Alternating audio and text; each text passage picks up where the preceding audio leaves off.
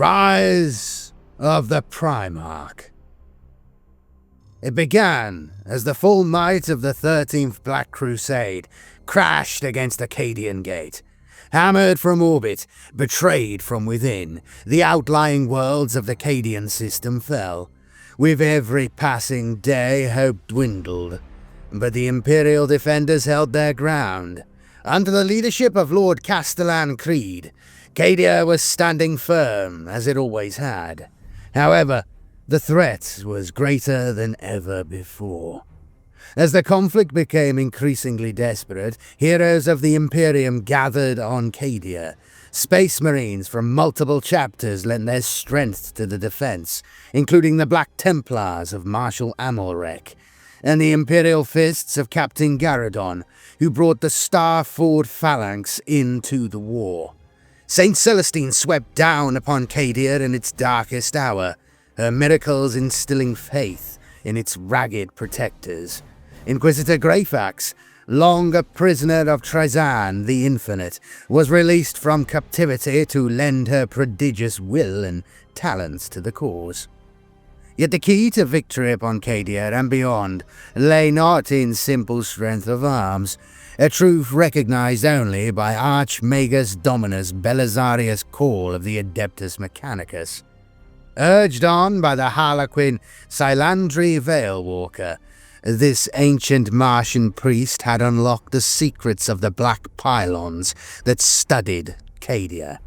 Only now, at this final juncture, did Cawl see that Abaddon's Black Crusade had long been seeking out and destroying pylons across the galaxy. With each such victory, the despoiler weakened the weave and weft of reality. Cawl had, in truth, been en route to honor an ancient pact made with the Lord of Ultramar. But on Cadia he saw a chance to reverse Abaddon's work and even close the Eye of Terra forever. It was not to be. Though the Emperor's servants fought with dogged courage and determination, Cawl's works were undone, the pylons destroyed, and Cadia dealt a grievous death blow. The few remaining Imperial defenders were forced to flee, and as they did so, a great and terrible warp rift yearned in their wake. Yet one chance at salvation remained open to them, Cawl's ancient pact, the crux of which was the mysterious artifact that he transported within an armoured auto-reliquary. Declaring themselves the Celestinian Crusade in honour of the living saint who still lit their way through the darkness, the surviving warriors of the Imperium forged on, with the despoiler hot on their heels. At the same time, a cosmic upheaval rocked the very foundations of the Eldar race. A new deity had awoken in the ether, known as Ynid, the god of the dead. Upon the blood-soaked sands of the Dark City's Crucible arena, a gladiatrix named Yvren was chosen by the Gastald being to act as his prophet.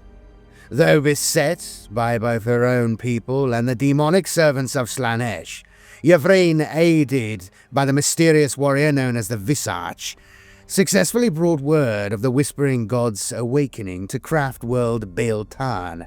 There a great shattering occurred, the Craft World undergoing a swift and terrible cycle of death and rebirth that brought the Incarn, avatar of Ynid, into being.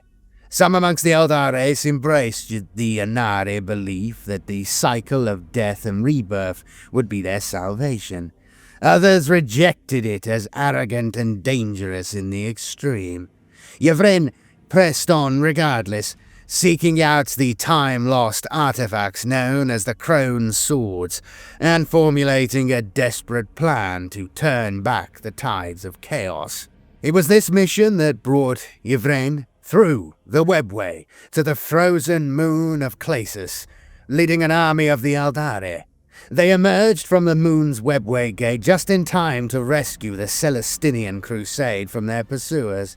Driving off the Black Legionaries, the Ynari negotiated common cause with the Celestinians, agreeing to aid them in reaching the realm of Ultramar. Thus, as warp storms billowed and spread across the galaxy, the assembled pilgrims hastened through the webway, bearing a thin sliver of hope between them. Ultramar defiant. High in the Atheran mountains, unearthly energies stirred. They flowed in barely perceptible currents, whipping up dust and ash as they washed across the corpse-scattered plateau. Gradually they picked up pace, invisible forces tugging at the flames that licked from wrecked battle tanks and causing billowing smoke to curl into sluggish vortices. A handful of living warriors remained on that arid mountain top, Chaos Space Marines clad in the brutal armor of the Black Legion. They stood amidst the mounded dead of recent battle, a few of their own, scattered amongst the heaps of Ultramar defense auxilia. The traitors checked handheld skying devices and raised spiked bolt guns, panning their weapons as they sought the source of the etheric buildup. Harsh voices barked challenges through fanged vox grills, while sensors swept the cobalt blue sky above and the hulking forms of mountains that rose beyond the plateau's edge. Still no enemy revealed themselves. With sudden fury, the building energies roared, hurling heretic Astartes from their feet. The surging power was dragged inwards to a tight point, and there it coalesced into a towering structure. Tall and elegant, the curved edifice slammed into view as though it had stood atop the mountain for 1,000 years. The air swam around it, and from within spat a hail of firepower. Roars of anger and pain rose from the traitors as monomolecular discs cut through their armor and shattered eye lenses. Blood sprayed dark across the sun-bleached stone. Several limbs encased in black armor clanged to the ground as ancient heretics were cut to pieces by the sudden firestorm. As the Chaos Space Marines reeled, the Ynnari and Celestinians burst from the webway entrance. Yvraine and the Visage led a force much reduced, deeming it unwise to appear suddenly in the bounds of Ultramar at the head of an entire war host. Many of their followers, guided by Eldred Ulfran and the autarch Melanil, had departed on other crucial missions. The two remaining Eldar leaders sprinted across the plateau with breathtaking speed, empowered by the deaths of their enemies and weaving like dancers around the bolt shells that roared in their direction. The Visage skidded low, sliding under a thumping volley of fire to ram his blade through a traitor's breastplate. Yvraine, meanwhile, leapt nimbly over a hail of shots, planting one foot atop the Black Legionary's bolter and vaulting over his head.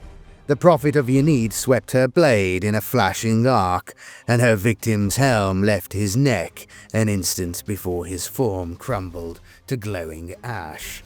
More warriors surged from thin air to join the Ynnari charge. Swift-footed dire avengers and cleave-wielding incubi charged out alongside Black Templar Space Marines, their ingrained hatred for each other put aside. Marshal Amorak and Inquisitor Greyfax stormed out of the webway side by side, blades lashing out to shed heretic blood once more. The winged figure of St. Celestine soared above them, her Gemini superior leaping at her side with bolt pistols blazing. The Sisters of our Martyred Lady followed them into battle, guns flaring as they spat fire at the treacherous foe. Behind them came Belisarius Cawl, skittering on his many mechanical legs as his precious auto-reliquary trundled along behind him. Scutari and battle servitors advanced with him, and the ground shook at the tread of a pair of towering House Tyrannus knights that brought up the rear. The Black Legionnaires did not panic at this sudden assault, as lesser warriors might have. Their numbers were few, however, and their attackers had the advantage of complete surprise. Mass-reactive bolts blew a handful of Scutari apart, and two of the Visage incubi were beaten down and bludgeoned to death at close quarters. Yet between the flashing blades of the Celestinians and the Ynnari, who seemed to move with greater speed and skill by the moment. All but a few of the Black Legionnaires were swiftly cut down. The last of the traitors fell back in good order, determined to bear word of what they had seen to their masters. It was not to be. None escaped the howling firestorm as the knights braced their legs and let fly with Gatling cannons and armor-piercing missiles. Fire billowed, shrapnel flew, and the fleeing traitor marines were reduced to bloody tatters. As quickly as it had begun, the one-sided battle was over. The Celestinians and Ynnari were left standing amongst the freshly fallen dead with their weapons smoking in their hands. Terse orders were given, warriors jogging out to establish a bristling perimeter of guns around the webway portal. The Eldar and humans had fought together, yet they remained weary of one another, leaving tacit gaps between their formations as they deployed. Thus shielded, the leaders of the Ynnari and the Celestinians gathered beneath the harsh blue sky. Questions needed to be asked, and facts established. The Imperial Vox channels were found to be thick, with clipped exchanges between Space Marine officers, Defense Auxiliary regiments, starship captains, and countless others. All were clearly engaged in a fierce battle against Chaos forces, with dread names such as the Black Legion, the Alpha Legion, the Iron Warriors, and the Emperor's Children, ringing through the Vox. Palls of smoke rose from horizon to horizon, while the skies above were crisscrossed with contrails. Ultramar, it appeared, was a realm plunged into a desperate war for survival. Through the flames. At St. Celestine's urging, the Crusade forces and the Ynnari allies moved off through the Atheron Mountains. Events were moving fast now, accelerating like a river in full flood tide, and the pilgrims did not have the luxury of time. Cadia had fallen, but worse, judging from the ferocity with which he had pursued his broken foes, and his knowledge of their intended destination, the despoiler knew something of their mission. From the heights of the plateau, a broad, packed earth roadway led down the mountainside, wide enough for several bane blades to pass side by side. The roadway angled steadily downward between taller mountain peaks, and its entire length was lined with ancient stone supports. Atop these stood somber statues of robed figures with the unmistakably oversized features of Space Marines. Lit braziers in the statues' hands trailed streamers of incense, and the allies saw heaps of devotional offerings and prayer papers piled at the effigies' feet. As they traveled, the Celestinians and Ynnari kept their weapons ready and their eyes fixed wearily on the horizon. They threaded their way between occasional wrecked tanks and scattered corpses, both of Defense Auxiliary and treacherous cultists. The bodies looked to have fallen a matter of hours earlier, their blood still congealing around them and local insects only just beginning to settle. But the pilgrims saw no sign of living beings along their road, whether friend or foe. Archmagus Cawl assured his comrades that they were traveling in a favorable direction, their road carrying them towards a large urban center. And if his Vox thieves and the local cartographer inloads were accurate, the Ultramarines fortification had watched over it. The extraordinary allies spoke little as they pressed on. They listened instead to the sighing of the wind through the high places, the crunch of their footfalls on dry earth, and the distant clangor of battle borne to them through the thin mountain air. Those sounds grew suddenly louder as the road wound around the towering flank of a sun-scorched mountain. Ahead, less than a mile distant, a Farrakreet bastion loomed over the roadway, built into the mountainside itself. The stylized U of the Ultramarines was embossed proudly upon the structure's flank, and twin Icarus arrays swiveled back and forth atop its battlements, barrels pistoning as they hammered fire into the sky. The barrage of shots was aimed at a brood of Helldrake demon engines. The draconic war engines swooped and circled, diving down to gout bale flame across the bastion's ramparts before soaring away again with soul-chilling roars. One of the Helldrakes broke off in the direction of the pilgrims. Marshal Amalric was the first to react, yelling for everyone to spread out and run for the cover of the Imperial bastion. The Knights of House Tyrannus swiftly overtook them all, their pilots spurring their mechanical steeds into a looping run. The massive war engines shook the ground as they advanced, guns swiveled skywards with ominous menace. One of the knights bore an Icarus array atop its broad carapace, and as the Helldrake swooped into range, the towering construct let fly.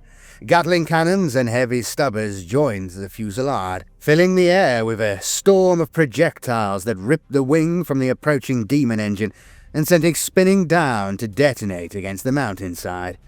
Another of the roaring Helldrakes was blown apart as it banked around to attack the pilgrims, while the third broke off its attack and jetted away into the hard blue sky, dwindling until it was nothing more than a speck.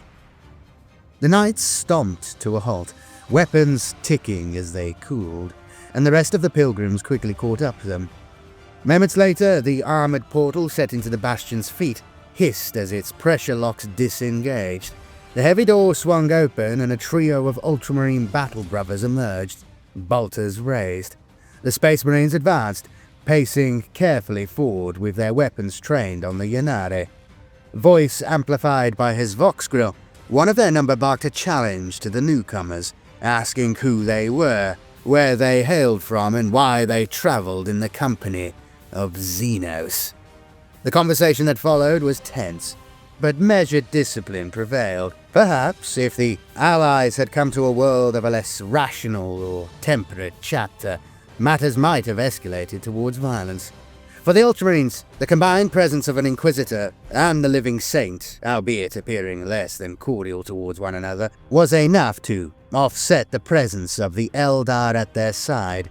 Saint Celestine explained that their mission was a divine pilgrimage ordained by the Emperor himself, and that Archmaker's Cawl and his auto-reliquy must reach the Lord of Ultramar with all haste. The Living Saint smiled in an entirely unsurprised fashion when the Ultramarines revealed that a flight of storm ravens was even now en route to their bastion. The gunships had been requested to provide air interdiction against the packs of Helldrakes harassing fortifications in this region. However, 2 gunships could be spared to transport the leaders of the Ynnari and the Celestinians up to the strike cruiser Sword of Honor, which in turn could bear them on to Macragge. The Ultramarines explained that the Lord of Ultramar had indeed returned to the fortress of Hera just days earlier. They would see Cawl and his allies there safely. While they awaited the inbound gunships, the pilgrims split their forces. All of the Ynnari save Yvraine and the Visage would return to the Webway portal, departing this world to spread the word of Ynida amongst their people. As a gesture of goodwill to their hosts, Celestine asked the battle sisters of our martyred lady to remain on Laphis. Along with the Knights of House Tyrannus, they would place themselves at the disposal of the Ultramarines and aid in the ongoing defense of the planet. So it was that, as the Ultramarine Storm Ravens burned hard for orbit just minutes later, they bore a much-reduced company up to the waiting strike cruiser. From the Celestinians came Greyfax, Amalric, and a handful of Black Templars, Celestine and her Gemini superior, and Cawl, accompanied by Cataphren servitors and Skitarii. The gunships docked with their parent warship, and once they had been formally introduced to the cruiser's captain, the Allies were ushered into confinement quarters under heavy guard. The Eldar bristled at this treatment, as did Marshal Amalric and his men, but Saint Celestine pacified her comrades once more with firm words of faith and acceptance. So began a grim and frustrating journey, trammelled in a Spartan suite of brushed steel chambers and corridors, watched constantly by silent chapter helots armed with heavy naval shotguns. Hours ran slowly into days. The omnipresent rumble of the ship's engines and the sluggish stirring of artificial gravity and recycled air became simple facts of existence. The Visage trained endlessly, even deigning to spar with Marshal Amalric. Inquisitor Greyfax, meanwhile, with the aid of Archmagus Cawl, was purged of the mind-shackled scarabs that had enforced her captivity. This process was effected over several days, and racked the Inquisitor with terrible agonies as the invasive cyber parasites were strained from her bloodstream. Despite the pain that she endured, Greyfax's iron will never faltered, nor did she show any but the most minor outward sign of pain. Instead, she concentrated on keeping a wary eye on St. Celestine. In private, Greyfax was beginning to suspect that Celestine's apparent divinity was more than a sham. She had seen the living saint battle against arch heretics and twisted traitors. She had seen her predict events about which she could not have known in advance. She had seen how the light of Celestine's faith repelled the wicked and brought new strength to the righteous. Yet Greyfax was an inquisitor of the Ordo Hereticus, a witch-finder whose first duty was to doubt and to suspect all that seemed fair, in case it concealed foulness at its heart. In Greyfax's long experience, true miracles were few and far between, and that which seemed a gift from the Emperor was more often than not a tainted temptation laid by the gods of chaos. Thus, even as the seeds of hope grew in her heart that Celestine might be uncorrupted, and even through her own agonies, Katarina Greyfax kept watch over the living saint, alert for the slightest hint of duplicity. Amidst the enforced tedium, none noticed when Yvraine beckoned Cawl away into a recessed cargo bay in which his auto-reliquary had been stored. Beneath the mindless gaze of Cawl's Cataphron servitors, the emissary of Yanid spoke earnestly with the Archmagus Dominus. The mysterious discussion waxed long, Yvraine labouring to convince the intractable Magus of certain unpalatable truths. Eventually, Cawl nodded his cowled head in agreement, a single curt gesture that brought the clandestine meeting to an end. Satisfied, Yvraine swept away in a whirl of whispering skirts, leaving the looming Archmagus Dominus to contemplate the ramifications of their meeting. The Siege of Terra. At last, after days of real space transit, the Sword of Honor reached Macragge's orbital envelope. The Celestinians and their allies were hurried through the ship's corridors under armed escort. The strike cruiser shook around them, the unmistakable shudder of gun batteries discharging and void shields soaking up monumental kinetic impacts. As they boarded their Storm Raven gunships once more, the pilgrims saw through the embarkation deck shimmering shields that their craft was under heavy attack. The Storm Raven pilots reported that a sizable Chaos Armada was even now engaging the Ultramar defense fleet over Macragge, the two factions' lumbering battleships and blade-fast escorts filling the void with lance beams and torpedoes. The Chaos attack was focused primarily on the fortress of Terra itself, the titanic fortifications covering much of Magna Macragge Civitas, capital of the Ultramarines chapter planet. Regardless, the gunship pilots vowed to get their charges down safely and deliver them for their audience with the Lord of Ultramar. Manius Calgar had been alerted of their coming via heavily encrypted Vox communique and awaited their arrival with interest. This last comment was delivered in a flat tone, which suggested that perhaps the Lord of Ultramar felt he had more pressing matters to attend to than their mysterious holy mission. Nonetheless, the Storm Ravens lifted off with a scream of powerful thrusters. With their passengers strapped in and Cawl's auto-reliquary firmly secured, the pugnacious gunships fired their ramjets and shot out into the firelit void of space. Macragge turned slowly below them, a vast orb of blue, white, green, and grey. Closer, Bedlam lit the darkness, Lance beams stabbed and seared, broken wrecks of once proud warships tumbled through the void, chunks of metal and globules of liquid spreading slowly away from their blazing carcasses. Entire wings of Stormhawk interceptors hurtled through the blizzard of flak fire to execute daring strafing runs upon the lumbering Chaos cruisers. From what sigils the pilgrims could make out, it appeared that Abaddon's Black Legion were attacking Macragge in significant numbers. Somehow.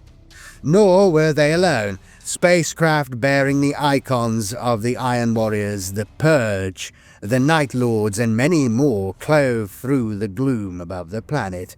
Glinting specks rained from their flanks, swarms of dread-clawed drop pods, and armored attack craft arcing down on invasion trajectories. Accompanied by an escort squadron of Stormhawks, the Ultramarines gunships turned their noses downwards and dived through the madness of battle. They hit Macragge's upper atmosphere, travelling at immense speed, and flame washed across their hulls as they shuddered and shook with the violence of re-entry. Watching through external pict emitters, the Celestinians and Ynnari saw the flames flutter away. They were replaced by a dizzying vista of towering mountains that grew rapidly larger as the storm ravens hurtled downward. In the midst of the mountain peaks sprawled an immense fortified cityscape, lit from end to end by the muzzle flare of flak batteries and missile silos, all hurling their wrath up into the skies. Helldrakes and traitor fighter craft swarmed thick above the fortress of Terra, weaving at speed between towering statues and monolithic buildings to strafe the defenders or dump tons of ordnance onto ground targets. Explosions brought down colonnaded templums and looming habstacks throughout Magna Macragge Civitas, while the Ultramarines' withering return fire saw dozens of Chaos attack craft blown apart with every suicidal pass they made, even as they fell. Heretics steered into the Ultramarines' defences, demolishing gun towers and massacring warriors. The Storm Ravens sped downward, making for the immense fortifications that dominated the heart of the city. A wave of renegade drop pods thundered around them, speeding past like meteors and almost knocking one transport from the sky. Wings tucked tight to their metallic bodies, a pack of Helldrakes dropped behind them, and the escorting Stormhawks peeled off to intercept as the metallic beasts tried to latch on to the diving gunships. Surrounded by streams of cannon fire and tumbling comets of metal and flame, the Storm Ravens screamed onward. They plunged headlong through their comrades' curtain of anti-aircraft fire, only the superhuman reflexes and skill of the Ultramarine pilots preventing their craft from being torn apart by the countless threats through which they flew. The pilgrims clung on to their restraint straps for dear life as they were shaken violently back and forth, while the gunship ran the gauntlet of aerial approach to the fortress of Terra. Then, finally, the gunships decelerated, raising their noses and arcing gracefully into an armoured hangar set into the flanks of the edifice. At last, the Celestinians and the Ynnari had reached their destination. The pilgrims emerged from their scorched, battered gunships into one of the fortress's many embarkation hangars. They found themselves surrounded by urgent bustle on every side. Around the hangar entrance, chapter serfs crewed thumping anti-aircraft cannons that swiveled with gyroscopic cages as they chased their targets across the skies. Bulky servitors lumbered back and forth, hauling carriages of ammunition to keep the guns fed.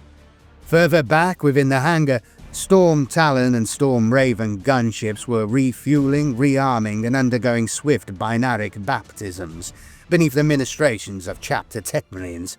Servo arms whined, welding braziers sparked and flared. The sound of rivet cannons buzzed and thumped through the cavernous chamber over the clipped voices of defense auxiliar and robed serfs. Hundreds of men and women went about their business within the hangar, grim-faced and determined. And this was but one chamber within the fortress the size of a city. Through the military bustle marched a band of chapter serfs, led by a single Ultramarines battle brother. The warrior's helm was white and gold, and his armor bore numerous oath papers and honor markings. The helots who followed him bore gilded autoguns and stern expressions. The uniformed tabards of several were spattered with what looked like fresh blood, and it was clear to all that these soldiers had come directly from the defense of the fortress walls. Announcing himself as veteran Sergeant Cassian, the Ultramarine welcomed the Celestinians to the fortress of Terra. He took a moment to nod respectfully to Marshal Amorak and his battle brothers, then requested that Cawl and his companions follow.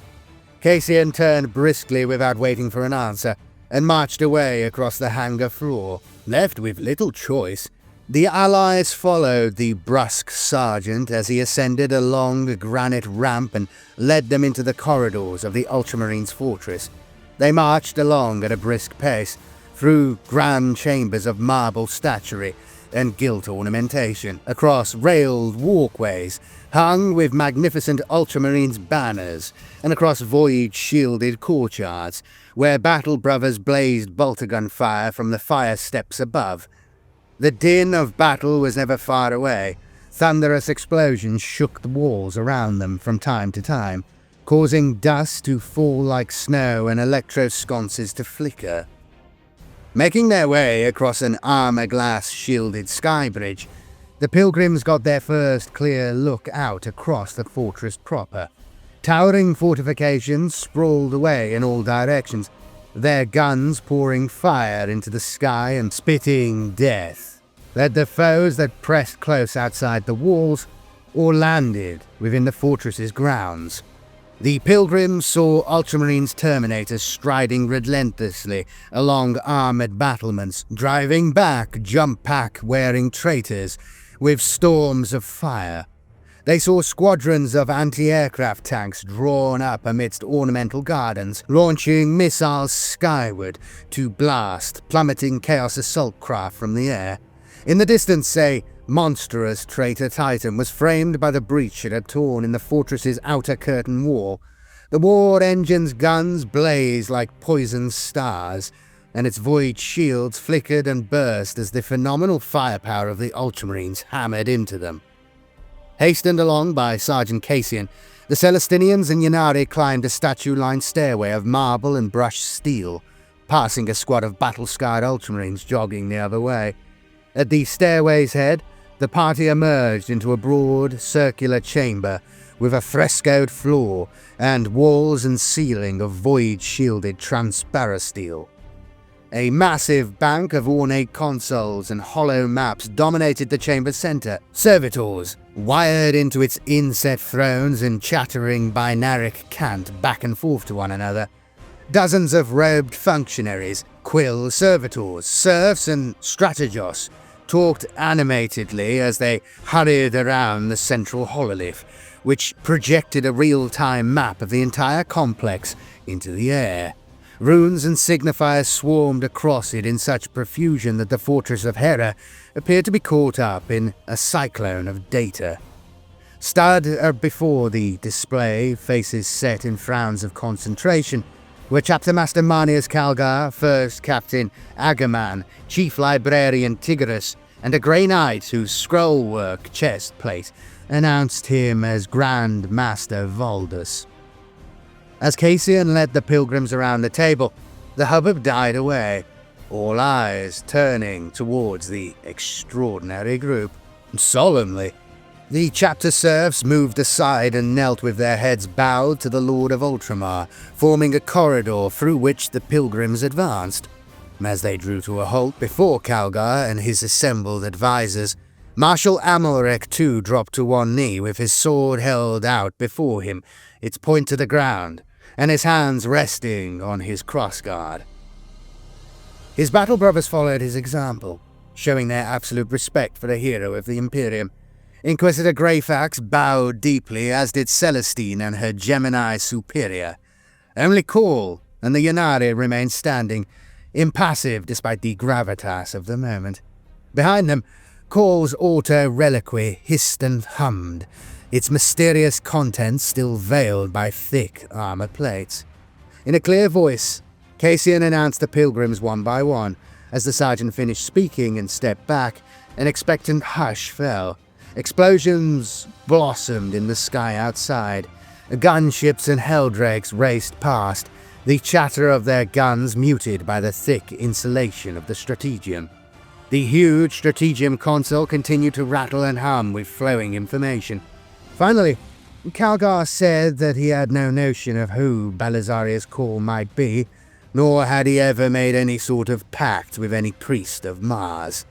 On St. Celestine's face there dawned a look of calm revelation, but the rest of the Celestinians turned their horrified expressions upon the Archmagus in their midst.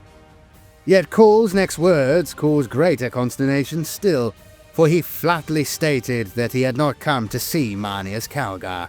Cawl had travelled across the galaxy to attend the Lord of Ultramar, and now demanded to be taken to him at once. The auto-reliquary, he stated, must be delivered to the shrine of Roboute Guilliman. The outcry that followed Cawl's demand was immediate and intense. Marneus Calgar's expression grew thunderous, as his advisors and serfs cried out in shock. Autoquills scratched a mad tattoo upon reams of parchment as hooded scribes frantically recorded every detail of this dramatic moment. The pilgrims exclaimed in anger and confusion, Greyfax turning upon Cawl and squaring up to the looming Magus as she barked a demand for immediate explanation. Only the Ynnari seemed unsurprised by this development, the visage standing statue still, while Yvraine wore a faint smile upon her alabaster features, as though enjoying some private joke. From amidst the tumult of voices, Captain Agamemnon's voice rose in a vox-amplified boom. The Ultramarines' first captain issued a demand for calm, urging those around him to remember where they stood and the conduct that was expected of them. As quiet was restored, Agamemnon turned to Calgar and said in no uncertain terms that he did not trust these newcomers, nor the mysterious device they brought with them. The first captain counselled that, with such immediate danger all around, and a furious battle to win, there was only one viable solution at this time. The pilgrims should be put into confinement, and their mysterious package locked down in a stasis vault until its contents could be safely examined.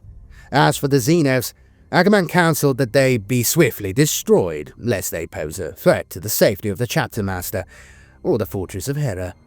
St. Celestine spoke up then, attempting to explain the divine nature of her mission and the revelation she had received from the Emperor. She found herself staring into the muzzles of several honor guard bolt guns, not to mention the Condemnus stake launcher of Inquisitor Greyfax, whose Puritan suspicions had been fired anew, a clear indication that now was the time for the rulers of Ultramar to speak and not their visitors. All eyes rested upon Calgar as he looked to Chief Librarian Tigarius for further counsel. Though not even the vigilant warriors of the Honor Guard saw it, in that moment both Yvraine and the Visage tensed themselves in preparation for battle. Subtle muscle contractions and minuscule alterations in posture, leaving the Ynnari poised to fight their way out should matters turn against them. The librarian remained silent for several long heartbeats, his weathered features contemplative. When he spoke, Tigarius's voice was deep and resonant, rich with power and wisdom. He reminded his chapter master that he had experienced troubling visions in the days leading up to the attack upon Macragge.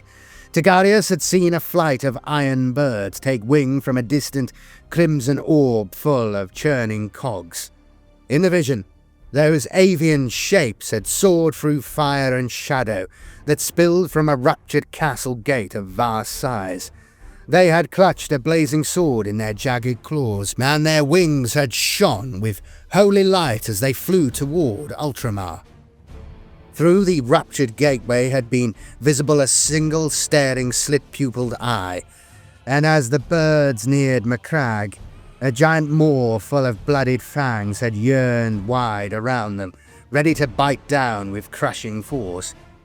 The chief librarian had believed that his vision concerned the Fall of Cadia and the subsequent attack by the Black Legion upon Ultramar.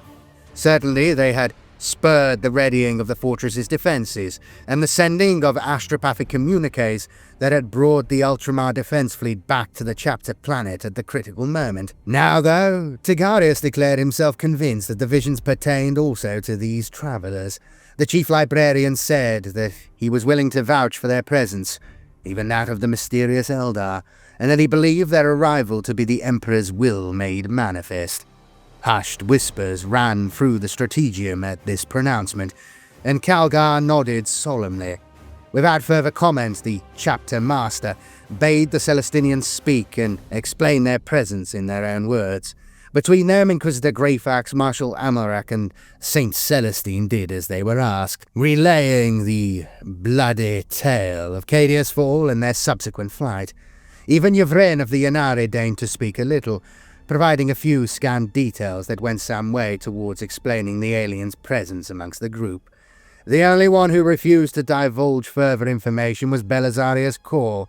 Despite Manius Calgar's repeated questioning, the Archmagus would not elaborate upon what his auto-reliquary contained, or what he expected to occur within the shrine. While the pilgrims spoke their piece, the war raged on. Information continued to stream in regarding troop deployments, attack and counterattack patterns, enemy drop sites, ammunition counts, and endless other articles of strategic intelligence.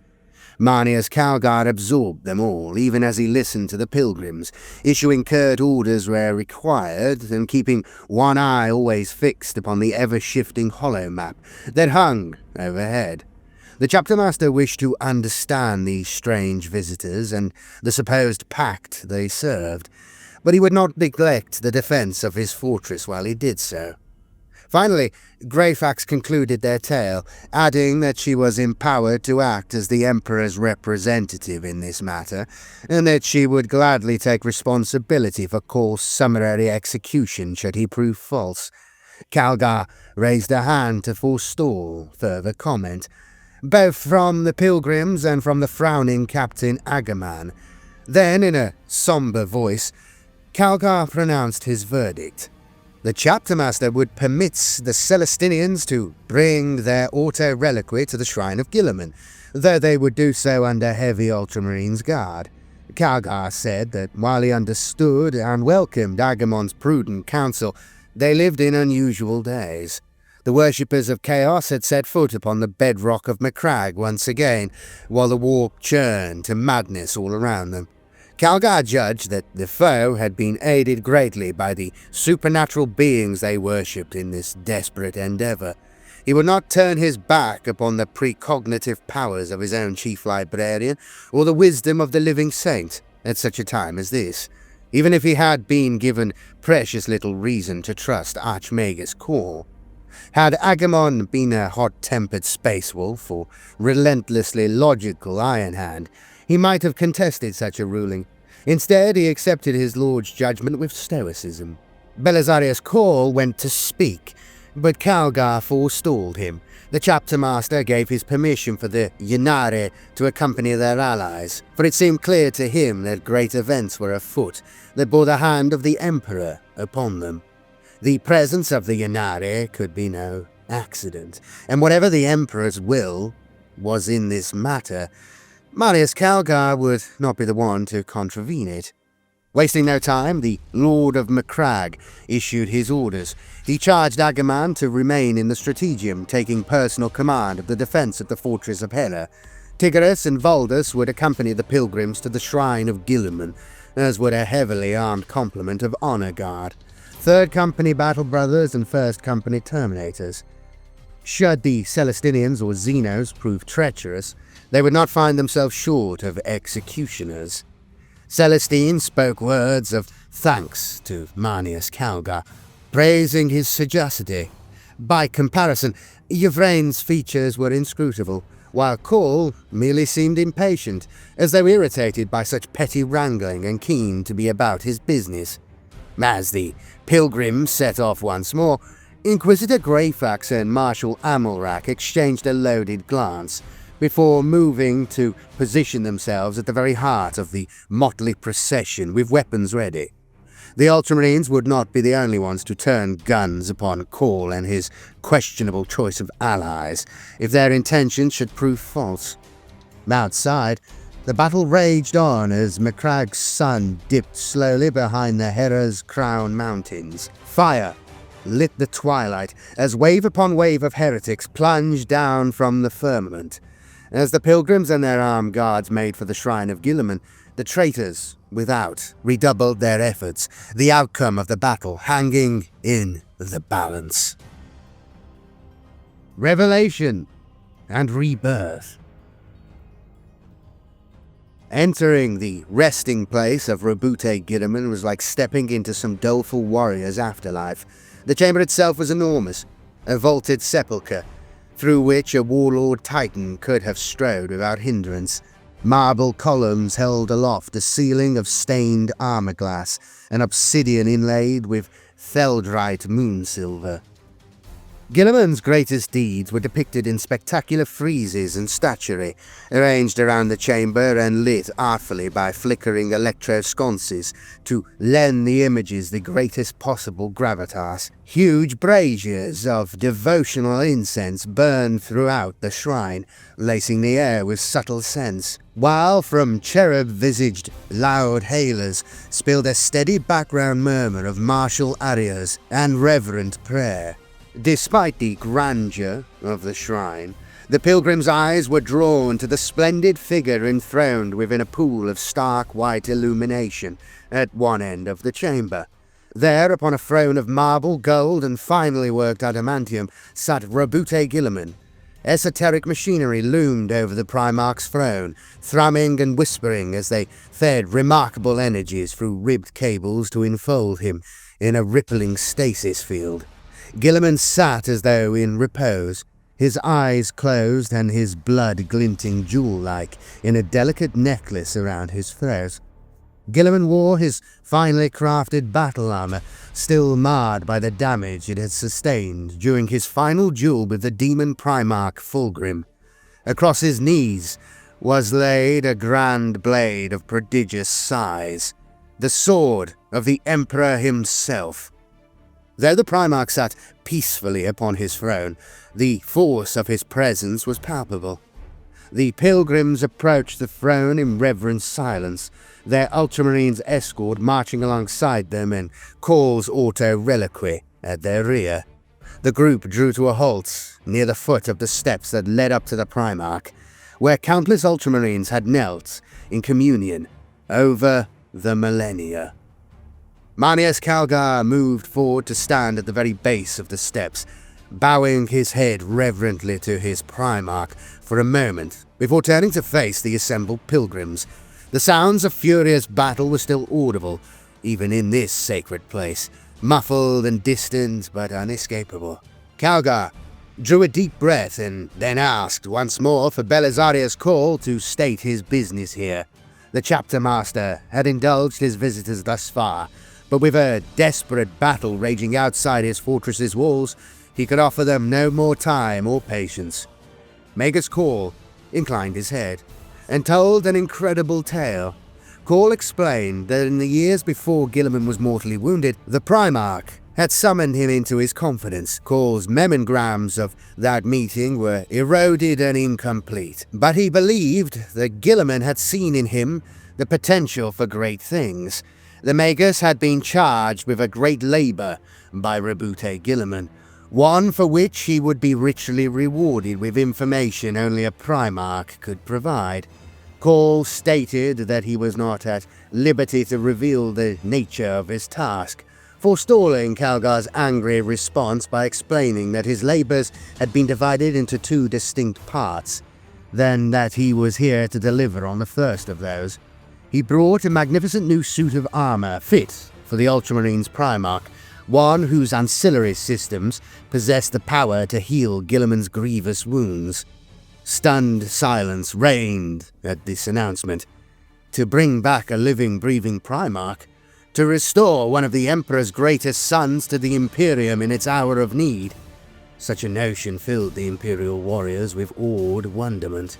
Yvraine spoke up, explaining her presence at this seminal moment. She was the emissary of Yanid, the god of the dead, and her powers would be vital to Guilliman's restoration. Reading the puzzlement on her audience's features, Yvraine explained with sharp impatience that such a miracle could not be brought about without sacrifice. Cawl had labored long and hard to fulfill the Primarch's request, but without Yanide's aid, the fruits of that labor would not be enough. In order for Roboute Guilliman to live once more, first, he must die. Where Cawl's words had been met with shocked silence, hers raised a storm. Calgar explained his fury at such a notion, vowing that no Xenos witch would ever lay hand upon the Primarch while he drew breath. Grand Master Voldus moved to stand alongside Calgar, his expression grim, and Greyfax and Marshal Amorak followed his example. The surrounding Ultramarines raised their weapons, pointing them at Cawl and the Yanari, even the hulking shape of the Auto Reliquary itself. They awaited only their master's order to open fire. Yet others raised their voices in support of this apparent insanity. Cawl blurted loudly that he was bound by the terms of his pact with Guilliman, and that he must bring it to completion.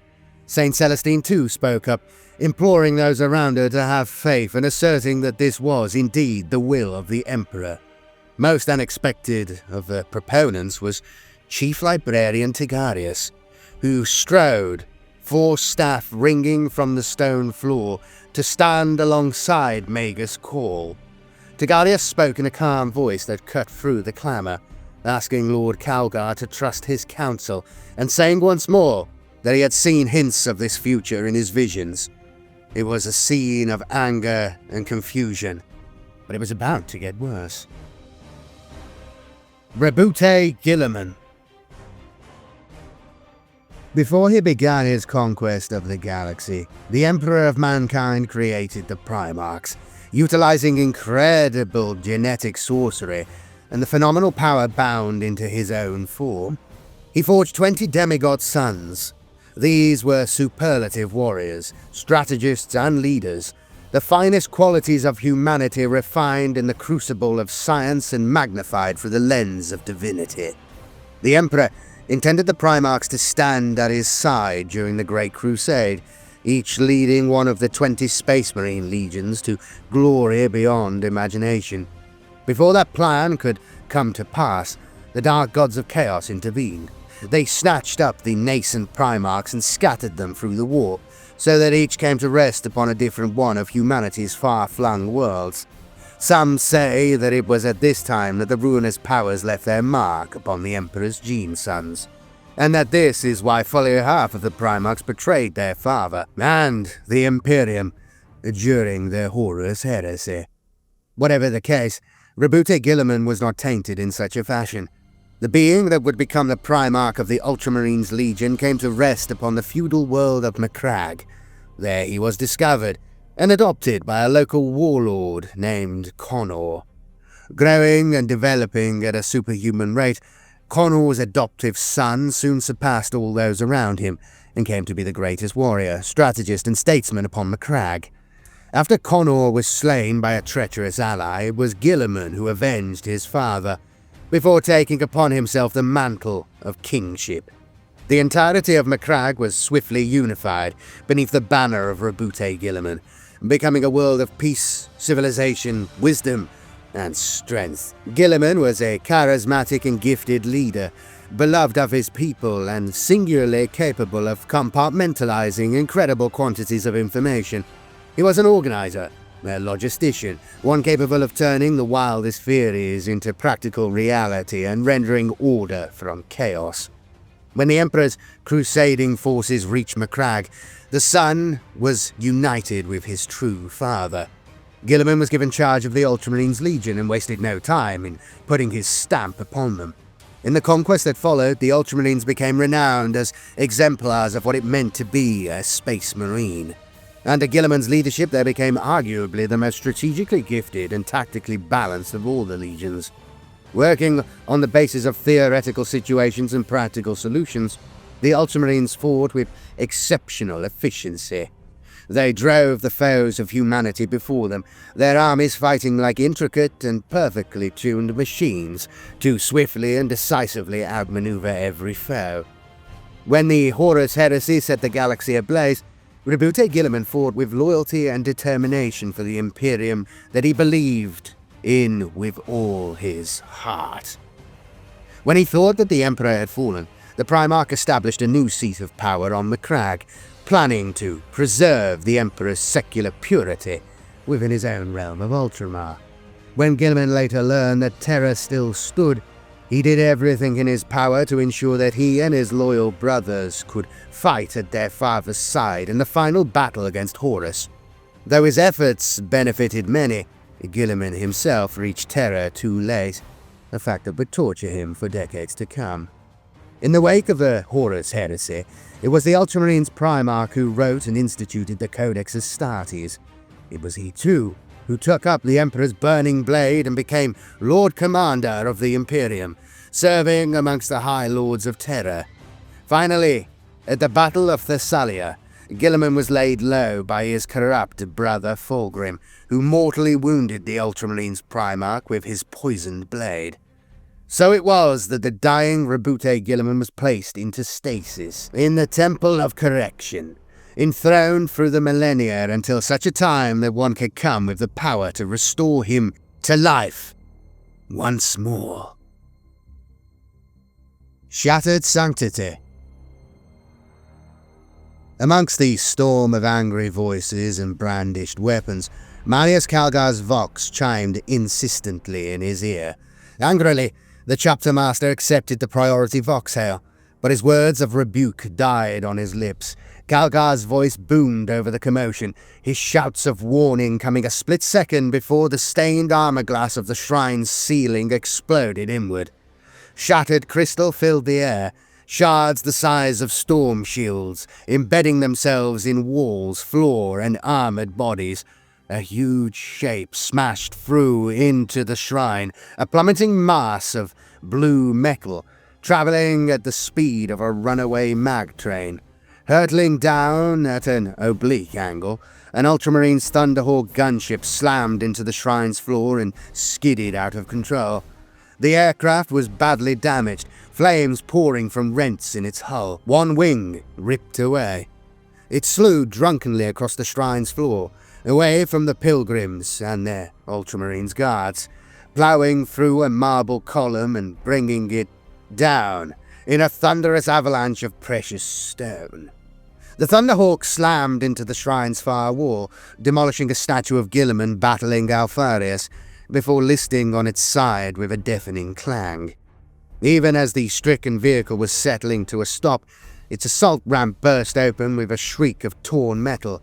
Spilling from within came Chaos Space Marines in twisted armor of black and gold, spiked jump packs, melded to their backs and deafening war cries ringing from their vox grills.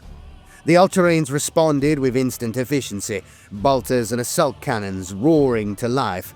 A hail of shots ripped into the Black Legion Raptors, puffs of blood bursting from their avian forms as they jerked and danced amidst the fusillade. Still, the Ultramarines weren't quick enough to prevent catastrophe. Screaming their defiance, a trio of Raptors jetted through the rain of fire to slam spiked icons into the temple's floor. Tall spars of adamantium and iron, the icons were festooned with macabre trophies and anointed in demonic gore. Empiric energies whirled around them, and reality rent apart with the calamitous thunder of teleportation flares. As the surviving Raptors leapt clear, a hulking wedge of Black Legion Terminators appeared, dozens of elite killers clad in spiked and tusked tactical dreadnought armor. With exemplary discipline, the Ultramarines coolly shifted their aim. Bolts and blasts tore into the Black Legion Terminators, ringing from their armor with cacophonous fury. Yet these were chosen warriors, imbued with the demonic gifts of the Dark Gods. Though several of the massive Black Legionaries stumbled or fell, the rest shrugged off the salvo and began a grinding advance, firing back as they came. Marius Calgar looked about himself aghast. The shrine of Guilliman, The sacred heart of the Ultramarines chapter had been profaned by the minions of chaos. Already a thunderous gunfight was erupting, Ultramarines hurling themselves into cover, returning fire at their attackers from behind columns and statuary. It was clear to all that the enemy were driving for the fallen Primarch, and Calgar was forcibly reminded of the vision blade warned of in Voldas's astropathic communique. Calgar was still deeply suspicious of Cawl, the Inari, and those who had accompanied them, yet here was a threat far clearer and more diabolic than them. With a stern demand that his visitors refrain from acting until he had the situation under control, the chapter master activated the energy fields around his power fists, known as the Gauntlets of Ultramar, and strode into the fight. He was not alone. Turning from the shrine, Saint Celestine drew her ardent blade. With a hymn of battle upon her lips and her Gemini superior at her side, the living saint leapt towards the foe. Amorak did the same, bellowing oaths of hate as he and his last few battle brothers ran headlong at the Black Legionaries. Grand Master Voldas, too, moved to join the fight. He bit off orders into his Voxspeed as he advanced, loosing shots from his Stormbolter even as he called in reinforcements from his Grey Knight battle brothers. The Imperial counterattack met the Black Legion assault in the middle of the shrine with a rending crash of metal on metal. The blood fell like rain as the two forces tore into one another. All throughout the shrine, tales of heroism and sacrifice played out. Inquisitor Greyfax took a glancing shot to her ribs in the opening moments of the fight. The bolt shell dented her armor, driving the air from her lungs, but by the grace of the Emperor, it didn't detonate. Greyfax was seeing black spots before her eyes, dropped hastily into the cover of a marble pew only a few dozen feet from the base of Guilliman's throne. Sucking down several deep breaths, Greyfax leant around the edge of the pew and fired off a tight burst of shells from her Condemner bolt gun. Rounds roared across the shrine, punching into the faceplate of a Black Legion raptor and blowing his helm apart in a bloody spray. Greyfax's bionic eye switched rapidly through multiple scrying filters, collating tactical data and cogitating threat assessments at the speed of thought. To her fore, the Inquisitor saw Saint Celestine slicing her way through the Black Legion Terminators, spinning and leaping through the air as she clove the traitors apart with her blade. One of the Gemini Superior was badly wounded. The armored Seraphim sprawled in a slick of blood. The other was still fighting, emptying her bolt pistol into the foe. Greyfax still did not fully trust the saint, but she could not fault the woman's selflessness or skill. Nearby, Manius Calgar and Grand Master Voldas fought side by side, weathering the thunderous blows of their hulking enemies as they smashed and impaled one traitor after another.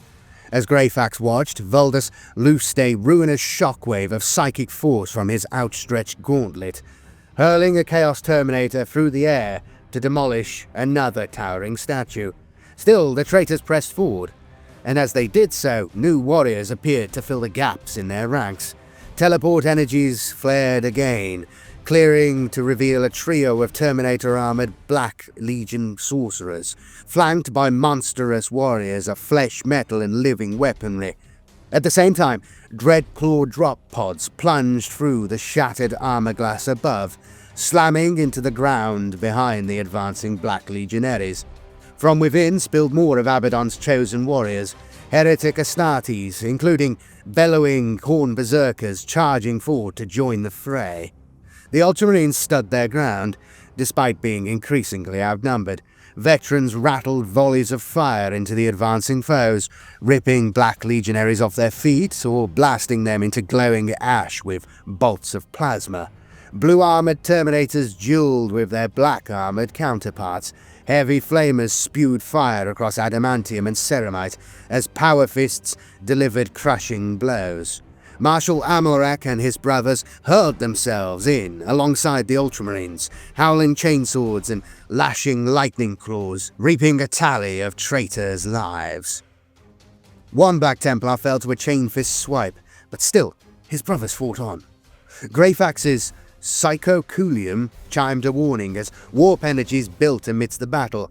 Following the device's quivering brass needle, the Inquisitor saw a trio of Black Legion sorcerers with their staves raised, black fire boiling around them. Greyfax lined up her condemner and launched a blessed silver stake at the nearest sorcerer. She cursed as the holy projectile impaled her target but did not fell him. Then she ducked down to reload as bolt shells blew craters in her cover. As she did so, Greyfax saw that not all of the pilgrims, nor indeed all of their hosts, had joined the fight. The Inquisitor swore again as she saw Cawl hunched, spider-like, over the controls of his auto-reliquary. The Magus' metallic fingers danced across runic keys, his mechandendrites slithering from one socket port to another, while the Ynnari and Skitaris stood guard over him. Beside them stood the Ultramarines Chief Librarian, warp light glowing from his eyes and weaving around his skull-topped stave. As Greyfax watched, several frothing berserkers charged at Tigarius. The librarian barked a string of syllables that caused the corn worshippers to implode in a crumpled mass of flesh and metal. Greyfax's psycholium burbled confused readings as the life energies of the free berserkers left their bodies but did not vanish altogether. Ghost returns flickered around the two Ynnari, and Greyfax's suspicion of the Eldar deepened as she realized that they had, in some fashion that she did not yet comprehend, been empowered by the stolen animus. Greyfax pushed herself to her feet again, intending to dash across the open ground and command Cawl to cease in the name of the Holy Ordos. At that moment, a stitching line of autocannon fire marched along the top of the pew. Explosions of fire and shrapnel burst around the Inquisitor, hurling her from her feet. Greyfax fired back at her attackers, lashing out with her telepathic powers as she did so, but she was, for the moment, pinned in place.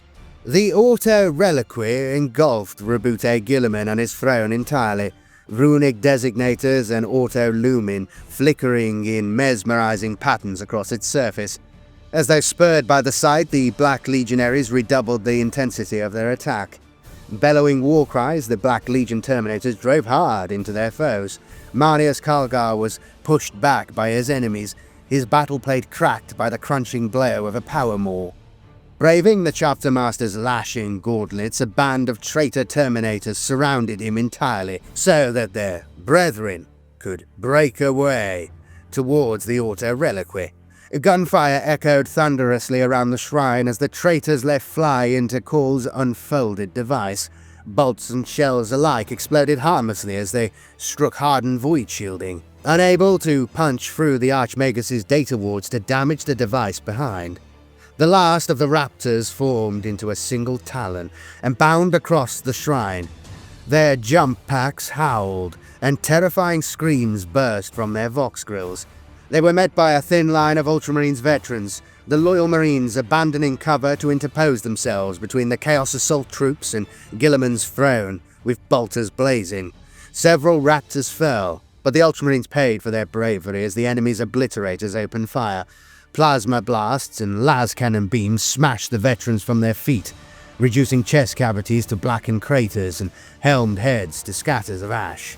The sorcerers leading the attack drew deep upon the energies of the war, risking damnation in their haste to break through. Two of the psychically empowered warriors unleashed a storm of crackling black lightning at Grand Master Voldus, driving the Grey Knight to one knee with their combined fury. The Grey Knight's eyes glowed, and the runes on his armor shimmered with power as he roared counter-incantations. Meanwhile, the last of the sorcerers stormed towards the Primarch's throne, arms raised above his head and voice booming from his vox grill. As the sorcerer chanted, so the Temple of Correction began to shudder and shake. Pillars split from bottom to top, chunks of marble the size of drop pods, shearing off to crash down into the fight. Gaping rents yearned wide in the floor, swallowing warriors from both sides, and the frescoed ceiling became webbed with cracks. Realizing that the sorcerer was attempting to bring one end of the shrine down upon Guilliman's throne, Tigarius brandished his staff and focused his psychic energies to unmake the Chaos Worshipper's incantation. Yet the Chief Librarian's concentration was shattered as a fresh wave of corn berserkers hurled themselves at him.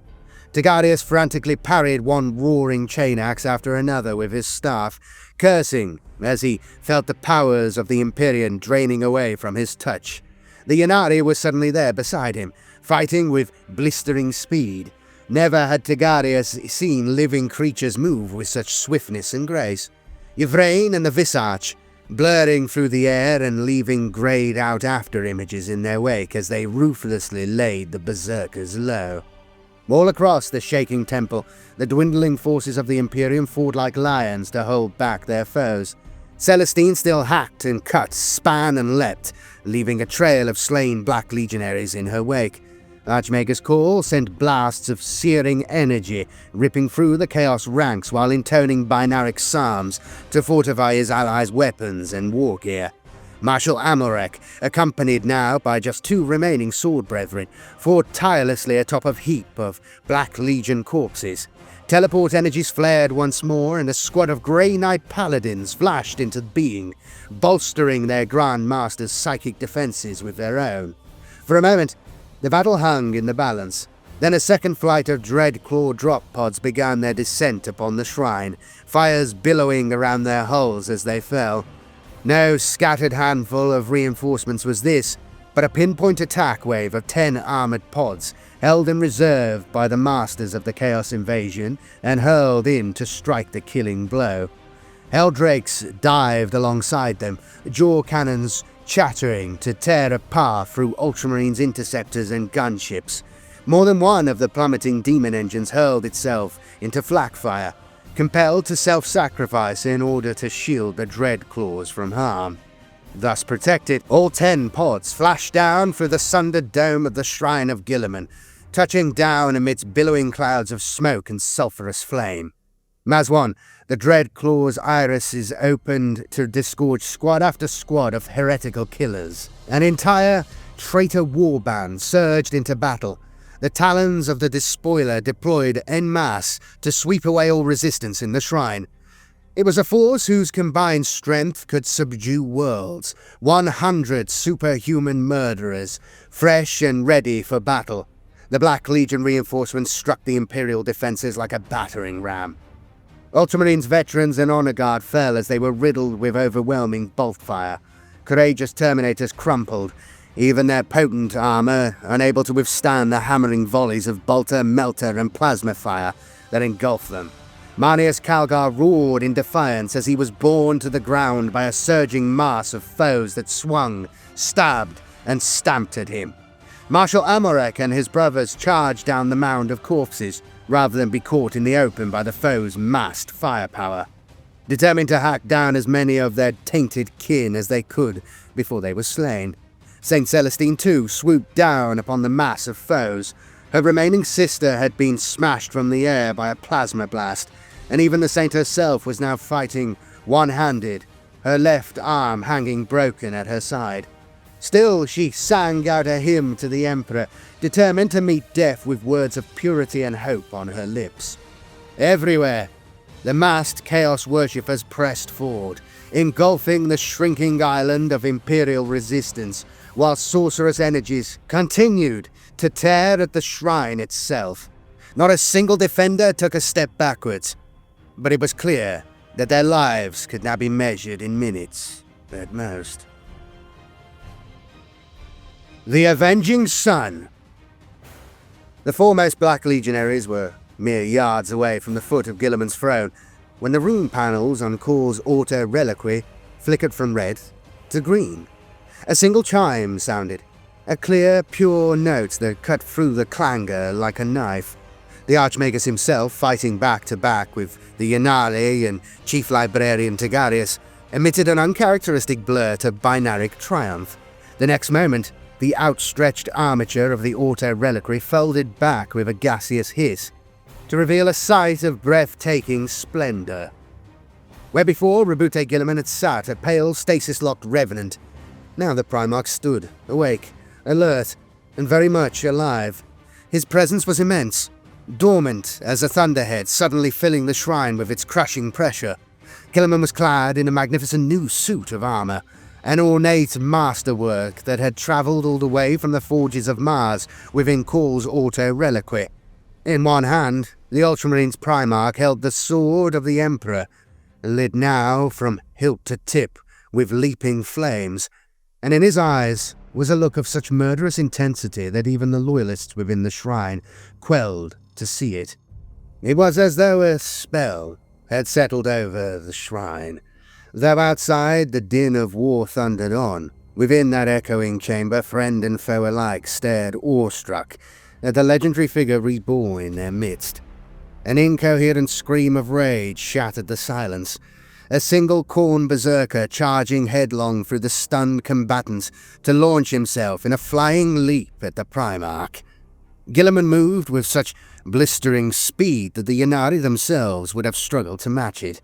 His burning blade drew a pyrotechnic arc through the air as it swung, bisecting the Khorne berserker at the waist and hurling his severed halves to the ground. As the Chaos Worshipper's armoured corpse crashed to the floor, the spell was broken. With a great howl of hate, the Black Legion warriors surged towards Roboute Guilliman. Wordlessly, the noble demigod strode to meet them, and the carnage truly began. First to die was the sorcerer whose powers had shaken the temple to its foundations. Guilliman raised his mighty gauntlet, the Hand of Dominion, and a storm of armor-piercing fire erupted from beneath it to rip the tainted Psyker to pieces. Next to fall were the remaining Black Legion berserkers. Following their comrades' example, they flung themselves screaming at the reborn Primarch. Like their fellow, they were reduced to as much armoured meat, smashing through the air with terrifying speed. Guilliman was running now, storming forward through the hail of bolts and shells unleashed by the Black Legionaries. Rounds exploded against the Primarch's armour, but none could pierce its inviolable plates. As he crashed into the front ranks of the Black Legionaries, Guilliman let out a building roar of pure, unadulterated fury. The Primarch's first blow threw a Black Legionnaire high into the air, blood streaming behind the corpse in a red trail.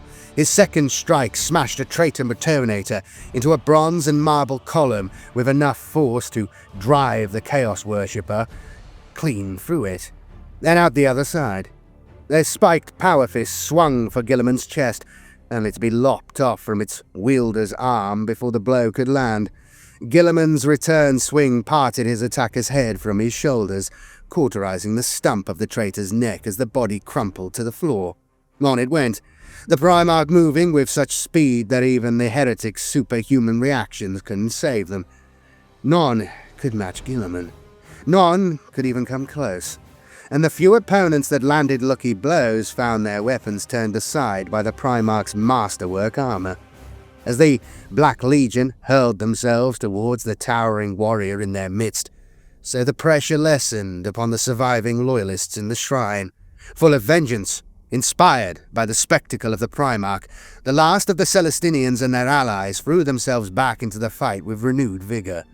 As Guilliman cleared the foes from around the foot of the throne, Belisarius Cawl and the Ynnari followed him into the gap. Yvraine blurred through the air, felling a Chaos Space Marine before cartwheeling between two more and leaving them as crumpled statues of dust and ash. A traitor raised his plasma gun to blast the whirling priestess, only for the Visart's sword to lop his arms off at the elbows. The champion of Ynid reversed his grip on his blade, ramming it through his victim's helm before basking in the escaping energies of the Chaos Marine's corrupted soul. Tigarius released a thunderous barrage of psychic energies, thumping tectonic shockwaves that hurled heretic Astartes from their feet and shattered their armor like porcelain. The chief librarian felt Guilliman's gaze upon him then, for just a heartbeat. The Primarch's appraising stare seemed to strip Tigarius down to his soul. Then Guilliman stormed on through the enemy ranks. With every blow, the Primarch of the Ultramarines sent mutated corpses tumbling through the air. His expression was graven granite and frozen hate, a mask of vengeful anger that had endured millennia. For Guilliman, his last memory was a desperate battle against a tainted brother, a fraternal contest of godlike strength and barbed, hateful taunts, then poison and pain beyond endurance.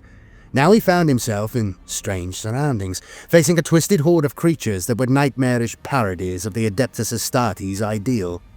Not that his apparent allies struck Guilliman as much more familiar, but he could at least detect who in this vast sepulchre was tainted by chaos and who was not. For now, that was enough. The Primarch compartmentalized his questions for later and concentrated solely on the battle at hand.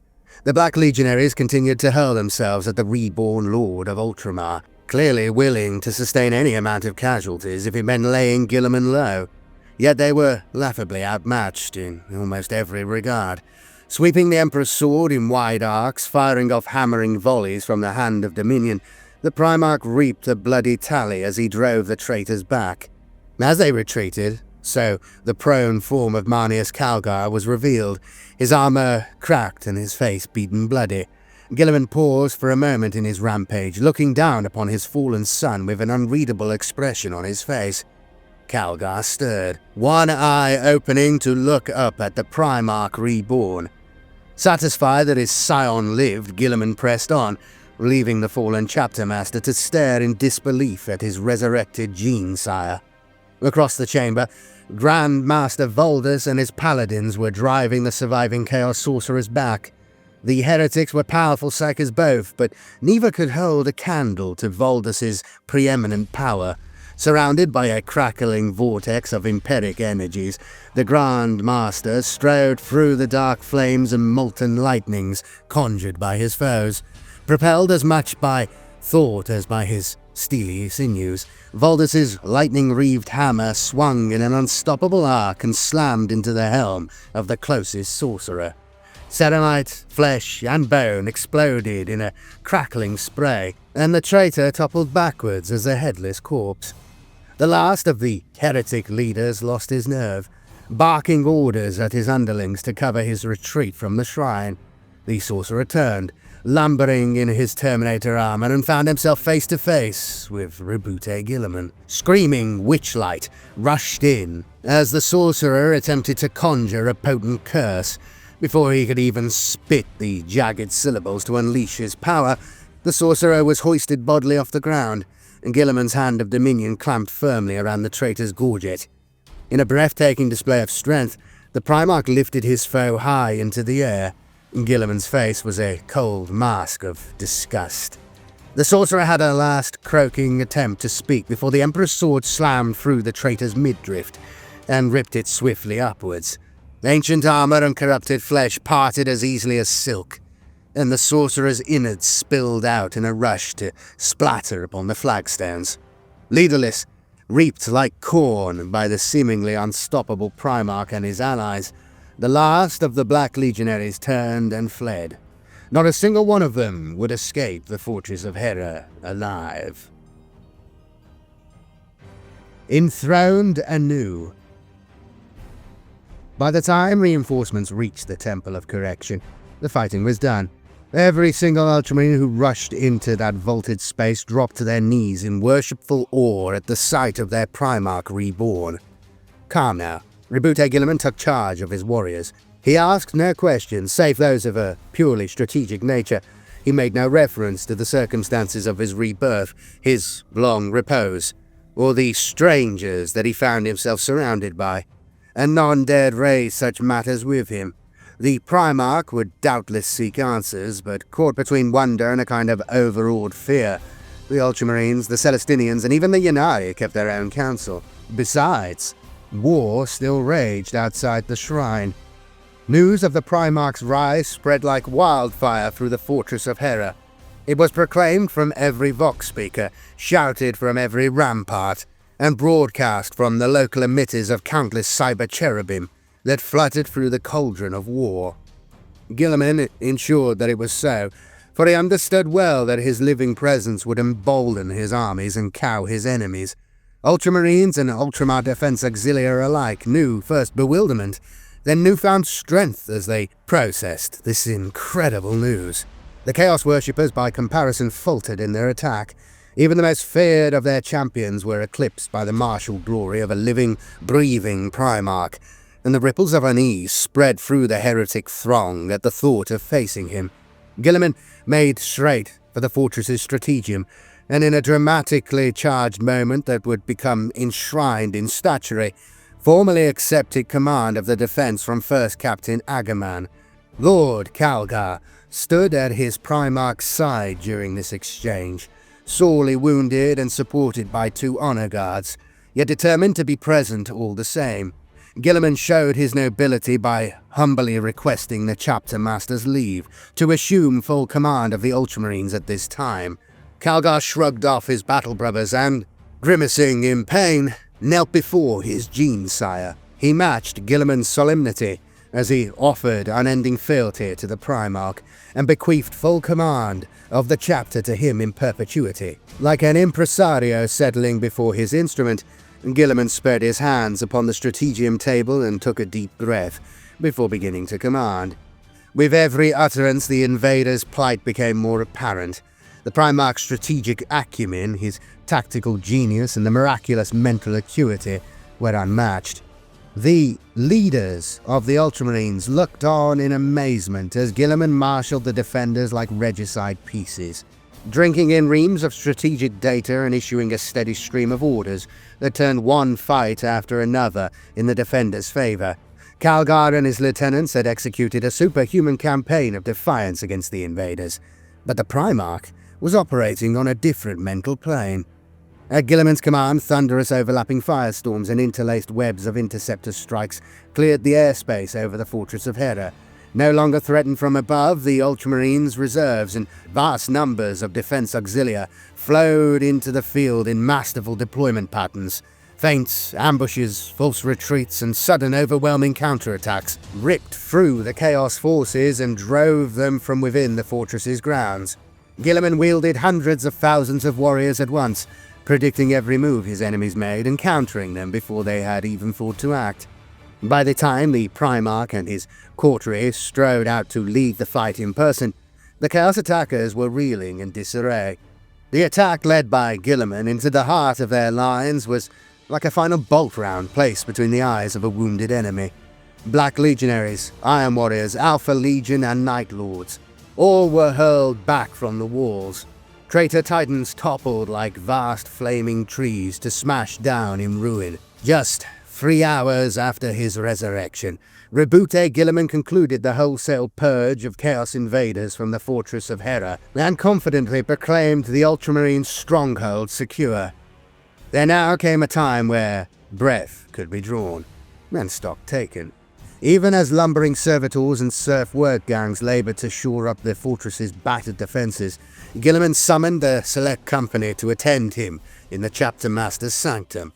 This had long been the domain and throne room of Manius Calgar. Now it would become the sanctum of the Primarch himself, and it was here that he was formally invested as Lord of Ultramar and Master of the Ultramarines once more. Calgar, Tagarius, Agaman, and their closest lieutenants were present for Guilliman's elevation, as was representative brothers from every company of the chapter. The Celestinians too attended Guilliman's formal coronation, the saint herself ceremonially bestowing her blessing upon the Primarch. Even the Ynnari watched from the sidelines as this momentous event occurred. They lurked around the shadows, a silent and staunchly unremarked upon presence, whose expressions remained cold and watchful. As the ceremony concluded, Guilliman rose and addressed the assembly. There was much to be done, and countless questions to which the Primarch required answers. Before he could act further, Roboute Guilliman needed to know everything that had occurred during his long absence. Dark Revelations. The warp is, in many ways, a mirror of reality. Like a dark and fathomless pool, its surface ripples with the impact of momentous events, or great outbursts of passion and emotion. The resurrection of Roboute Guilliman sent bow waves rolling outward through the immaterium, racing tsunamis of turmoil that did not go unnoticed. One by one, the champions of the Dark Gods became aware of the returned Primarch. Reclining amidst an endless banquet of souls, Fulgrim pouted in displeasure as demon imps whispered the news into his ear. The demon Primarch of the Emperor's children bestirred himself from his velvet throne vowing to the depraved god Slanesh that this time he would ensure Guilliman's eternal fall from grace. In hidden fanes and crystalline mazes, the greatest demons of Tzeentch watched as the weft and weave of fate rippled and changed with the implications of Guilliman's return, reading their master's will in the shattered facets of the future. Each set itself to the task of tainting, tempting, or destroying the Ultramarines Primarch in a myriad of subtly varied fashions. Deep within the noisome swamps of Nurgle's garden, a conclave of great unclean ones listened indulgently to the frantic babbling of messenger flies. They leered in delight, bile and maggots sloping down their festering chins. A Primarch, one untouched and untainted by any of Nurgle's brothers. Their pestilential master would no doubt value such a prize most highly. Perhaps, they chortled mockingly, they might even arrange a final reconciliation between the bitter Mortarion and his brother. Such an opportunity had not presented itself in thousands of years, and the great unclean ones hummed a cheerful ditty as they began to concoct a sickness fit for a demigod. Elsewhere in the galaxy, the Mendox cataclysm was coming to its hideous conclusion. Along a war front that spanned entire systems, the champions of Khorne burned 88 Imperial worlds at once. Amidst the rising flames of their genocide, champions of Khorne, both mortal and demonic, witnessed visions of their furious deity raging against Guilliman's return. His apoplectic bellows rang as thunder through the skies of the dying planets, and warp storms shuddered into being through rents in reality, as though the blood god was hacking at the stars with his ruinous blade. The servants of the other dark gods might try to corrupt Guilliman, to mislead or despoil him. Yet Khorne's servants knew that their master had no patience for such things. Instead, they fell to battle amongst each other, warring for the right to hunt down the reborn Primarch and claim his skull. Other Dark Lords too saw the glowing beacon of Guilliman's rebirth from afar, and began to marshal their forces accordingly. Forewarned by the prophetic visions of Zarafeston, Abaddon the Despoiler had fashioned a loose alliance of traitor warbands to strike Guilliman down before his resurrection could occur. It was this that had spurred the sudden, frenzied invasion of Ultramar. But even with the aid of a sizable force of Black Legionaries, Abaddon's vassal warlords had failed in their initial gambit. Furious, Abaddon summoned and bound the Lord of Change, Keros Fateweaver, sending him winging his way across the galaxy to gather fresh forces against the Primarch. Upon far-flung hellworlds, Magnus the Red and the Death Lord Mortarion received word of their brother's awakening. Their reactions were as different as fire and ice. Mortarion raged, a cold and virulent storm of anger whirling around him until its echoes in real space seeded 7 new and terrible plagues upon the luckless Imperial worlds. Mired amid plans that were nearing fruition, the demon Primarch of the Death Guard could not yet act to strike out at Guilliman. Instead, he stared with glowing eyes across the mist-wreathed parade grounds of his plague planet, and the massed ranks of Death Guard there assembled. Mortarion vowed that he would render Guilliman and his empire to rot soon enough. Magnus, by comparison, gave a booming laugh of utter delight, like a fortune-teller who flips their final tarot card and gains sudden insight. The Crimson King saw now before him paths of glorious fate, where before had been a wilderness of confusion. Magnus began to issue orders, his words bursting forth as swarms of crystalline insects. They flitted away to marshal thrall bands of his once proud legion, the Thousand Sons. Already, the Cyclopean demon Primarch had revenged himself upon one hated foe of old, setting the Fenris system alight in the fires of retribution. Now he saw a chance to punish another. So the might of the warp began to gather, coiling and writhing like a serpent's nest, Traitor warbands rode the dark tides of the Imperium towards Ultramar, howling with naked bloodlust and swearing vows to strike Guilliman down in the name of the ruinous powers. Swathes of the galaxy were already riven with warp storms that had spilled through the Cadian Gate with all the ferocity of old night, or been unleashed by the shattering of Bael'Tan. Now these tempests spread further, as the primordial annihilator turned its full attentions upon real space. Screaming maws burst open between the stars, horrifyingly intense, yearning gulfs ringed by mountainous fangs and coiling ectoplasmic tentacles. Dozens of worlds were plunged into darkness and terror as time shattered apart around them, and the energies of the Immaterium burst their banks to flood into real space. Within the warp, wars ended as fresh ones began. Demonic legions were pulled away from nightmarish battlefields and hurled through breaches in the veil of reality, charged with hunting down and putting an end to the Reborn Primarch. Yet the servants of the Dark Gods are ever opportunists, and believe that this moment of distraction could be used to strike at their respective masters' rivals amongst the Chaos Pantheon.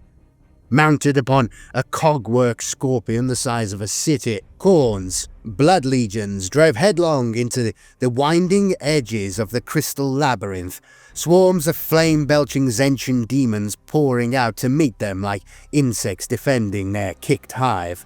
At the same time, Slaneshi cavalcades of hedonism hacked its way into the Garden of Nurgle, even as the Plague God's infamous sluggard host came squirming through the brimstone caverns beneath Khorne's Ironfire bastion. Soon enough, fresh wars raged throughout the domains of the Chaos Gods, their eternal rivalries stoked by the momentous events. Yet still, a portion of their attentions were focused upon the fate of Roboute Guilliman, and upon their worshippers' schemes to lay him low. As for the Primarch himself, Guilliman was, as yet, unaware of the demonic madness that his return had spurred. This was a mercy, for the Lord of Ultramar already had a crushing weight of questions and shock to deal with. Everything Guilliman knew was gone, replaced by the madness and horror of a future he had tried so desperately to prevent. Roboute Guilliman settled heavily into his new throne. The Primarch had dispatched all of his attendants and advisors, even sending his honor guard to wait outside the sanctum. At last, he could allow a little of his sorrow, trauma, and pain to show. And Guilliman let his mask drop with a sigh of relief. Whatever had been done to him to bring him back, it had left the Primarch with a constant gnawing ache that radiated from deep within him. He suspected the pain would never leave him. Physical hurts were the least of Guilliman's troubles. One by one, the Primarch had spoken with each of the Celestinians, the lords of the Ultramarines, and even Yvrain of the Ynnari. Days had been spent in deep, earnest conversation, Guilliman using every iota of his statesman's guile to set his guests at ease, to tease from them as much information as he could, and to hide his reactions to their words. Guilliman had thanked each of his visitors for their insights and their service to the Imperium, inwardly assessing each of his guests and showing them whatever aspect of his personality was surest to render them sympathetic and valuable. Though he had not shown it, each fresh revelation struck the Primarch like a cannon shell. He was exhausted from staving off bewilderment and horror, hollowed out by pain. Guilliman groaned and placed his head in his hands, his new suit of armor hissing and humming with the motion. "Millennia have passed," he murmured, unsure to whom he spoke. He knew only that he had to vocalize his situation before it drove him mad. Not for the first time since his return, Guilliman wished for one of his brothers to speak with. They, at least, might have understood. "Thousands of years," he said, "and look what has become of them. Of us. Idolatry, ignorance, suffering and squalor, in the name of a god who never desired the title." Guilliman shook his head and stood, pacing across the chapter master's sanctum to stare up at the banners hanging on the western wall. Each was the height of an imperial knight. a cascade of masterfully woven cloth depicting the glories of the Ultramarines. Slain alien beasts, executed heretic despots, worlds saved and worlds burned. The chapter's proud iconography was much in evidence, but so was the Aquila of the Imperium, and there, presiding over several of the heraldic designs, a figure with throne and halo, who must surely be the Emperor. "We failed, Father," said Guilliman, his words tired and laden with sorrow. "You failed your sons, and we in turn failed you. And now to compound our arrogance and vainglory, we have failed all of them too. Did Horus not say that you saw godhood? He built a rebellion upon that claim. How he would gloat to see the Imperium now." Anger surged through the Lord of Ultramar, and he clenched his fists with the effort of self-restraint. He imagined destroying the chamber, tearing it apart and hurling its wreckage around like a wild beast. He dared not, lest these strangers in his chapter's livery see through his facade. Though he wrestled with despair, the Primarch knew that he could not let his weakness show. Calgar, Tigarius, Agaman, all the others, they looked to him as though he were the Emperor himself. Guilliman was painfully aware of his symbolic quality, and of how desperate and dark the hour had become. He must show nothing but strength to his Gene sons, lest his despair taint their hearts too. "And yet, would it really matter?" he sighed, turning his back on the banners and pacing across the chamber to stare through a stained glass window. Out there, across the war-torn immensity of the fortress of Terra, Guilliman saw the sweeping bulwark where his old chambers had once been.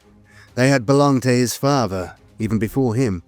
He had laid his plans there, spoken to his brothers, laughed and raged, and, on one occasion, almost died. Now they were gone, buried beneath ugly agglomerations of buttresses and gun batteries. It was apt, he thought bitterly. Guilliman's anger spilled over, and he span on his heels, staring up at the woven Emperor with accusing eyes. "Why do I still live?" he snarled. "What more do you want from me? I gave everything I had to you, to them. Look what they've made of our dream. This bloated, rotting carcass of an empire is driven not by reason and hope, but by fear and hate and ignorance. Better that we all burned in the fires of Horus's ambition than live to see this." Even as he said it, Guilliman heard the lie in his words. Amongst his brothers, none had been more idealistic than Roboute Guilliman. None had envisioned a brighter future, not just for mankind, but also for the warriors of the Legionis Astartes. That flame of hope had been a part of him for as long as he had lived.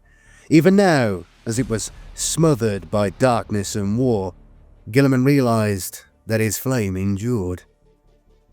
"There's hope still," he told himself, turning back to the window and placing an armored palm against it. He stared out at the work gangs, laboring to repair the damage of war, and the Ultramarines stood proud and determined upon the ramparts. They had been born into this dark millennium and had known nothing but the hardship, suffering and despair of unending conflict. Yet still they struggled on, unbowed, despite the countless enemies ranged against them. Guilliman had seen a better age, one of hope and triumph. What right had he, a superhuman son of the Emperor himself, to show any less strength and courage than his followers born in darkness? Guilliman had seen what humanity could achieve. Moreover, he knew what fruits Cawl's labour had borne beneath the surface of Mars. He believed that a better future for the Imperium was still possible, but only if those who tormented mankind were first defeated. "All of this misery," said Guilliman, "all of this suffering and pain, it is not the doing of humanity, but of those who have betrayed us. Too long have the pawns of chaos dictated our species' fate. That must end." Guilliman felt new strength fill him. Inspired by it, the Primarch took his pain and his desolation, and lock them away deep within his mind. But his rage he kept. That he would have use for. Later, there would be time to mourn, to reason, to plan anew. Now was the time to fight, and to make his father's enemies pay for every horror they had inflicted upon the Imperium.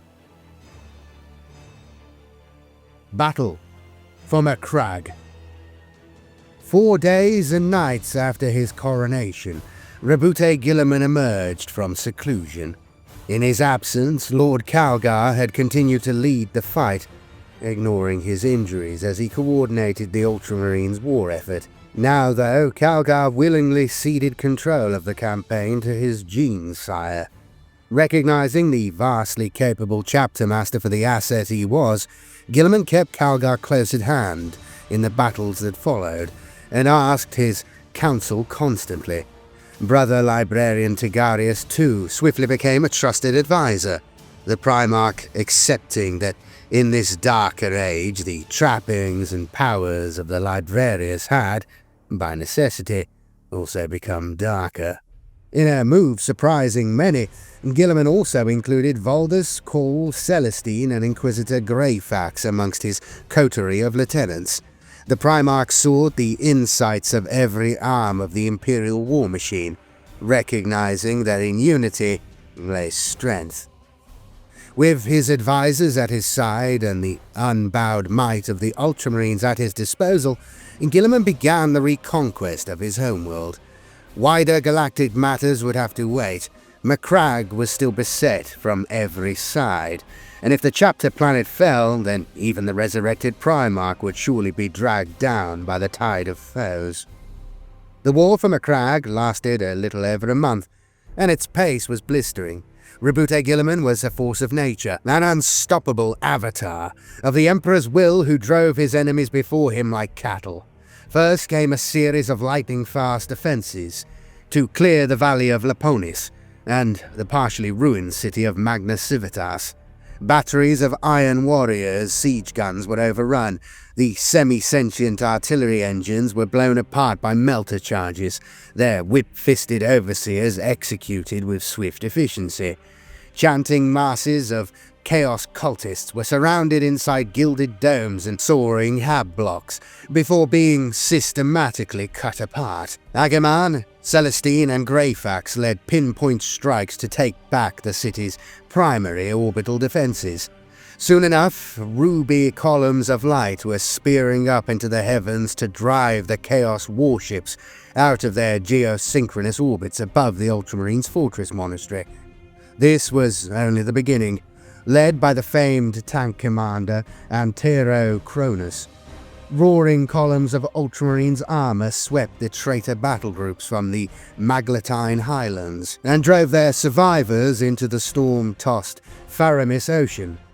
Grand Master Valdus and his Third Brotherhood lent their might to the reconquest when they spearheaded the strike against the corrupted city of Colossi.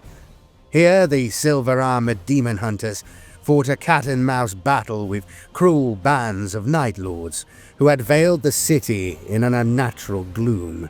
The traitors were eventually driven out, and a mysterious blood ritual halted before it could come to fruition, though the entire city had subsequently to be leveled from orbit for fear of its chaos taint. Guilliman led attacks against Valmari, Mount Tarfus, and the snowy Gallienanus Pass, emerging triumphant at every turn. The Ultramarines swept all before them, combining their exceptional skill and discipline with the visionary battle plans of their Primarch into an unstoppable whole. The Ultramar Defense Auxilia followed up each new conquest, digging in and fortifying in great number so that any attempt by the forces of Chaos to counterattack were met by overwhelming resistance. Though the heretic Astartes fought furiously and inflicted sore losses upon the Loyalists, they simply could not match the strategic acumen of Roboute Guilliman, and one Chaos warband after another was defeated. Even those who fled Macragge found no haven in the void, for their invasion craft had been surrounded and reduced to burning scrap by the Ultramar defense fleet. Finally, After long weeks of vicious battle and a vast toll of the dead, the world of Macragge was liberated once more. The Crown of Glories. The first steps had been taken upon the road of reconquest. Macragge was free of chaos taint. Guilliman wished to press on, consumed by his desire to drive the ruinous powers from Ultramar. However, those he led needed time to regroup and consolidate. Countless wounded required attention. Hundreds of war machines needed repair. Guilliman was wise enough to give his followers the time they needed. Meanwhile, Imperial reinforcements gathered around Macragge, braving the warp storms raging through local space. Space Marine craft by the dozen assembled above the Ultramarines' homeworld. Delegations from many Promogenitor chapters had ploughed through the Imperium, risking terrible danger to see for themselves that the Primarch had returned. Nova Marines, Sons of Aura, Genesis chapter and countless others joined the growing throng, kneeling before the Primarch and swearing allegiance to him. While the armies of the Ultramar reconquest were gathering, a further opportunity presented itself. It was the Arch-Consul of Magnar Civitas, the closest Ultramar had to a conventional governor, who suggested that a grand victory parade could be held, and its majesty recorded on picked casts to be sent far and wide through the Imperium. The consul said that people needed the light of hope in this dark hour, a shining example of victory to renew their faith, not just in the Emperor, but in Guilliman Reborn. The Primarch acceded to this demand, though it sat ill with his bleak inner mood. Guilliman saw the wisdom in it, but he accepted such aggrandizements only grudgingly. Mere days after victory was declared, a grand triumph swept from the Titan Gate to the very steps of the fortress of Terra. Thousands of war engines and millions of warriors presented their colors and raised cheers and horn blasts to the skies. A seething sea of the city's residents packed the crater-parked processionals and plazas to watch the proceedings, and voices beyond count rang out as one to cry Guilliman's praise in a single deafening roar. Stood upon the marble-columned platform with his closest lieutenants at his side, the Primarch dutifully presented the most magnificent spectacle he could for the assembled masses. The Arch-Consul himself presented Guilliman with a stunningly wrought laurel wreath, crafted in gold, urging the Primarch to don the gilded crown at once. The moment Guilliman did so, he found his mind filled with thoughts of future glories. This paltry triumph would be nothing compared to the breathtaking spectacle of his galactic conquest. The Primarch's armies would be beyond number, their adoration for their heroic lord so great they would die for him gladly. Planets, systems, whole segmentums would be renamed in honor of he who had liberated them, and the whipped dogs of chaos would flee before him like the curs they were. Statues would be raised to commemorate Guilliman's majesty, and eventually even the golden throne of Terra itself would be his to mount. The Emperor's most loyal son deserved no less an inheritance, and he would have his due. It was this last thought that wrenched Guilliman from the reef's insidious curse. With a gasp, he tore the gilded crown from his head and bellowed a command for the Arch-Consul to be restrained. It was Grand Master Voldus who grabbed the robed dignitary, and as his blessed gauntlets touched the man's flesh, it sizzled and crisped. The din of the triumph was colossal, an ocean swell of noise that hid the Arch-Consul's shrieks as the illusions that veiled him were unmade. Guilliman and his lieutenants recoiled at the misshapen mutant thing that was revealed. Bulbous and deformed, the keening fleshy abomination wore a glowing amulet about its neck on a thong of human skin. As Guilliman stared in disgust at this cursed fetish, he heard a susurrating hiss within his mind that he had not heard since that fateful encounter on Thessalia. In mocking tones, Fulgrim welcomed Guilliman back to his beloved Imperium. The demon Primarch revealed that he had concealed a fragment of his own animus in the amulet that his servant wore, and confessed disappointment that Guilliman had rejected his gift, the Crown of Glories. Many heroes, great and pure, had fallen to the trinket's blandishments, and Fulgrim had hoped that he could corrupt Guilliman in the same fashion. Yet the Slaaneshi prince assured his brother that this was but the first of endless temptations that Guilliman would have to face. Laughing cruelly, he taunted that the Lord of Ultramar would never be able to trust any feeling of triumph or self-satisfaction again. Disgusted, Guilliman drove his sword through the amulet and into the hideous creature that bore it, silencing the voice of the damned brother who had laid him low millennia past. Yet as the triumph rumbled on, Fulgrim's words continued to echo in Guilliman's mind. They would do so for many days to come. Warzone Ultramar. As the armies of Reconquest gathered upon Macragge, so ever more Imperial forces came seeking the Primarch. Some, like the Dark Angels and the Raven Guard, sent small delegations to determine the veracity of this miracle. Others came in hope and celebration. Bands of Space Wolves, White Scars, Black Templars, and others hastening to the Primarch's side. A glorious moment came to pass when the Black Templars made planetfall, for they were reunited with Marshal Amorak, who alone of his brotherhood had survived the battle in Guilliman's shrine. Taking one look at the zealous light in Amorak's eyes, the Black Templars' chaplains declared him touched by the hand of the Emperor. The Marshal was brought aboard the strike cruiser Scourge of Heretics and girded with the armor and the black blade of the Emperor's champions. Others too came to Ultramar upon the insistence of their seers, astropaths, soothsayers and lords, battleships of the Imperial Navy, regal barons of Imperial-aligned night worlds, fleets of warships from the Adeptus Mechanicus and their Titan legions, processions from the Adeptus Administratum, all came to offer fealty to the Primarch. A grotesque cyber synod of the Adeptus Ministorum descended upon the fortress of Hera and insisted upon first confirming and then proclaiming Guilliman's alleged divinity.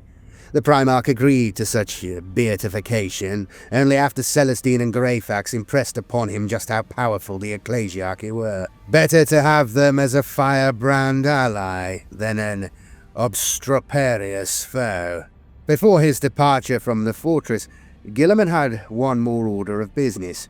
He decreed that now was an age of wrath and war, in which learning and law must be set aside. The Primarch shocked his chapter by ordering the great library of Ptolemy barred to all comers on pain of death. Every last tome, every lingering dangerous secret contained within that ancient repository was locked behind adamantium bulkheads and servitor guns. At the same time, a new war room was built. This was the Strategium Ultra, from where Guilliman's reconquest could be plotted, tracked, and coordinated. When finally the armies of Reconquest were ready to set out, Roboute Guilliman led them into battle with something akin to relief.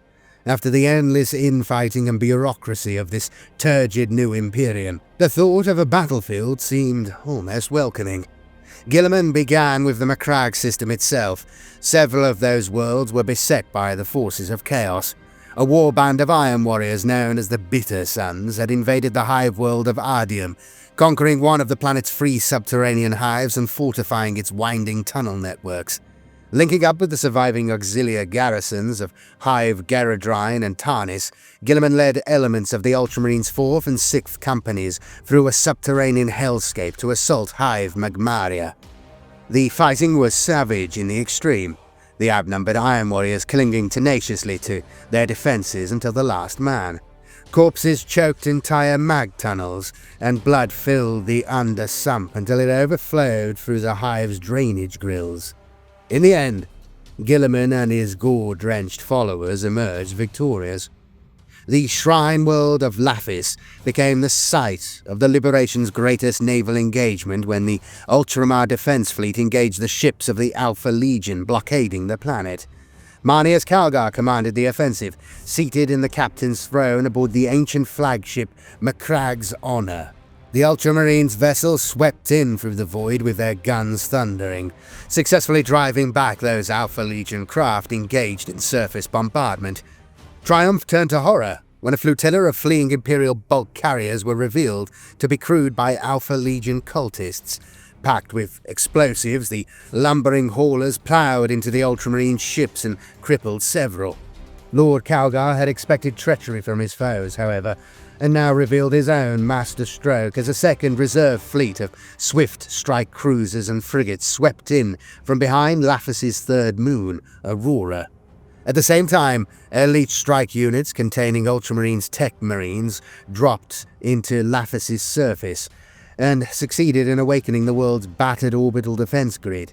Caught from three sides, the Alpha Legion warships were torn apart, left as a belt of drifting wreckage above the Shrine World.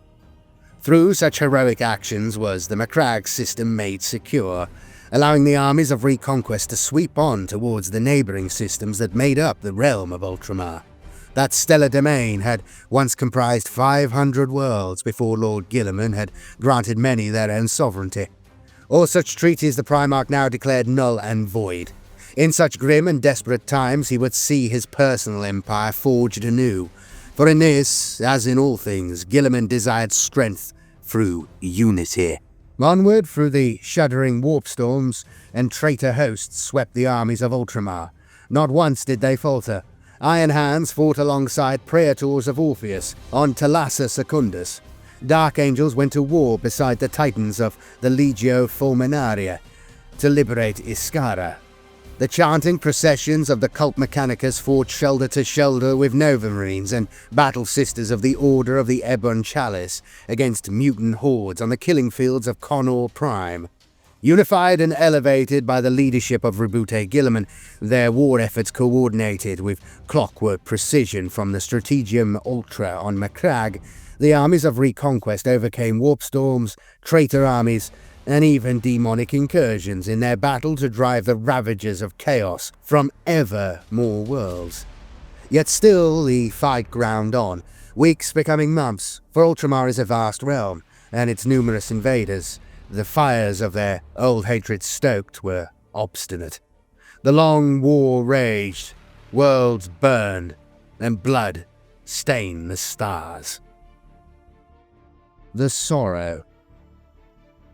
It was during the 7th month of the campaigns to reconquer Ultramar that the first cases of a mysterious new sickness were reported. Throughout the Droll, Talassar, and Pormenio systems, Ultramar Defense Auxilia found themselves weeping uncontrollably. In the midst of battle, warriors were blinded by endless streams of viscous, stinking tears that gummed their eyes open and soon turned them red raw. Overcome by sorrow, sufferers wailed and wept for days on end. In the worst cases, the so-called weepers were permanently blinded as their infected eyeballs festered and rotted from their skulls. The disease, soon named the Sorrow or the Weeping Plague, spread with alarming rapidity. Its vector was believed to be an infestation of tiny biting mites that were found amidst rations, squirming inside uniforms and ammunition packs, and even spilled from the pages of opened Imperial primers. Nothing stopped the mites from multiplying, and no sanitary measure could long keep them out. The siege of Leotold's Keep collapsed thanks to the pernicious influence of the Sorrow, while the previously devastated Revachal offensive ground to a halt as its human soldiery were reduced to blinded, wailing revenants. Roboute Guilliman hastened to Talassar, leaving the war in the Prandium system to the command of Chief Librarian Tigarius and Inquisitor Greyfax. Guilliman knew that only mortal soldiery had been affected with the weeping. No warrior of the Adeptus Astartes or tech thrall of the Mechanicus had fallen prey to the sickness as yet. Furthermore, though they were not absolutely immune, only a very few cases had been reported amongst the ranks of the Adepta Sororitas.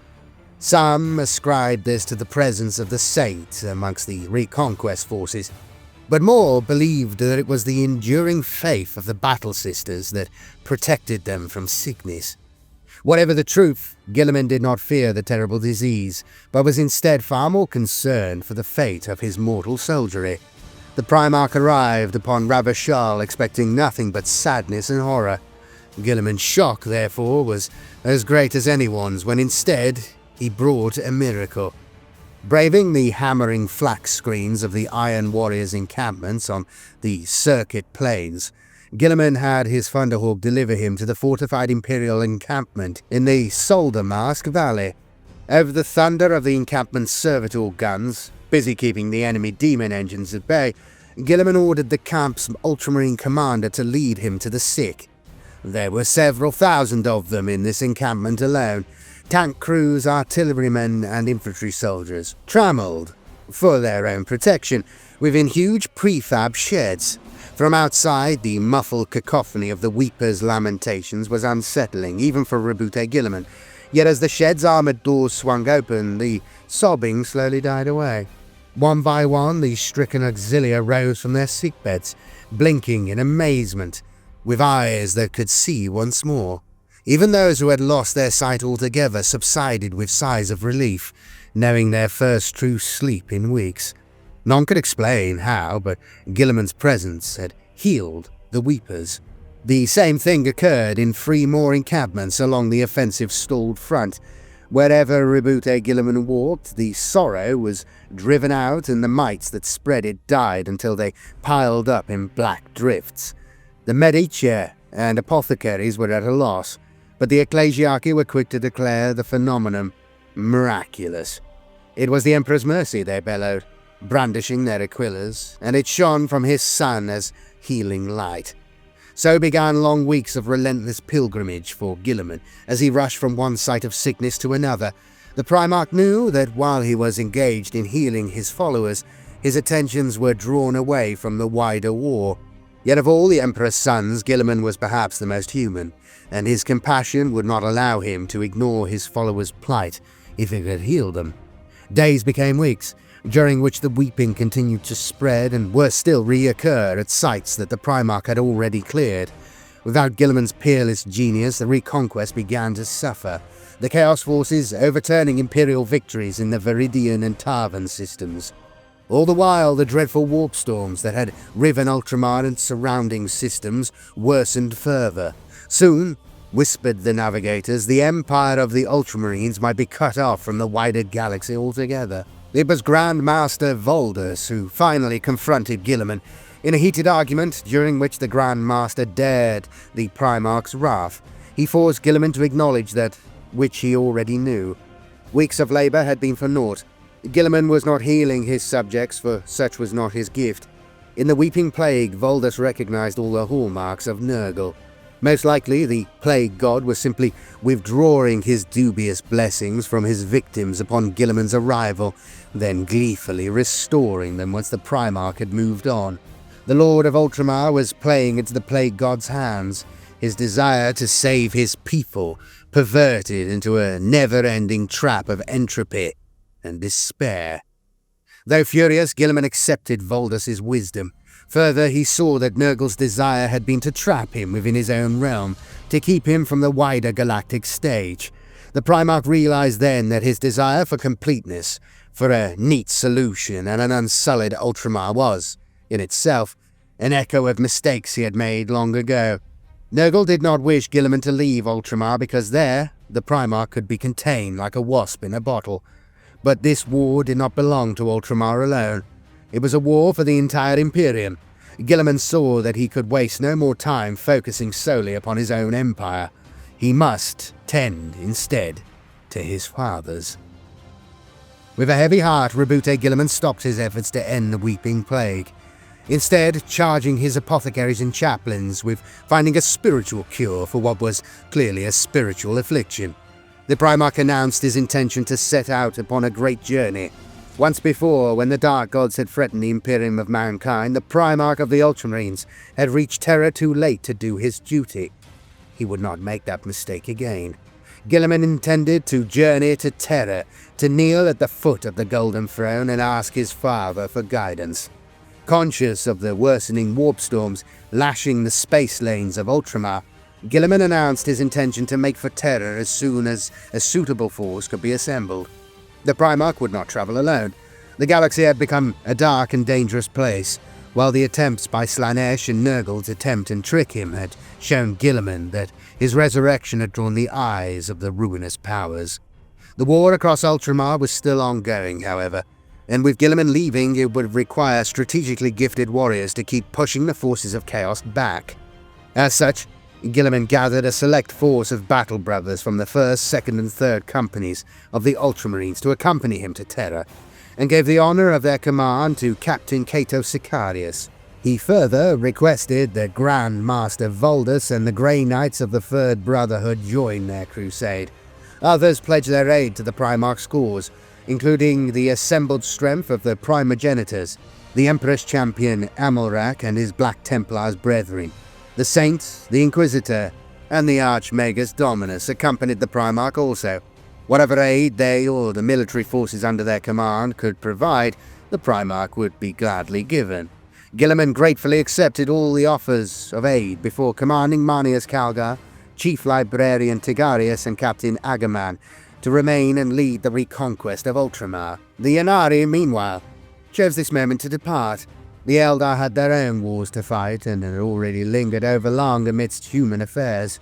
Though Cadia had fallen, worlds still remained upon which the Black Pylons stood strong. It was to these that the Ynnari would now attend, directing those of their race who would listen to defend them. The Celestinian Crusade had come to its end. In its place, the Terran Crusade would begin. Mere days after Guilliman made known his intentions, the Imperial fleet set out, engines burning hot as they began the long journey to the cradle of mankind. Across the void, the warp churned. It roiled and raged. Temporal riptides and squalls of insanity wrenched and battered at Guilliman's fleet. Whirlpools of arrogance, frenetic storms of anger and lust, becalming straits of misery circled by hungry demonic entities. All had to be braved as the crusade pushed on. On the pleas of their navigators, the ship's captains dared only short jumps through the warp. These quick and terrifying sprints ended, more often than not, in frantic crash dives into real space as the dangers became too great. Several craft were lost, and many captains beseeched St. Celestine for her blessings to safeguard their passage. The Pride of Hera suffered a Gellerfield breach that saw the slouching demons of the plague god spill like animate pus through its corridors. Inquisitor Greyfax rallied a force of Adeptus Auroritas and Praetors of Orpheus Space Marines to fight back against the monstrous creatures. Cleansing flame and sanctified bolts were used to drive the demonic infestation back, deck by deck, forcing them away from life support systems that they had sought to befoul with spores and infectious filth. Greyfax herself ended the incursion in a swift duel with the bloated plague demon that led the invasion, leaping from a gantry down onto the thing's nurgling-born throne and slaying the abomination with a single blow. Despite many such horrors and an ever-increasing toll of lives lost, none in the Terran Crusade so much as spoke of turning back. They braved the warp storms at the behest of a living Primarch, on a mission to Holy Terra itself. Those who quelled in the face of such a momentous calling would surely be damned. Guilliman travelled aboard his chapter's ancient flagship, Macragg's Honour, a craft that, unlike so much around him, provided the Primarch with a welcome haven of familiarity. He had hoped that the warp storms around Ultramar were sent to entrap him. As the Crusade fleet travelled ever further from his realm and the storms continued to rage, the Primarch was disabused of this hopeful notion. Every time the fleet dropped out of warp space, Guilliman had his astropaths comb the darkness of the void, seeking to ensnare every fragment of information he could about the state of the Imperium. With the Immaterium in turmoil, those astropathic communiques that made it through were jumbled and nightmarish to interpret. What news the Crusade fleet managed to gather was uniformly dire, and left all who heard them cold with dread. Whole systems were being ravaged by unnatural phenomena, demonic incursions and plagues of mutation. Psychers proliferated, bringing with them horrific manifestations and outbursts of terror and madness. loyal populations rose up as howling mobs of mad-eyed cultists. Entire armies of Xenos, saturated in the energies of the warp, fought alongside demons to bring death to the worlds of the Imperium. Star forts cried out for help, their corridors prowled by unnatural warp entities that preyed upon their garrisons. Imperial fleets and convoys flung distress calls into the Empyrean as they were dragged light years off course, or were beset by terrifying Empiric predators. Those who knew of such things could not help but draw parallels with the rumoured terrors of old night, and with the Age of Strife. But none, not even Guilliman, dared air such a thought aloud. Despite their lethal roiling of the warp, the Terran Crusade forged onward. For the soldiery aboard the ships, the weeks crawled past in an agony of inactivity and agitation. A constant state of high alert was required fleet-wide, for at any moment they might come under sudden attack. Yet for all their constant training, drilling and patrolling, and waiting, still nothing occurred.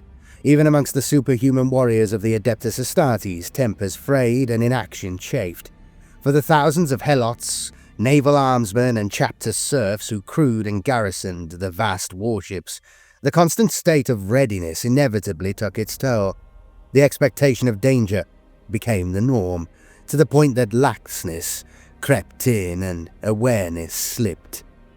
Then, at last, the fleet was threatened. It came so suddenly that even the Adeptus Astartes and Cult Mechanicus were caught off guard.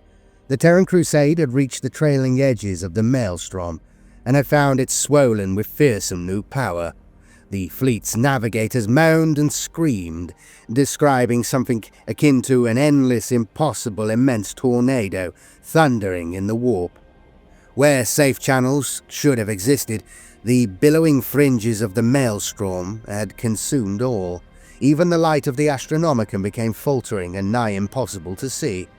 Fearing for the safety of their brutalized craft, the fleet captains ordered immediate translation to real space. One by one, the Imperial warships tore through the meniscus of reality, streamers of glowing ectoplasm trailing from their hulls as they plunged back into the cold darkness of the void. Yet the thunderous shuddering on board each craft continued, intensifying violently as impacts flared upon void shields and smashed through armored hulls. The Hawk Lord's frigate, Wings of Glory, was ripped apart by a string of punishing explosions before its crew even knew who or what was attacking them. An Ultramarine strike cruiser, Primarch's Wrath, sustained crippling damage after colliding with the White Consul's cruiser, Hope and Fire, as both ships attempted blind evasive maneuvers. Frantic orders filled the boxnet and echoed through the cavernous ship's bridges as furious captains attempted to establish the nature of the threat. Had the fleet dropped out of the warp and straight into an asteroid field? Had they, by some horrible chance, emerged into the midst of a hostile foe? Then Auspex. As Auspexes awoke and observation decks were unshrouded, the bleak truth became clear. The scattered ships of the Terran Crusade had indeed exited the Immaterium straight into the thundering guns of an enemy armada, but it looked as though this was no accident of chance. Arrayed in perfect ambush formations were dozens of traitor warships, bearing Baroque and ancient markings upon their hulls. The Loyalists realized that a vast fleet of the Thousand Suns surrounded them, deployed as though they had known precisely where and when the Imperial forces would emerge from the warp. At the heart of the enemy hung a strange craft of surprising immensity. Only Guilliman truly understood its appearance, recognizing a vast silver facsimile of the Great Pyramid of Tiscar. That cyclopean crystal structure had once stood as the crowning glory in the Thousand Suns' capital city upon their homeworld of Prospero. Now it was resurrected in this monstrously magnified new form. Vast as a planetoid, bristling with gun decks of baffling shape and function, and boasting an immense red crystal eye upon one flank. The insane structure was clearly both flagship and starfort for the enemy fleet. Guilliman knew his brother well, and here, in this grandiose war engine, he saw all the hallmarks of the demon Primarch Magnus the Red. To the Loyalist fleet's rear loomed the squirming spiral arms of the Maelstrom, a towering wall of unnatural energies and whirling sorcery that promised madness and death. To their fore was the titanic pyramid of Magnus, its attendant warships already pummeling Guilliman's armada. With little choice, the Imperials fought as best they could in their scattered dispersal. Torpedoes fired from launch tubes, streaking through the void to blast ragged holes in heretic warships. Fighter squadrons scrambled, jetting out into the darkness like swarming insects. Lance arrays spat ruby light, and gun decks thundered as the Imperial ships frantically attempted to fight free of their ambushing foes. Yet the Imperial craft were taking a terrible hammering, void shields collapsing and ruptured decks venting screaming crewmen into space. Engines flared out and died under volley after volley of macro shells, while rune-inscribed torpedoes swept in to fill Loyalist bridges and magazines with warp fire. Guilliman issued a steady stream of orders to his captains, doing everything in his power to gather his ships and fight back. Inwardly he raged, both at his fallen brother's deviousness and his own failure to foresee the ambush. By comparison, Magnus watched with amused satisfaction from the grand observation gallery aboard his pyramidal flagship. He had fashioned the vast craft, named Tiskar's Revenge, using the plundered resources of an imperial world and the nameless energies of the warp. Now he conjured those empiric powers again, for an altogether different purpose. A cabal of powerful sorcerers stood around Magnus, chanting ominous words as he raised his arms high and cried out in a stentorian tone. The Crimson King called, and the warp answered, coiling tendrils of power coalescing to surround Guilliman's battered fleet. Magnus judged the damage done to be sufficient. He had no desire to kill his resurrected brother. Not yet, anyway. Thus, with a final booming incantation, Magnus completed his spell. The empiric tendrils clamped tight around the ships of the Terran Crusade, and, with a vast convulsive wrench, dragged them deep into the raging heart of the Maelstrom. Into the Maelstrom. Pandemonium seized the ships of the Terran Crusade. Crushing tendrils of empiric energy wound about the craft like the tentacles of some leviathan beast. Bulkheads crumpled, shields blew out, raging fires and punishing gravity fluctuations tore through decks. Powerless to resist, the warships were plucked from reality and dragged into the warp. Desperate tech adepts stumbled over their rituals as they strove madly to raise the ship's gellerfields. Some succeeded, but other craft were inundated with howling masses of demons as they were dragged, unwarded, into the warp. Madness and slaughter ran rife, and only the staunch determination of the Imperial armies aboard each ship prevented the Terran Crusade from being utterly annihilated. By the time Magnus's spell ran its course, the ships of the Terran Crusade had been cast deep into the Maelstrom. Guilliman's fleet had, at least, been spat from the maw of the warp once more, but the region they now found themselves in was a cursed one. Within the Maelstrom, reality and the immaterium melted together in a strange morass. The stars were lost behind drifting veils of unnatural energy, and twisted worlds hung amidst the shimmering gloom. While Belisarius Cawl coordinated emergency repair crews to shore up, mauled ships and save the worst damaged craft from destruction, Guilliman and his captains tallied the cost of the ambush. Their losses were sobering. From a vast fleet of 112 Space Marine, Imperial Navy, and Adeptus Mechanicus warships, barely half remained. Some had been lost during the Thousand Suns ambush, blown apart by blistering firepower. More had vanished during the subsequent mayhem, cast far adrift upon the tides of the immaterium. Some, doubtless, would have made it to real space, scattered distant from the main body of the fleet. Others were surely lost, or worse. All of the fighter craft launched during the brief battle were gone, their crews doomed to a cold and lonely death in the void of space. Hundreds upon hundreds of chapter serfs, human crewmen and servitors were injured, insane or dead, and even the Space Marines had taken substantial casualties. The Terran Crusade had been reduced to a shadow of its former military strength. Not one warship had survived the ambush unscathed, and many were sorely damaged. Crushing though the sudden losses were, they were still not Roboute Guilliman's greatest worry. Meeting in his stratagem with the assembled Imperial and Space Marine leaders, Guilliman expressed his belief that the Thousand Sons must have known by some infernal means where and when the Crusade would break from the warp. Guilliman's fleet had been surrounded. Why not strike the killing blow? The Primarch knew all too well that Magnus did nothing without a plan. So why had he allowed his erstwhile brother to survive? It was a question that returned to torture the leaders of the Crusade again and again in the dark days that followed. Amidst fluctuating time streams and reality-warping energy storms, the damaged ships of the Crusade struggled on. Within the maelstrom lurked countless foes, for this was a region that had long harbored the warring minions of chaos. More than once, the Imperial ships were forced to fight off opportunistic raids by sleek hunting packs of traitor warships. Amidst a 1,000-mile-wide cloud of corrosive spores, the Crusade ships found themselves beset by swarms of vast plague flies as large as frigates.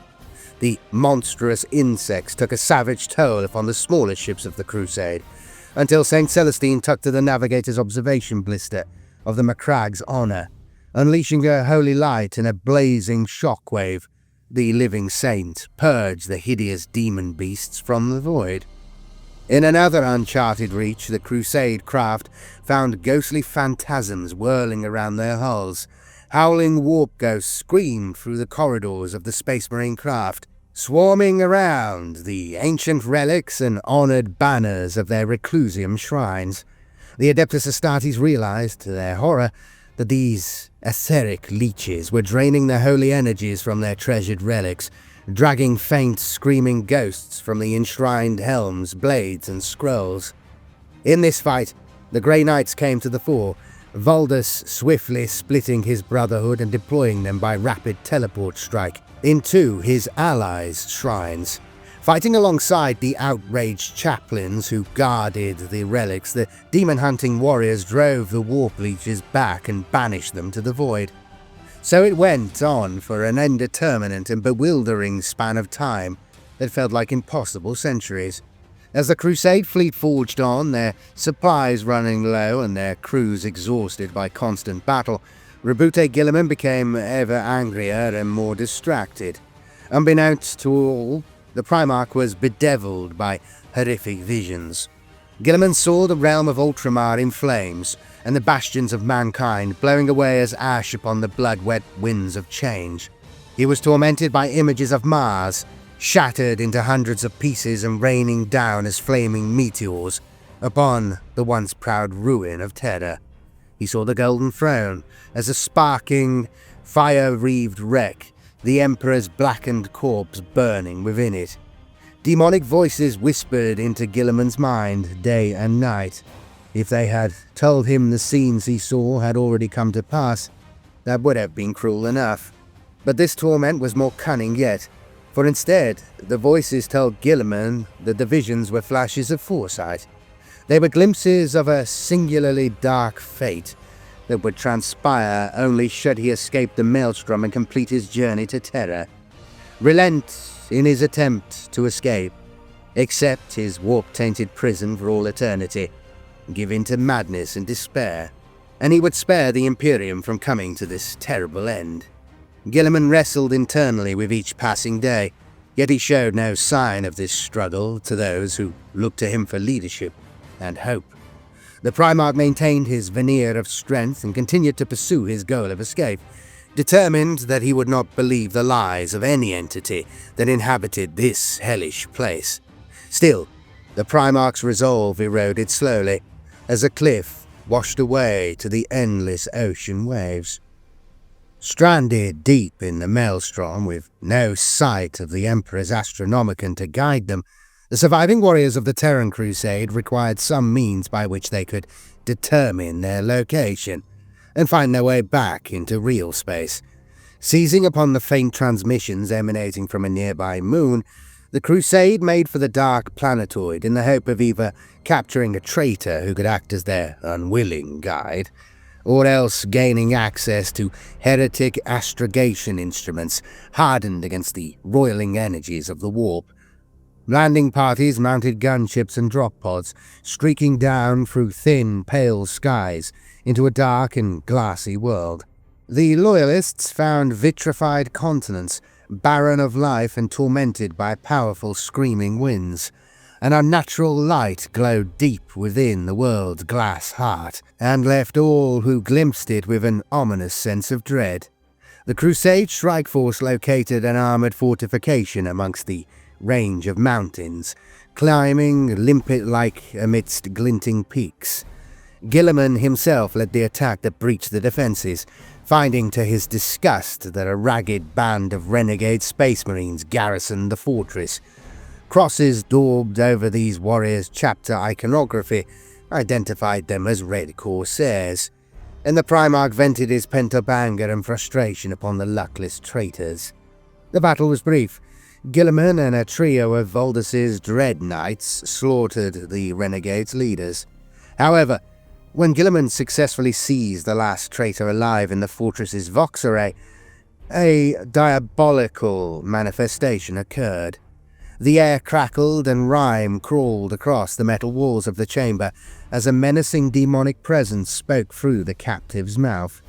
In two mocking voices, the presence told Guilliman that, even now, Ultramar burned. The evil thing cackled that the Primarch had abandoned his people to wander the maelstrom forever. Then it twisted the head of the captive around with a sickening crack. Guilliman cursed, as his only lead expired amidst the sizzle and bang of overloading Vox banks. He vowed to locate the demon, and wring the truth from it, no matter what he had to endure. After their encounter on the Glass Moon, the Crusade fleet wandered aimless. With no indication of the course that would take them to Terra, Guilliman picked a direction based upon his best guess, and instructed his captains to turn that heading. For the moment, hoping to reach the Maelstrom's edge seemed the only available plan. How long they journeyed, none could say, for time did not pass normally in that sanity-defying place. The Primarch was tormented by the words of the demon, and sought any opportunity to discover what might be occurring outside the Maelstrom. His opportunity came when scout ships reported heretic craft patrolling a twisted, fleshy planet that hung amidst a cloud of huge crystalline skulls. Ordering an immediate attack, Guilliman commanded that the gathering of intelligence should be treated as priority. Maps, charts, cartographic hymnals, traitor navigators, or whatever passed for astropaths in this hellish place were all to be seized. The fleet swept down upon the flesh world, only for the planet to fight back. The renegade ships belonged to a warband of Emperor's children, who began a thunderous empiric resonance that caused devastating sonic shockwaves to burst from the mouths of the crystalline skulls. At the same time, the planet itself unfurled augmetic tentacles, shooted onto its living surface. These monstrous appendages snatched several Mechanicus ships from the void and stuffed them into a continent-sized maw that unpuckered at the planet's northern pole. Sustained torpedo bombardment finally severed the world's iron-clad tentacles, while lance-fire shattered dozens of the crystalline skulls and crippled several of the Emperor's Children warships. The remaining traitor craft turned tail, leaving their comrades to be boarded. Yet Guilliman's sense of triumph was soon once again short-lived, though dozens of star charts and maps were recovered. All were blank save for the demon's mocking words to Guilliman in the Red Corsair fortress, repeated over and over again. Whatever this entity was, it clearly sought to torment the Primarch personally. Long had the Crusade fleet sailed the Maelstrom's corrupted tides when they came to Bathamor.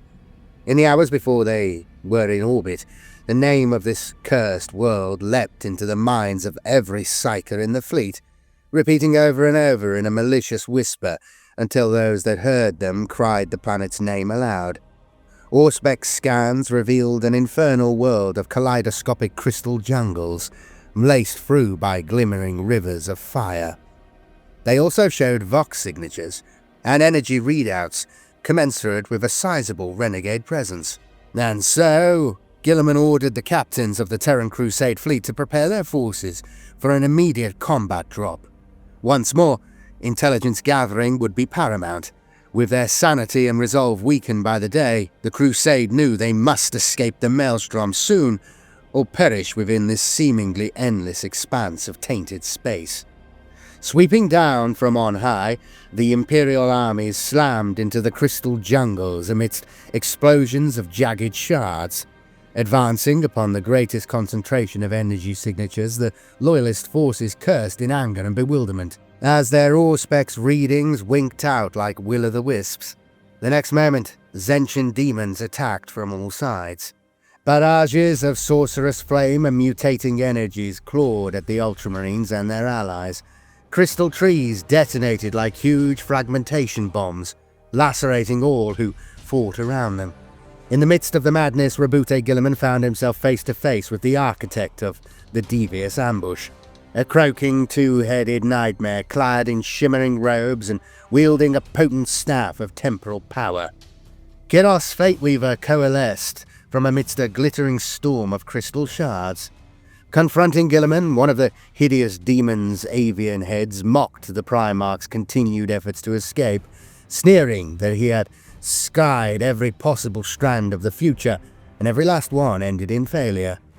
Keros's other head crowed that Guilliman had always been the most unremarkable of the Emperor's sons, and was as incapable of saving the Imperium now as he was when he fell to his superior brother.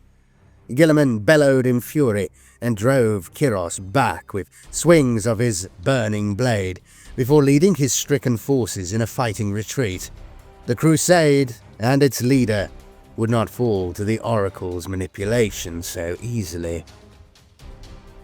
Anxious as to the fate of the wider Imperium, and with several ships now left scuttled in their wake due to accumulated battle damage, the Crusade fleet came upon a world of black marble and blood seas. They struck hard and fast against several Red Corsair strongholds, eliminating outlying enclaves before finally laying siege to a fortified palace upon a claw-shaped headland above booming, gory waves. While Archmagus Cawl coordinated the siege, Greyfax and Sicarius led a daring raiding party that threw open the palace's main gates and sealed the heretics' doom. Guilliman knew that this victory offered a brief respite at best. The screaming of the bloody ocean was eroding his followers' sanity, and amongst the ashen skies overhead, huge dark shapes stirred with the promise of terrible danger. Yet the logistics of stripping the Corsair's fortress would take time, even with the Primarch's meticulously efficient plans. Thus, as Mechanicus bulk haulers rumbled back and forth through the planet's atmosphere, Guilliman found himself wandering alone through the twisted citadel's corridors. It was as he entered a chamber of crystal statues that a shimmering mist rose before the Primarch's eyes. Amidst these swirling patterns of light and shadow, a slender figure flickered into being. Guilliman caught the suggestion of willowy limbs and billowing cloth, a curving alien helm and a long stave, before the figure spoke. Like its image, the manifestation's voice swam in and out of Guilliman's perception, yet the Lord of Ultramar was able to decipher instructions from the figure's words. Guilliman was weary of further trickery, suspicious and plagued by echoes of the demonic whispers that Kiros Fateweaver had projected into his mind. Yet he sensed no taint of chaos in this manifestation. The energies given off by the shimmering vision were more akin to those of the Eldar, who had aided his resurrection. At last, after repeating its message several times, the figure vanished, leaving the Primarch with a new sense of purpose, and perhaps even a sliver of hope. Here at last was a heading, and Guilliman meant to follow it. Through the storm. Upon leaving the world of black marble and blood, the remnants of the Crusade fleet set out with new determination.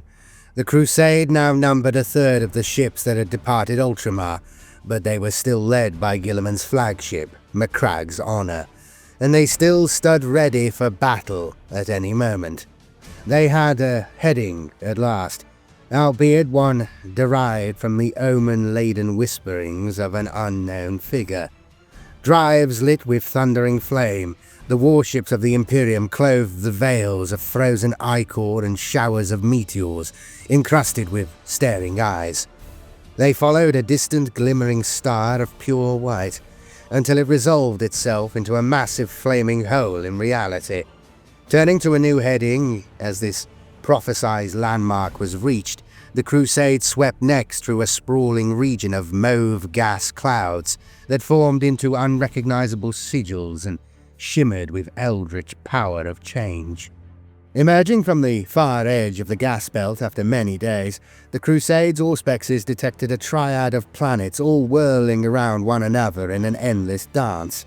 This again was just as the mystical interloper had told Guilliman it would be, and the Primarch's hopes swelled within him at the promise of escape. Following the stranger's directions, the fleet changed its heading once again, angling away from the spinning mass of planets and making for a distant visible constellation of jade-green glimmers. Soon, if the Eldar apparition was to be believed, the Crusade would at last escape from the maelstrom. But they would first have to brave what the figure had described as the resting place of hollow ghosts. At first, the region appeared as a silvered speckling of space, stretching out in all directions ahead of the fleet. Gradually, those glimmering motes grew in size and definition, until, at a distance of no more than a few thousand miles, they resolved themselves into a breathtaking and eerie sight. Thousands upon thousands of wrecked ships drifted here, their hulls linked together by vast webs of brass chain. Lit by the jade stars that loomed in the middle distance, derelict craft of every sort trailed wreckage behind them as they hung silently in their cursed afterlife. Some were familiar, ancient marks of Imperial warship, splinter-boned Eldar wrecks, hollowed Kroot war spheres, broken-backed Hrud Warren ships, and the empty remnants of Nikasar dhows.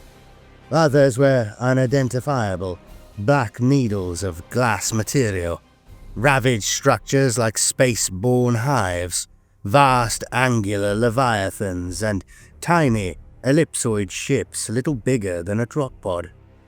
How they had all come to be abandoned here was an unsettling puzzle. The hazard that they and their binding chains presented was clear enough, however.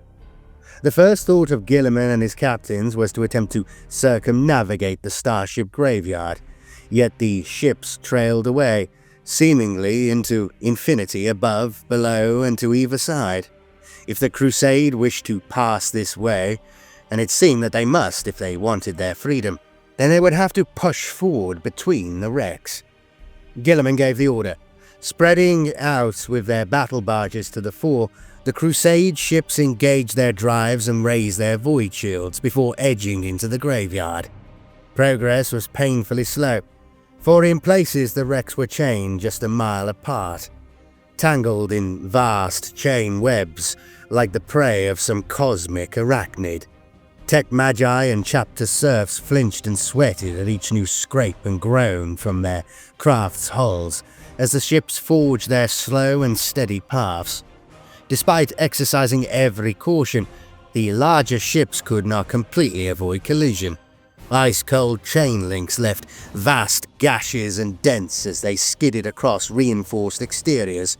Ancient wreckage broke apart and scattered into the void, as here and there a battle barge or strike cruiser nosed aside a drifting ship that blocked its path.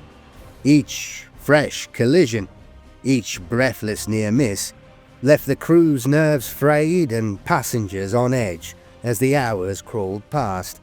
Finally, after a torturous stretch of time, Archmaker's Cawl announced that he was reading clear space ahead. They were nearing the edge of the debris field, and, more relieving still, it appeared they were nearing the edge of the maelstrom. Past the last chain wrecks, the navigators, who had been near comatose for many days, could perceive a distant flicker. They awoke, muttering with increasing excitement that they could once more see the barest shred of the Astronomican's light, as though it shone through the gap in a partly open door. Guilliman counselled caution and ordered his crews to continue their careful, steady progress, yet he too grew more hopeful by the moment. At last, they would escape the hellish region into which his brother Magnus had hurled them. At last, they could continue on their road. It was as the Macrag's Honour thrust aside the ravaged hulk of an iconoclast destroyer, and an open path to the edge of the graveyard yearned before it, that the attack came. Cries of alarm rang through the flagship's bridge as power spikes flared amidst the derelicts on every side. Drifting Chaos warships lit their drives and unshrouded gun decks as the internal power sources thundered to life.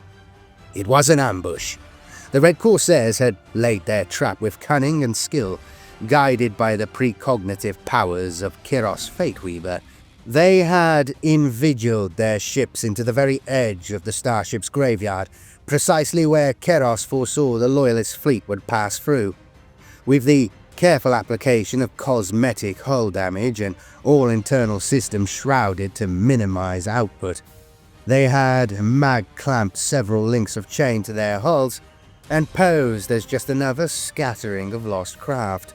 Now, rumbling back to life all around the shocked Loyalists, the Red Corsairs launched their ambush. Lance beams seared through adamantium hulls. Noble warriors who had survived countless trials were obliterated by raging firestorms, or sucked helplessly out into the void. Guilliman cursed at what must surely be further Zentian machinations. Hemmed in and outflanked, his fleet was at a catastrophic disadvantage. Several Imperial warships attempted to break free of the starship graveyard. These craft were quickly targeted, and in the case of the Raven Guard frigate's Silent Blade, shorn clean in two. The rest fought back, hammering fire into the void and tearing chunks from their attackers' ships at point-blank range. Chaos firepower continued to rain down upon Guilliman's fleet in a veritable storm. The Primarch saw that the foe, secure in their numerical and positional superiority, were aiming to cripple his ships rather than destroy them. Weapons batteries, Auspex arrays, and engineerums were blasted one by one, leaving the Crusade ships drifting and defenseless. Guilliman knew what must surely come next and cursed aloud as he saw wave after wave of boarding torpedoes released from the launch decks of the attacking craft. The Red Corsairs were, first and foremost, pirates. Now they sought to steal as many of the Crusade ships as they could, along with the arms and armor within. Barking orders for his warriors to prepare for boarders, Guilliman's mind whirled with counter-ambush strategies and breakout plans. Defense batteries studied the miles-long flanks of the Macrag's Honour. As the enemy boarding craft streaked closer, those guns roared to life, filling the void with soaring streams of firepower. Guilliman watched the external pick feeds intently, reading the patterns of destroyed foes and near misses, and determining where the enemy's forces would hit his ship the hardest. The Primarch narrowed his eyes as the vessel's primary Auspex array took a direct hit, and the picked feeds drowned in static. Turning away from the useless data font, Guilliman issued a calm string of orders that were circulated fleet-wide. For all those who could still hear him, the Primarch commended their remarkable courage and strength. He gave the order that all ships deploy their forces to defend their bridges, primary magazines, shield generators, and warp engines. Then, swallowing his own distaste at the religious connotations of the term, wished the Emperor's blessings upon all who were about to engage the foe.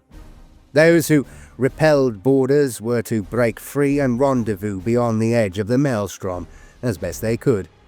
His orders issued and Captain Sicarius, St. Celestine, and Inquisitor Greyfax at his side, Guilliman donned his helm and joined the warriors he had deployed to defend the bridge. He listened intently as Vox transmissions flew back and forth throughout the ship, boarding torpedoes impacted by the dozen. The lower crew decks were overrun. Sergeant Abstrophus's devastators held the bulkheads before the Engineerium Primus. Then came the news that a demonic creature had manifested aboard, sweeping towards the bridge at the head of a chaotic horde. Mere moments later, the bridge bulkhead shuddered, then exploded inwards upon a bow wave of unnatural flame. Macragge's honor. The Chaos Onslaught was swift and savage. It had to be, for though the Ultramarines were outnumbered, they held an incredible defensible position against the enemy boarding parties. Guilliman's sons crouched behind consoles artfully designed to double as barricades in the event of a breach. More of their number occupied elevated positions on gantries and balconies, overlooking the bulkhead, taking up positions amidst the looming grandeur of the bridge. The first servants of chaos to bound and cartwheel onto the bridge had absolutely no cover whatsoever. Pink horrors of Tzeentch were engulfed in a storm of disciplined, expertly aimed fire that ripped them to pieces. Into the meat grinder poured more and more demons, while behind them squads of red corsairs lunged through the blasted bulkhead and dashed for any cover they could find. Bolters roared, their massed echo and strobing muzzle flare rolling around the bridge like a raging thunderstorm. Demons exploded in puffs of ectoplasm, smaller simulacra bursting from their corpses to be mowed down in turn. Traitor Space Marines clad in the defaced liveries of a dozen chapters fell dead upon the killing ground, their armoured corpses continuing to twitch and jerk as more rounds struck them. Bolt shells, plasma blasts, las beams, and missiles fell like hailstones, ripping the deck plates to blackened ruin and annihilating dozens of invaders. Inevitably, though, the boarders began to gain ground. A jetting blast of purple fire leapt out to turn a gantry to slime, sending a squad of red Corsairs Terminators tumbling 100 feet into the Vox pits below. A cluster of crack grenades rained down upon the console barricade, their detonations killing one veteran and forcing two more to beat a hasty retreat. In the moment before he fell, a red Corsair unloaded his plasma gun into another barricade, killing several Ultramarines before being killed by his own overheated weapon exploding in his hands. So it went on, the enemy eroding Guilliman's defences through reckless assaults. Then came Kyros. The first warning the Loyalists had of the greater demon's onset was a thickening of the air as the Imperium stirred.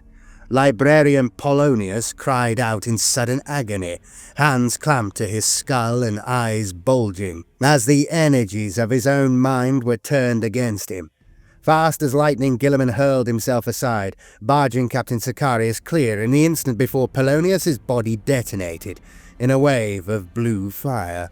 Several Ultramarines were not so lucky, their armor dissolving and flesh turning to ash as the flames washed over them. As the commanders of the Ultramarines reeled, the next rain of firepower to fall upon the kill box was transmogrified. Instead of mass reactive shells and whistling grenades, all that struck the attacking hordes was shimmering starlight and wisps of silver steam. A fresh wave of leaping flamers and cackling horrors surged through the bulkhead and leapt to the attack. More red Corsairs came with them, lumbering Chaos Terminators and fang-helmed warriors with bolters blazing. At their back, his ragged wings spread wide, and his staff tapping before him, came Kyros Fateweaver himself. Seeing the Lord of Change, Guilliman roared a battle cry and charged. Sicarius and his warriors followed close on their Primarch's heels, while Greyfax and Celestine hurled themselves into the foe to either side. Guilliman stormed through demons and traitors alike, his flaming sword sweeping in an unstoppable arc. Volleys of shells thundered from the hand of Dominion, while the crushing fist obliterated an enemy with every blow. Demons exploded in sprays of unnatural ichor before Guilliman's fury. while those traitors foolish enough to stand in his path were smashed aside like rag dolls. Following the trail of carnage wrought by their Primarch, Sicarius and his battle brothers hacked and blasted those enemies who tried to encircle Guilliman. Sicarius himself was a blur, his Telasarian Tempest blade drawing golden arcs through the air as it lopped horned helms from armored shoulders and split demons in two. At the same time, blinding light shone from St. Celestine as she carved her way through the warp spawn, and Inquisitor Greyfax sent one traitor after another, crashing to their knees as she crushed their minds with her telepathic powers. It did not take Keris's matchless future sight to foresee that his enemy was attempting to reach and slay him. The Lord of Change was no match for Guilliman in battle, but armed with his faultless precognition, he had long prepared for this moment. Now, as the Lord of Ultramar smashed his way closer, Kiros set his devious scheme in motion by unleashing a pulse of blue flame from his staff. 9 heralds of Zench had worked their way through the press of battle, concealed behind shimmering spells of illusion. At Kiros's signal, the leering demons cast aside their sorcerous shrouds and began a babbling incantation. Bolt shells whipped in towards the heralds the moment they appeared, but their demon minions leapt willingly into the path of those shots. Shielded by the shimmering flesh of their underlings, the heralds continued their chant, 9 voices rolling and twining with each other over the cacophony of battle. Raising the Staff of Tomorrow high above his head, Kiros joined his croaking voices to the burgeoning spell. Since Guilliman had first entered the Maelstrom and began to hear Kiros's whispering in his mind, the greater demon had been planting traps in the Primarch's subconscious. It had not been easy, for Guilliman's mind was a pristine fortress of order and rationality, and his mental defenses were formidable. Yet, slowly, carefully, the deed had been done. Kiros had teased forth Guilliman's guilt, his anger, and disappointment at what remained of the Imperium, and his fears for its future. The demon had intended to continue his work until the Primarch was quite mad, before attempting this ritual. But the intervention of the interfering Eldar had forced Kiros's hand. His preparations would have to be enough, or else Guilliman would surely banish him back to the warp and escape. Swaying and gibbering, spinning and leaping, the demons worked their spell and dragged forth the incantations laced within Guilliman's mind. The Primarch stumbled, bellowing in pain as streamers of incandescent energy poured from his eyes and open mouth. Squirming tendrils of green guilt twined around serpentine streamers of disgust and surging red tendrils of anger, engulfed by the whirling storm of energies. Guilliman tried again to forge a path forward, but with a howl of pain he went down on one knee. Greyfax, bogged down in the morass of combat, could only watch helplessly, while Celestine's attempts to fly to the Primarch's aid was thwarted as several demons latched onto her wings.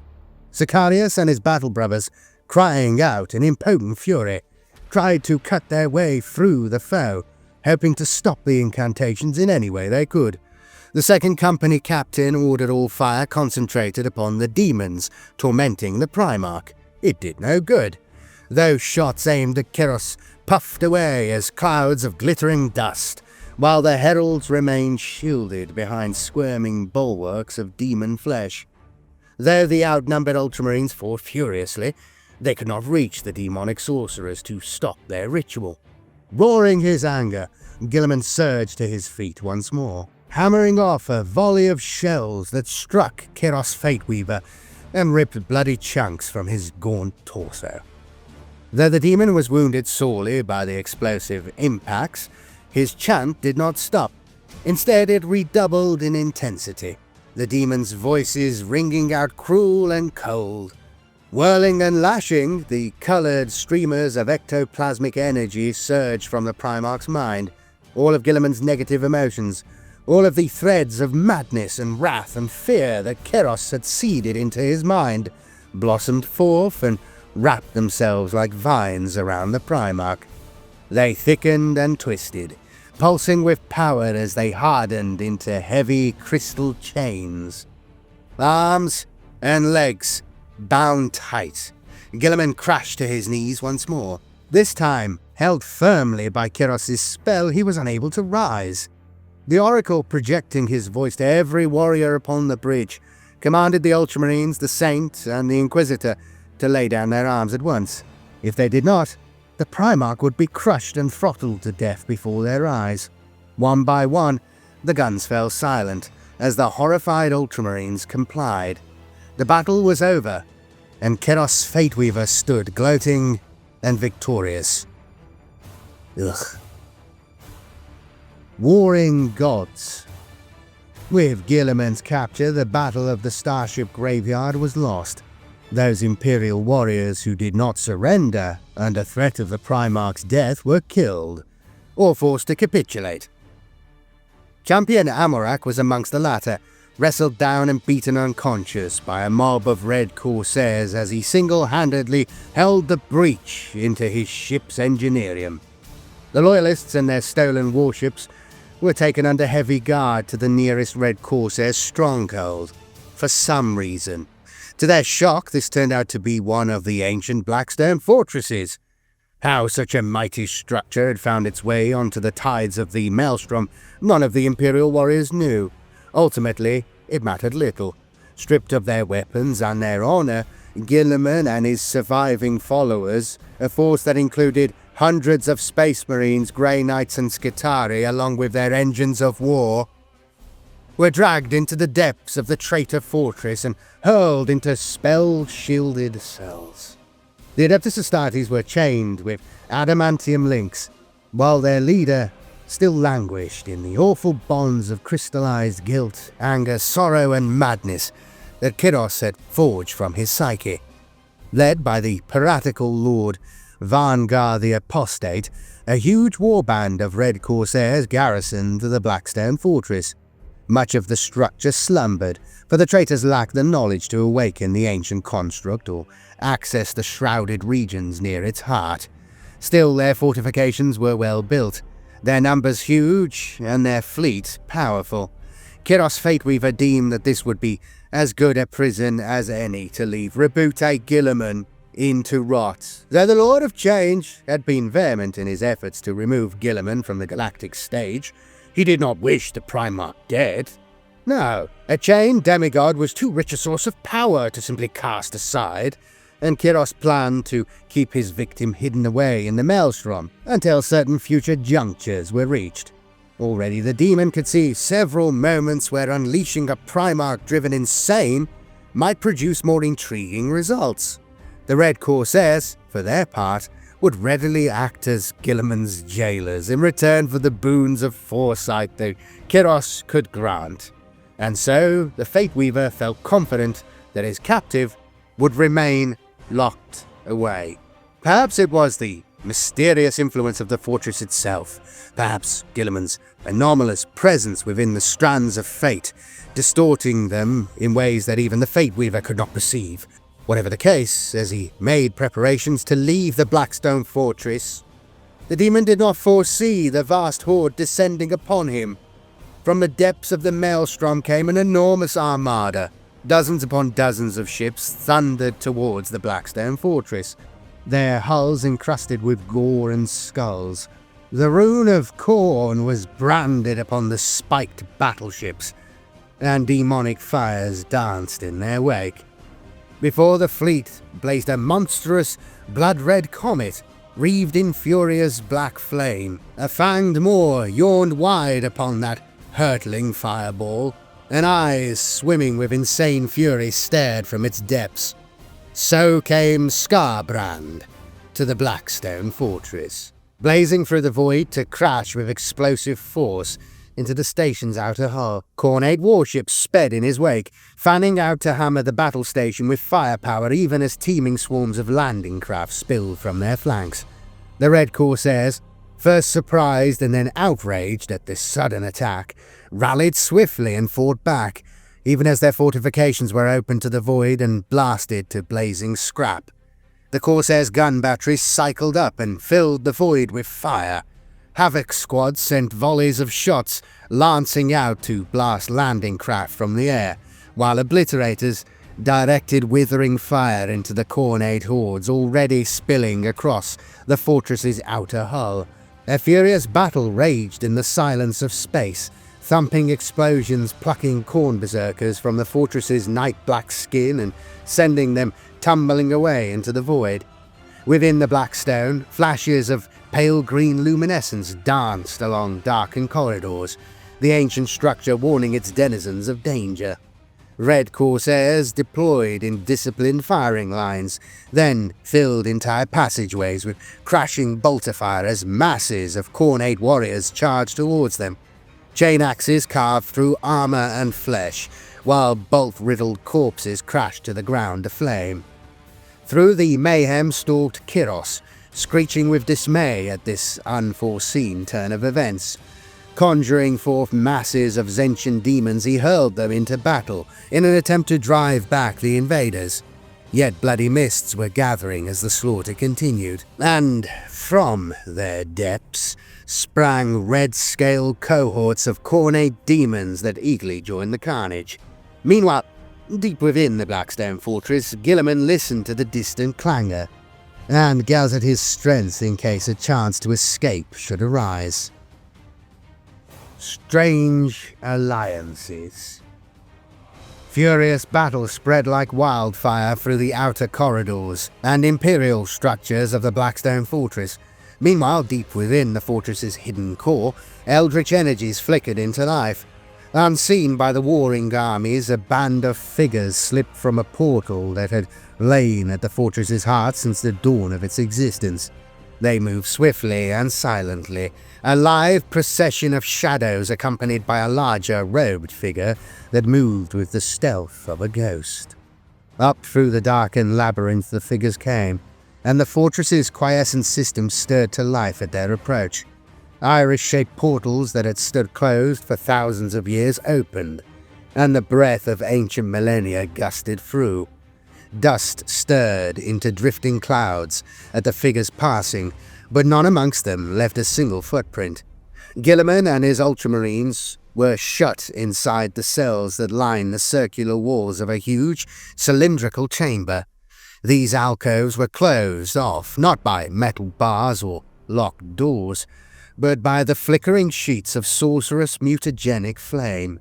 A full squad of Red Corsairs stood guard over them, their guns trained unwaveringly upon the one functional doorway that led into this shadowy prison. Unseen, another doorway slid open in the chamber's curving wall, directly behind the guards. In absolute silence, the harlequins of the Laughing God rolled, tumbled, and span from within, their movements a sinister dance to some unheard song of the dead. They drew closer to the renegade Space Marines with every graceful step, naked blades held ready for murder. The first the Red Corsairs knew of their peril was a sudden whirlwind attack from behind. Perfectly dispersed and lethally poised, the Eldar struck with murderous grace. Rapier blades punched out through chest plates in sprays of blood. Monofilament needles slivered through the chinks in their victims' power armor, liquefying organs in milliseconds. Point-blank hails of shuriken and fusion energies hurled traitor corpses to the floor in mists of blood. A single one of the traitors, unhelmed and horn-headed, roared in pain as a harlequin drove her blade through one of his knee joints, then cartwheeled around him to kick his bolter from his hands. She completed her attack with an elegant backflip, one foot catching the traitor under the chin and smashing him onto his back. The harlequin sprang away, and the Red Corsair fumbled for his sidearm. He froze as a robed figure in ornate power armor loomed over him. The traitor had never heard of Cypher, for the fallen angel was an enigma, whose existence was hidden from most.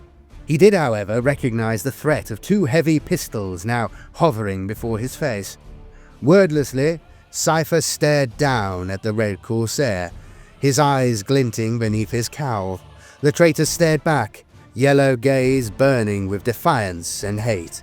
Cypher gestured with one of his pistols towards the cells that lined the walls. The movement was minimal, but the meaning was clear. Growling low in his throat, the Corsair reached slowly into a pouch at his belt and drew forth a rune-inscribed amulet. the key to the dispelling magics that held the cells closed. Cypher nodded his gratitude, then raised one booted foot and stamped down on the traitor's head. Bone smashed and blood sprayed. The Corsair's body twitched, then lying still. Holstering his bolt pistol, the fallen angel plucked the key from his victim's open gauntlet, then straightened up. He found himself staring into the shifting mask of the Shadow Seer, Silandri Veilwalker. She who had contacted Guilliman as he wandered lost in the maelstrom. She who had enlisted Cypher's aid and instructed Belisarius Cawl to leave his forge on Mars. Veilwalker sketched a mocking bow to Cypher, then pointed her staff towards a distant cell. With a nod, Cypher turned and strode towards it. Demon War. As the fires flickered out, Silandra Veilwalker stepped forward and began a weaving, elaborate dance. Guilliman's eyes widened as he recognized the figure who had appeared to him in his vision, and directed him towards freedom. Had the Eldar meant for him to escape the maelstrom? Or had she always intended the Crusade fleet to be ambushed and brought here? Such questions would have to wait, realized the Primarch as the Shadow Seer's magic went to work. Shimmering lights coiled around the dancing Harlequin. Where the witch light fell, the chains binding the loyalist Space Marines fell away as dust.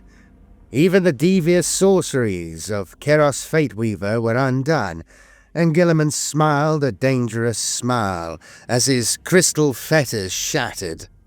The freed Ultramarines still wore their armor, but were unarmed. Answering their questions before they could be asked, the Shadow Seer revealed that the Loyalists' weapons, their vehicles, and their allies had been locked some distance from their cells, but that she could lead them there. Guilliman gestured for his mysterious benefactor to lead on. The Primarch did not trust the Eldar, nor the shadowy Space Marine who had come with them, but while his brilliant mind worked out the angles of their involvement, he would allow them to lead him to the rest of his forces. After all, Guilliman would never abandon his father's sword within this den of snakes, nor the courageous allies who had accompanied him upon his quest. Veilwalker and her harlequins led the Loyalists out of the doorway, through which she had entered the prison. Several hundred battle-hungry Ultramarines followed her lead, with Guilliman, Sicarius, and Cypher at their head. It was a capable force, even without guns and blades, and they travelled at a run down shadowed corridors and stairways. Haste was more important than stealth. Even with the battle raging above, their escape would soon be noticed. The first stasis chamber they broke open contained Saint Celestine and her Gemini superior. The second brought a reunion with Archmagus Cawl and his Mechanicus forces. With dune crawlers stalking at their backs and ranks of Scutari and battle servitors lending their firepower, the Loyalists swiftly overwhelmed the Red Corsairs standing guard over the final stasis chamber. Within they found not only Voldus, his Grey-Knight brothers, and their dreadnoughts, but all the other Space Marines of the Crusade, as well as dozens of tanks and dreadnought brothers they had brought with them in their warships. Captain Sicarius now suggested that they cut a swift path through the battle to reclaim their ships. Veilwalker shook her head. Thousands of heretic Astartes and demons battled across the fortress. Fighting around the docking spars was thick. Any attempt to recover the Crusade's craft was doomed. The Loyalists still might have attempted to recapture their fleet until the Shadow Seer told them that the human crews who had kept the ships operational were all dead, sacrificed alongside the Crusade's Imperial Guardsmen and Battle Sisters. Worse, the fleet's navigators had been spirited away in chains upon a fast ship, bound for Huron Blackheart's personal fortress. Fortunately, Veilwalker knew another way to escape, the route Cypher and the Harlequins of the Veiled Path had used to reach Guilliman, and the route they would use to lead him on towards Terra. At the fortress's heart, trammelled by ancient technology and still operational after millennia, was a stabilized route into the webway. The pathways it led into were huge, arterial routes that even starships could navigate. They would accommodate the Imperial war machines with ease. Bursting from the armory, the Imperial army and their guides made for the lower tunnels. The awakening of the fortress's deep chambers had not gone unnoticed, however. As they hastened further into the ancient structure, the Loyalists encountered stifling resistance from bands of red corsairs and demons sent to cut them off. Though Guilliman and his followers fought furiously, their advance slowed to a crawl. Pushing through a vast chamber of twisting bridges and black chasms, they found themselves surrounded on every side. Matters looked grim, but it was in that moment that the spectral flames leapt amidst the foe. Auspex readings flickered wildly, and ghostly voices whispered and hissed through the Vox network, as shadowy figures stepped from the inferno and opened fire. Clad in black and bone, wreathed in etheric fire, the Legion of the Damned had arrived in the Crusade's hour of need. Their thunderous volleys swept the Chaos forces from the bridges to Guilliman's fore, and with Veilwalker whirling and leaping at his side, the Primarch led the advance once again. Long, bloody minutes of battle followed, gunfire flashing back and forth in the gloom, though both sides raced as fast as they could to beat the other to the prize. Guilliman and his army reached the heart of the Blackstone fortress at the same time as their foes. The chamber itself was vast, easily 100 miles across, but its ceiling and its floor were lost in shadow. Entrancing patterns of shimmering lights crawled across the walls and flickered up and down the titanic black column that rose at the chamber's heart. Out from that column, like the distorted branches of some dark or boreal deity, radiated hundreds of bridges, stairways, platforms, and gantries, all shimmering with the same vaguely bioluminescent lights that danced across the walls. Countless dark doorways opened onto the Blackstone Fortress's heart, huge portals that seemed wrought for giants. From some spilled demons of Tzeentch, fires flaring amidst the darkness. Others vomited demons of Khorne, loping in snarling packs across soaring bridges wide enough for titans to cross. Many of the massing demons were still distant, small figures rendered insectile by the scale of the chamber. But great hosts of them would still intercept Guilliman's forces before they could reach the heart of the chamber. That was where they must go, however. Veilwalker indicated a distant platform set into the black column's flank. Upon it, Guilliman could see the faint shimmer of esoteric energies dancing, and knew that this was the webway entrance of which the Shadow Seer spoke.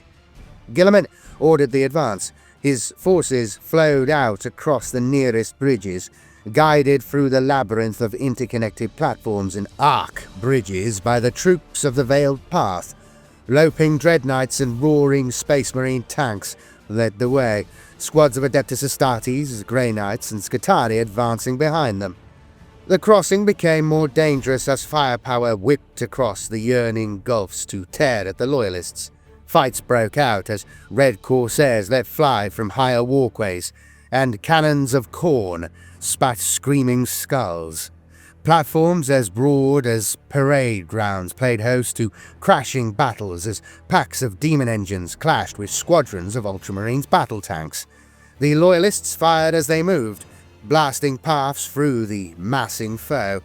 At the same time, the forces of Khorne and Tzeentch fell upon one another, bloodletters hacking their way down ichor-slick stairways, while horrors scoured platforms clear with shimmering flame.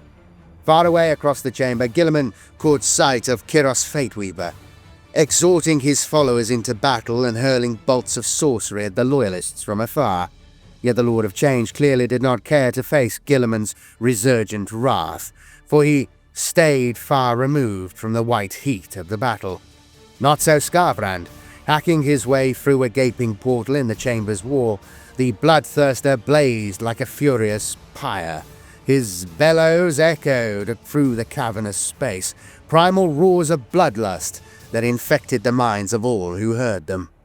Under Skarbrand's influence, Guilliman's battle brothers became more reckless and aggressive by the moment. Contaminated by the demon's fury, Amorak and the last of the Black Templars turned aside from their route and hurled themselves into an onrushing mass of cornate demons. Blood sprayed as a savage melee broke out. For a moment, the Primarch considered diverting his own forces to help Amorak's, but with Skarbrand storming closer and demons swarming on every other front, there was no time. With a heavy heart, Guilliman barked orders through the Vox, steadying the Ultramarines and their primogenitors with the sheer force of his will. Bellowing, Amorak hurled himself into battle with mighty Skarbrand, his black blade clashing with the Bloodthirster's axes again and again. With Voldus and his Dread Knights leading, and the relentless spectre of the Legion of the Damned fighting a silent rearguard, the crusade closed on the webway entrance. Cawl and his Skitarii mowed down rank after rank of demons.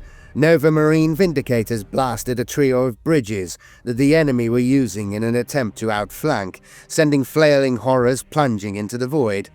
Greyfax and Celestine fought side by side, hacking down a trio of Zentian heralds in as many minutes.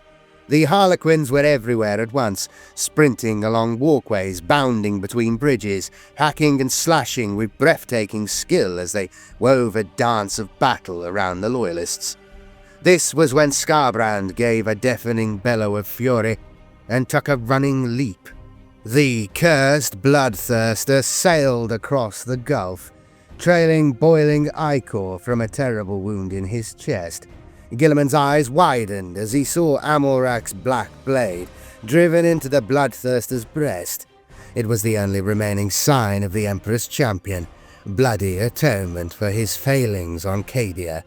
Hooves striking sparks as he slammed down on the bridge amidst the Legion of the Damned. His axes, slaughter and carnage, swept left and right.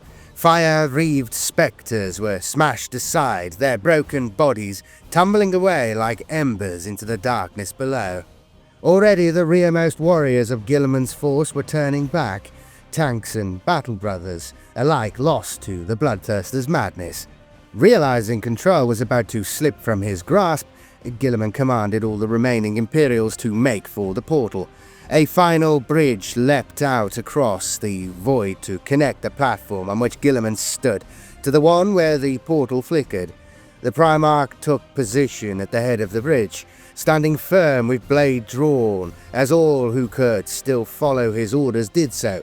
Infantry and vehicles streamed past, following the Harlequins into the webway, until only Sicarius and Celestine remained, waiting by the portal's entrance.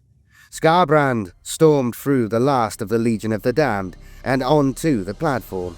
Guilliman felt the structure shudder and flex beneath the Bloodthirster's weight. Then the demon's burning eyes found Guilliman's, and the Primarch felt unreasoning fury surge through him. Skarbrand had come for Guilliman's skull, that he might honor Khorne with it, and the demon did not intend to allow his quarry to escape now. In Guilliman's mind, hellish fires rose up on every side, full of the leering faces of his brothers who had fallen to chaos. With every step that Skarbrand took towards him, Guilliman's ire grew, while, at his back, the bridge seemed to melt away as molten slag until there was nothing but the Primarch and the Bloodthirster, trapped together in an arena of roaring flame. Unable to stop himself, the Primarch bellowed a war cry and leapt to meet Skarbrand's charge. The Emperor's blade met slaughter with a dolorous clang, while carnage whistled over the Primarch's head by a hair's breadth. Guilliman drove his shoulder guard into his opponent's midriff, then span on his heel and back-fisted Skarbrand with the hand of dominion. The blow would have punched straight through a tank hull, yet the Bloodthirster merely rocked back on his heels before launching himself forward again. Hell-forged axes hacked and lashed in huge haymaker arcs, Guilliman barely blocking or evading each blow. The Primarch could feel his hate and rage building to new heights, eclipsing his strategic sense altogether. Dimly he realized that soon he would hurl himself at Skarbrand, hacking madly, until his head was struck from his shoulders. With a titanic effort of will, Roboute Guilliman forced down the supernatural rage that was drowning his rational mind. Gasping with effort, the Primarch trapped the furious fires in a ring of cold mental steel. Even as he continued to fight his monstrous foe in reality, he fought a second battle in his mind. Step by step, he pushed back against his rage. With a final scream of mental anguish, Guilliman forced down all his fury and hatred and locked them away behind impenetrable fortifications. As he did so, the fires that he perceived around him died away, and the bridge to safety swam back into focus. Beyond it, Sicarius and St. Celestine were exhorting him to move before it was too late. Unwilling to let his enemy escape, Skarbrand hurled himself in a wild lunge with axes raised high. Guilliman coolly assessed the threat, raising the Hand of Dominion and blasting the demon backwards. Skarbrand bellowed in anger as explosive shells tore into his cranium and blew fleshy gobbets across the platform. Step by step, the demon was driven back, yet still he did not fall. Gritting his teeth at the sight of the enemy drawing close, Guilliman fired his last shells from his magazine, aiming for Amalrac's black sword. A single bolt struck the weapon and blew the black sword apart in a storm of deadly shards. Skarbrand's torso was shredded, and he toppled backwards off the platform with a final, furious roar. Immediately, Guilliman turned and sprinted across the bridge, hurling himself into the webway after Sicarius and the living saint. Behind him, the portal's warding runes sealed with a sharp crack, denying the surging tide of demons at the very last second. The Hunter's Labyrinth. Space Marines, Grey Knights, and the warriors of the Adeptus Mechanicus stood amidst the shimmering mists of the webway. They were gathered in a vague space, its dimensions vast and confusing. Lights glimmered around them, and a distant booming rolled through the air, akin to a titanic heartbeat or the sound of waves washing over a rocky shore. Of the warriors who had escaped their cells, around 2/3 remained alive. Volders and his Grey Knights had taken only a handful of casualties, and the same was true of the Harlequins. Cypher too had survived the desperate running battle through the fortress, and stood now at the head of a band of dark-armored space marines who had clearly awaited his return. As Guilliman's warriors regrouped, Silandra Veilwalker came before the Primarch. She paused for a moment to share a long and loaded look with Archmagus Cawl before turning to Guilliman without a word of explanation. She counselled that they could not tarry for long.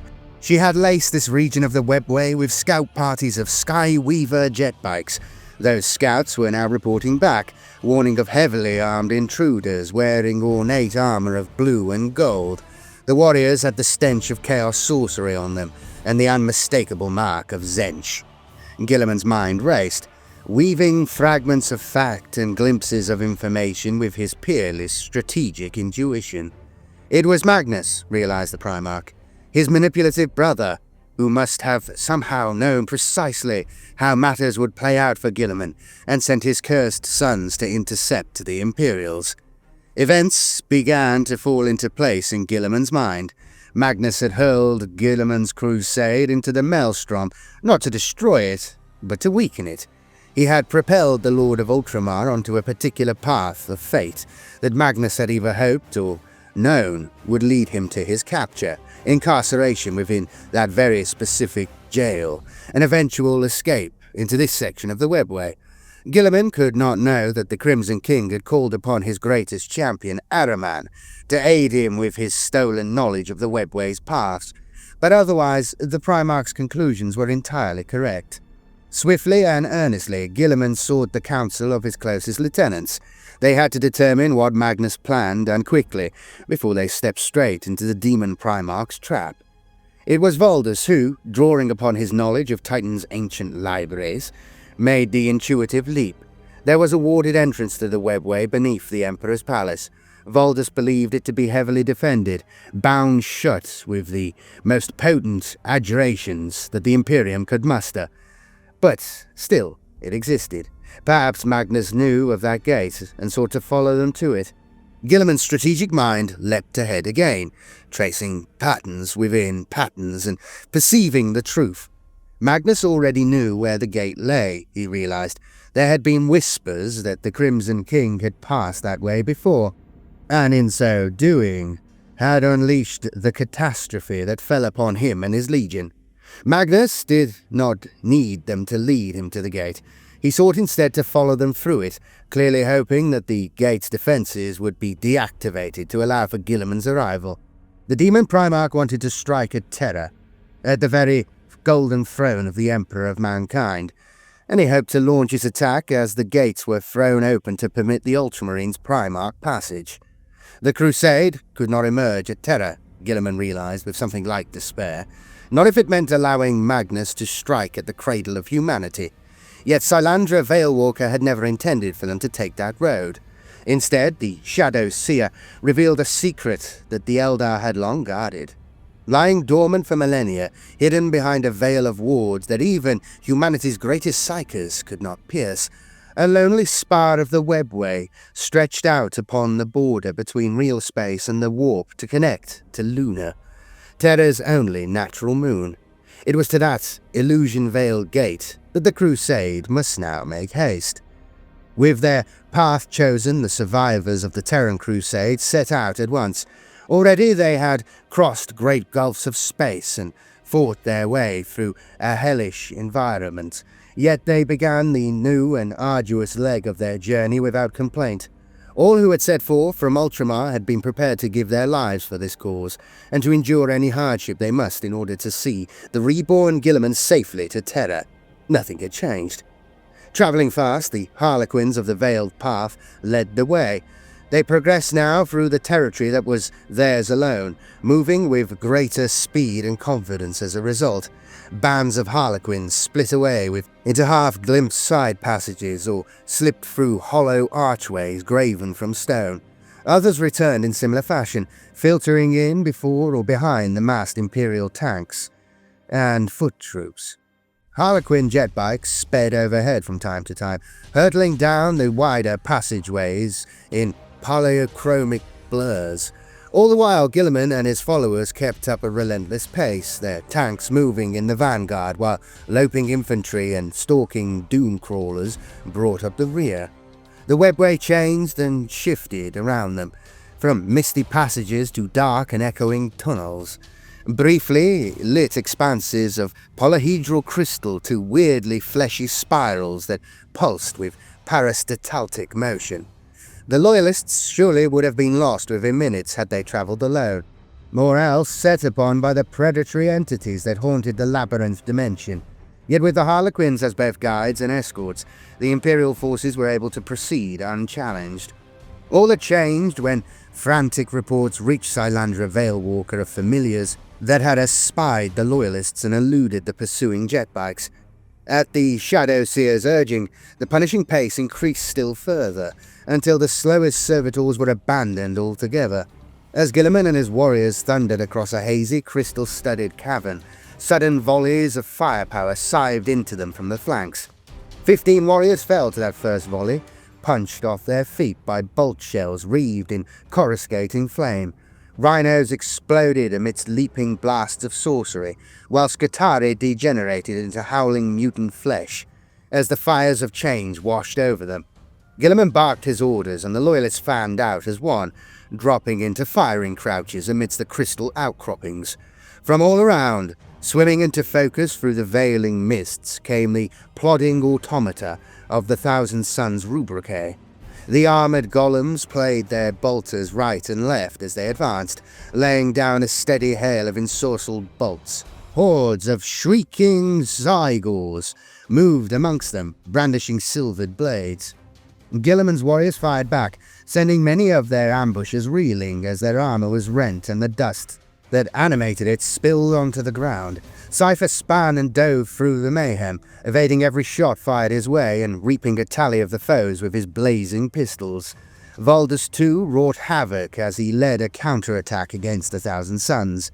His hammer swung in lightning-fast arcs, battering Rubricae to the ground amid clouds of glittering dust. Still, more Rubricae closed in, their sorcerous masters upon their flying discs hurling their spells into the loyalist ranks. Guilliman realized that to stay here was to fight an impossible battle, and to be lost with his goal in sight. It infuriated the Primarch to run yet again, for it seemed to him that since leaving Ultramar he had done little else. Yet the greater goal was of more importance, and he knew then that he would not aid his father's Imperium by dying here. Blade raised high, Guilliman led the movement to break out of the Thousand Suns' ambush. Not all of his battle brothers could extract themselves from the fight safely, and more precious lives were lost, along with the gene seed within them, as the Space Marines were cut down by the Imperium's fire. Yet with the Winged Saint cutting a path at their head, the Loyalists broke away from their attackers and fled deeper into the webway. They found themselves beset at every turn, Rubricae and braying Zygors bursting from side passages or holding junctions against them. Still, the Loyalists pressed on, smashing headlong through every ambush and blockade with Guilliman, Valdus, Greyfax, Celestine and Cypher at their head. At last, the Imperials reached a rune-sealed portal, fixing helms and rebreather cowls in place. Then, led by the Shadowseer, they stepped from the webway and on to the surface of Luna. Amidst the sea of storms, Guilliman stepped through the shimmering lights of the webway gate, enduring the unsettling doubling of reality that it created. He passed from soft illumination into harsh black shadow and searing glare, from air and gentle warmth into the frozen airless lethality of near vacuum. Gravity bled away around him, and with a single step Guilliman launched himself away from the webway gate into the billowing moon dust beyond. The Crusade had emerged into a deep crater, much of which was immersed in inky blackness. Shafts of stark illumination fell from above, where the rays of Sol itself spilled over the lip of the deep pit. Conscious of the foes following on their heels, the Loyalists climbed quickly up the pit's sides. Space Marines sprang upward, hand over fist in the low gravity. Tanks threw up drifting fans of moon dust as they powered up the rocky slope. Skitarii marched relentlessly upward, ignoring their blackening and freezing organic components. These latter soldiers would not last long on the lunar surface, but they would endure long enough to serve the Omnissiah's needs. Above them, Celestine soared upward into the dark skies. Her Gemini superior had donned their helmets, but the living saint had no need of such apparel. Behind them, Veilwalker and her Harlequins lingered by the webway gate. The Shadowseer gathered her powers, leveling her staff towards the webway portal and beginning a whispering chant. The runes upon the structure's flank flowed fiercely with a searing light. Before Veilwalker could finish her ritual, the gate pulsed with dark energies. Blue fire billowed, its roar sounding as a dull rumble in the airless conditions. Veilwalker span clear at the last moment, but many of her followers were not so fortunate. Their live bodies were engulfed in flame, and as their Dethadi suits burned away, so their bodies melted like wax or froze and died. From the other tip of the crater, Guilliman looked down to see the corrupted webway gate glowing with dark fire. Streamers of energy leapt and coiled, dancing across the walls of the pit and blasting the Eldar corpses to ash. Out from that crackling storm stepped the first Rubricae Marines, their footfalls muffled as they advanced across the crater floor. They raised their bolt guns and opened fire, cursed shells roaring up from below to slam into the Imperials. Armor ruptured and souls burned. Bulky bodies in the colors of the Nova Marines and Mortifactors tumbled in slow motion down the slopes, clouds of chalky dust cascading around them. A dreadnought toppled backwards, its pilot slain. The remaining Loyalists kept moving, over the lip of the crater and out of the Thousand Suns' line of fire. Here, The retreat stopped at last. Guilliman and his surviving followers stood upon the surface of Luna itself, near the heart of the Mare Tempestus. On every side loomed the rusted hulks of old and broken Imperial ships, a graveyard of junked and decommissioned craft left there to moulder. Overhead, the blackness of space was speckled with stars, while closer to hand, huge orbital docks and defense platforms filled the sky, Gothic leviathans swarming with void craft and covered in glaring lights. The grandeur of the lunar docks still faded against the breathtaking sight of Terra itself, hanging stark against the blackness above. There was the destination that Guilliman sought, and the end of his journey at last. Yet a deadly foe still chased at the Primarch's heels, and could not be allowed to work his malefic will within the sight of the throne world. Guilliman knew that the warp phenomena currently erupting in the crater's depths must surely have triggered every alarm and emergency auger within a dozen Terra souls. It would not be long before overwhelming Imperial forces raced to investigate, but there was no telling what irrevocable havoc Magnus could cause before they arrived. Guilliman saw again the visions Kyros had sent him, of a shattered world crashing down upon a fire-blackened Terra, and shuddered. He and his followers must hold the enemy here, driving the Thousand Suns back, or at the least keeping them suppressed until aid could arrive. The Thousand Suns were spilling from the Webware Gate in increasing numbers, Scarab Occult and Rubricae, driven forward by sorcerers on their flying discs. Their advance was steady but unstoppable, pushing up the crater walls with their guns blazing. Recognizing that the crater itself offered the best chance of containing the foe, Guilliman spread his warriors, walkers and tanks around its lip and commanded them to pour fire down into the advancing Thousand Sun Space Marines, Scutari, Dreadnoughts, Land Raiders, Vindicators, Doom Crawlers, Battle Servitors and more opened fire, using the lip of the crater for cover. And making the most of the higher ground, the Loyalists sent volley after volley ripping down into the heretic Astartes. Striding automata were knocked back into the crater by devastating explosions. Glittering dust drifted from rents in ornate armor, floating free in the low gravity and leaving once animate armor suits to crumple and collapse. Sergeants barked orders through the Vox, coordinating volleys of lascannon blasts and demolisher shells to rain down upon the Rubricae. Cypher and his shadow companions rained fire down upon the Thousand Suns. Greyfax slammed silver stakes through one Rubricae after another. Voldus tore heretic traitors apart with the powers of his mind. Armored corpses piled in heaps at the bottom of the crater, surrounding the Webway Gate with carrion remains. From cracks and rocky outcroppings around the crater's edge, the last of the Harlequins added their own fire to the fusillade, hails of monofilament discs cutting through power armor and the flesh of demonic discs. For a time it appeared as though the Thousand Suns would be bottled up in the crater. Though their return fire caused slow attrition amongst the Loyalists, the traitors were losing far more warriors than they slew. Then a fresh pulse of power surged through the Webway Gate, its energies whirling faster and faster until they formed a flaming vortex. A wave of supernatural dread swept over the Loyalist Space Marines as a huge, horn-headed figure stepped through onto the surface of Luna. Spreading his wings wide, Magnus the Red looked up at Guilliman with an evil smile. Gods of War. Drawing himself up to his full height, Magnus the Red raised his ensorcelled glaive and spoke dolorous words of power that rang out in defiance of all natural law. Purple flames leapt, forming shimmering shields and warding the Thousand Suns from harm.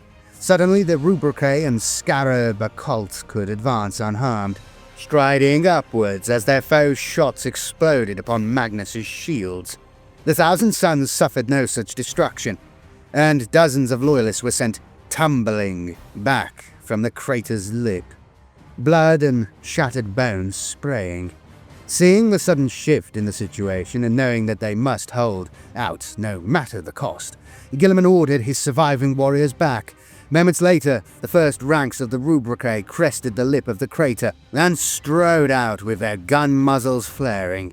More Thousand Sons marched behind them, and the surviving loyalists fell back to the spaceship wrecks and rocky craters to gain cover, while the tanks backed steadily away with their guns thundering. Magnus rose from the crater. With a word, the Demon Primarch unmade a trio of dreadnoughts, burning out their wards and crushing their armor. With a gesture, he plucked an Ultramarines Land Raider from the ground and slammed it through the ranks of Skitarii like a cannonball. Magnus brandished his staff, and reality rent apart, a tide of cackling demons boiling from the warp to join the battle. Recognizing that the Demon Primarch would swiftly destroy his army if allowed to free rein, Guilliman broke into a headlong charge. Giving vent to a booming war cry, the Primarch of the Ultramarines smashed a path through the rubrique before him, and launched himself into a heroic leap from the lip of the crater. Guilliman soared, burning blade leaving a trail of flame behind him. Magnus saw his brother coming, and began an incantation of pain, but before he could finish it the Lord of Ultramar struck. Magnus managed to parry his brother's arcing blade with his glaive, but the battering ram impact of Guilliman's leap carried the Crimson King backward, away from the fight. The two Primarchs tumbled across the lunar surface, dust billowing around them, and smashed into the rusted wreck of an Imperial frigate. Slabs of metal and corroded ironwork crashed down around them, burying the fighting brothers in an avalanche of wreckage.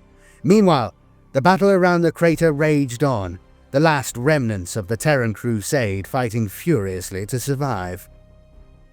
Guilliman fought his way to freedom, hurling aside a slab of rusted metal and ignoring the alarms ringing within his helm. His armor was compromised, its air supply fainting and the cold of the void leaking in. Were it not for his godlike constitution and Cawl's life-sustaining technology, Guilliman would likely have been dead. Instead, he raised his blade and kicked his way clear of the scattered wreckage. "Magnus!" he shouted through his vox grill, searching around him. The Primarch knew his dubiously gifted brother could hear his words, even in the void of space. "I know better than to think you dead. Face me!" Deep laughter rolled around Guilliman, a sound redolent with ancient evil. As he watched, Magnus's ethereal form rose from the wreckage and drifted down to loom over him. The Demon Primarch solidified once more, huge and menacing. "Very well, Roboute," laughed Magnus, and his words conjured crystalline showers that rained down upon the pale ground. "Here I am, in the flesh, and somehow there are you." Magnus cocked his head to one side and smirked. "I don't remember you seeming so insignificant." 10 millennia have made you no less arrogant, then?" asked Guilliman, wearily circling his towering foe. Inside his helm, a look of disgust twisted his patrician features as he regarded the monstrous form of the Crimson King. "Certainly, those years have done you no other kindness." Magnus sighed. "How you can have such grand plans and yet such scant vision has always eluded me." "This," the Demon Primarch said, empiric energies stirring as they gathered around his leveled glaive, "is what true power looks like." "I see no power here," said Guilliman, shaking his head in dismay. "I see corruption and enslavement to monsters that are worshipped as gods." "On that, Roboute," Magnus laughed, sparing a glance at the loyalists fighting nearby, "perhaps we can agree." The Cyclopean warrior's smile turned into a sneer when he noticed his brother's glance to the skies above. "Hoping to keep my sons and I occupied until the remnants of this palsied Imperium come to save you. I may not reach our father's throne room today, but I promise that you won't either. You will be dead long before help arrives. That alone will be worth all this trouble." With that, Magnus attacked. The giant moved far faster than Guilliman could have believed, his ensorcelled glaive lashing out to split the Lord of Ultramar in two. Guilliman leapt back, pulling his mid-drift in as he did so. Magnus's weapon drew sparks from his armor as it whistled past, and Guilliman landed atop the crumpled prow of a nearby frigate.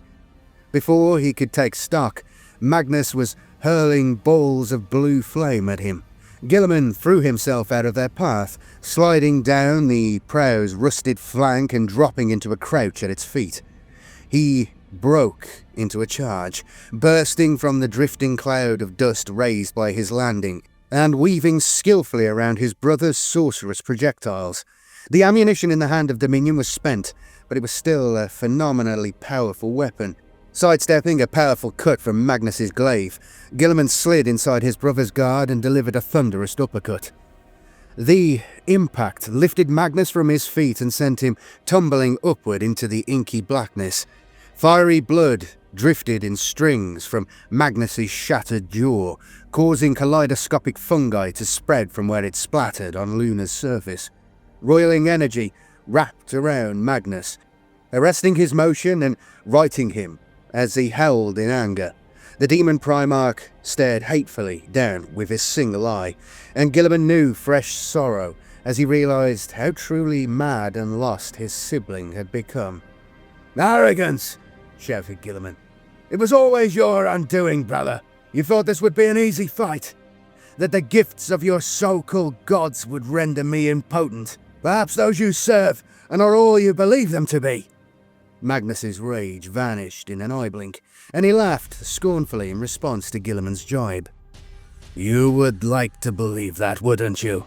That the dutiful Roboute Guilliman was justified in his loyalty. That now the ramifications of our choices have become clear. You can look down on me as you always did." With sudden violence, Magnus jabbed downwards with his glaive. Multicolored flames exploded from its blade, engulfing Guilliman and the bedrock upon which he stood. Moon dust exploded upwards in crackling clouds.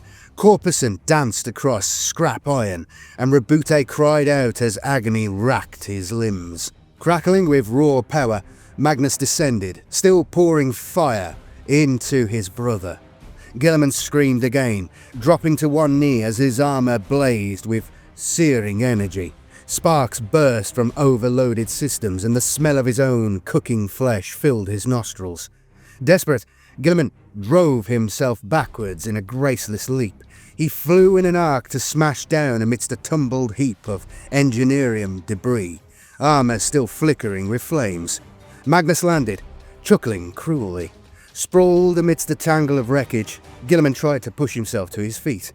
The Primarch's body was a mass of pain, and his armor responded sluggishly. A number of his servo motors burned out. "No, brother," said Magnus. "You stay where you are."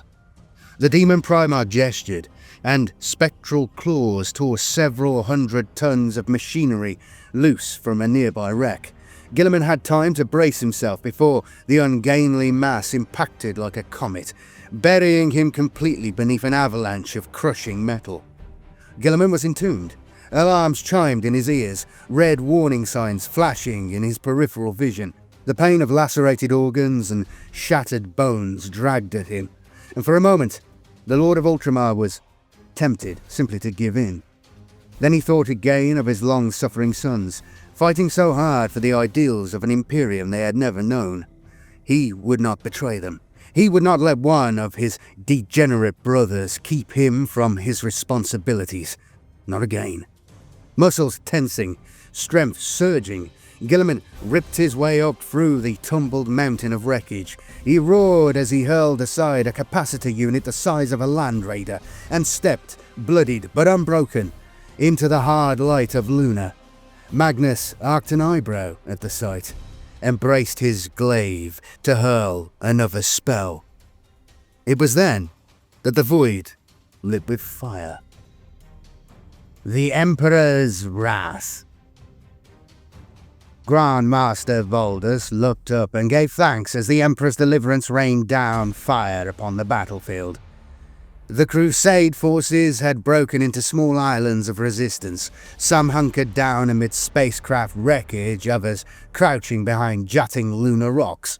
The Thousand Suns had surrounded them, relentlessly pouring fire into the loyalist positions while Zentian demons hurtled overhead on golden discs to rain warp flame upon them. Now, though, help had arrived. Guilt-chased fighter craft screamed down over the lunar landscape. As they did so, rippling lines of fire exploded amidst rubricae and horrors alike. Las blasts and hails of explosive shells tore the Zentian foot soldiers apart. Bombs fell amongst them, sundering armor and flesh. At the same time, vast leviathans of adamantium and plasteel rumbled in overhead. Naval system monitors of the Terran defense fleet hove into low orbit, their enormous forms swamping the battlefield in shadow as they came. Aided by triangulatory targeting data transmitted by Archmagus Cawl, the ships rained pinpoint-accurate fire upon the foe. Lunar dust whirled in sudden vortices as teleport energies snatched it up. Bright light flared, and the golden giants of the Adeptus Custodes stepped from it with their guardian spears leveled. Hails of bolter fire ripped into the rubricae. Cursing, the sorcerers ordered their golem warriors to turn and address these new foes, but to no avail. Moving with breathtaking speed and skill, the custodians hacked their way into the heretic Astartes. Each fought like a hero born, their blades splitting power armor like firewood and sending empty helms spinning lazily away across the lunar surface. Rallying as aid appeared, the last enclaves of those warriors who set out from Macragge fought back with renewed fury. Voldus stepped out from the wreckage of a bulk carrier, leading his remaining Grey Knights and Dread Knights in a valiant charge. His hammer smashed apart ceramite wherever it connected, and psychic lightning danced about him despite the sorcerer's best efforts to banish it.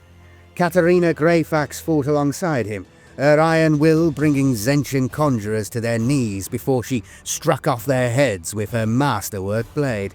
Seizing the moment, Saint Celestine swept through the enemy ranks, the ardent blade slashing left and right as her Gemini superior raked the demons with bolt fire.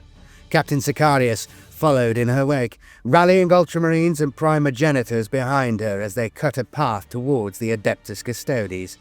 The muffled boom of engines sounded overhead, heralding the arrival of further Imperial forces. Stark yellow drop pods slammed down, thrusters flaring. Their hatches opened and squads of Imperial Fist Space Marines emerged from within, bolters blazing at the enemy.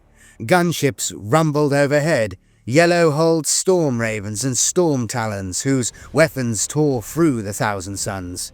Several were swatted by bolts of sorcery and hails of rotary cannon fire, flames belching from ruptured hulls as they span down to crash amidst the wreckage of starships. Amongst these craft flew a trio of Valkyries with hulls of crimson and black, the sigils of the Adeptus Astra Telepathica emblazoned upon their flanks. Marking through the explosions and mayhem above the battlefield, the gunships made for the point some way distant, where Guilliman still battled his monstrous brother. Purple fire speared upwards, ripping the wing from the leading craft and sending it rolling to a halt in a blazing fireball. The other two swept on towards their quarry, and as they came in low, their side doors slid open. While their brave pilots blazed fire at Magnus the Red, two squads of helmed Sisters of Silence dropped from the gunship. They landed near Guilliman in fighting crouches. Angrily, Magnus swept his clawed hand through the air, dragging one of the gunships sideways with telekine power and smashing it into the other. Both Valkyries exploded and tumbled downwards, but the Sisters of Silence leapt nimbly aside. Magnus glowered, jabbing with his glaive and sending tendrils of green and yellow flame spiraling in their direction. The sorcery sputtered and died before it reached them, undone by the empiric dead zone around the warrior nulls. Seeing a strategic advantage at last, Guilliman leapt down from the mound of wreckage and landed amidst the Sisters of Silence. They would shield him from his brother's fell powers. Together, the Primarch and the Sisters charged towards Magnus with their blades at the ready. The Demon Primarch hurled another volley of psychic destruction, growling in frustration as it flickered out like the first. Angrily, Magnus hefted the glaive and swooped forward to meet his enemies at close quarters. If he could not destroy them with the powers of the warp, he would hack and crush their mortal bodies until nothing remained but meat. Beneath the dark lunar sky, with Terra hanging, ancient and hallowed above them, the two Primarchs crashed together once again. Veilwalker bounded into the air. She drove her foot into the side of a Rubricae's helm, ripping it free with the force of her kick. The Shadow Seer pushed on from her first victim, spinning through the thin air to hurl their bewildering glamour into the face of a nearby sorcerer.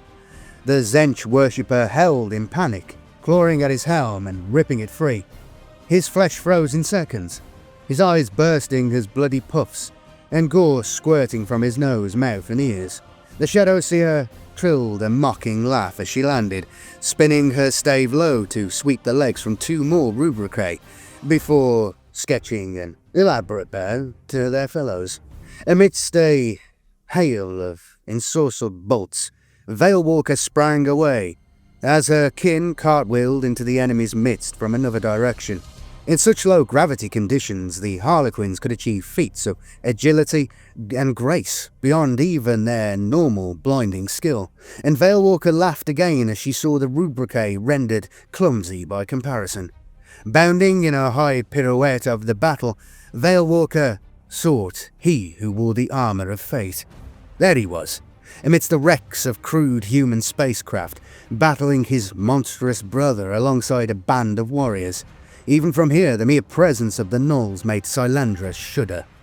Guilliman and Magnus were trading hate-filled blows, their weapons crashing together with titanic force. The gnolls were doing what they could to aid the fight, stabbing blades at the demon in their midst or pouring bolter fire into him. Already several layers broken corpses for their troubles, but the rest were doing an effective job of deadening Magnus's sorcerous powers. Silandri landed gracefully, ignoring a storm of magical flames that exploded away to her left. Demons, befuddled by her domino field, cast their spells at where they believed her to be. With a thought, Silandri activated the communications inlay in her helm, communing with her deaf jester, the Hollow Prince. "The moment has arrived," she said.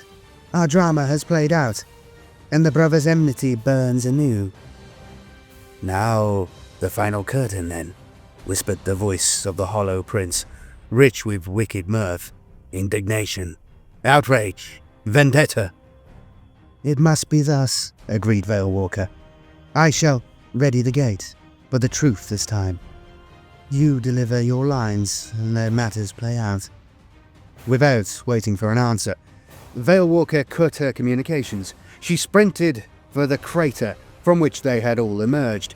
She wove and sprang, dodged and tumbled through the raging battle, finally throwing herself into a feet-first slide over the crater's lip.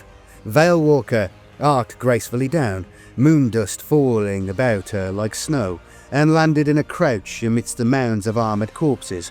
Across the crater floor, the darkness was lit by the whirling storm of purple light that spat from the corrupted webway gate.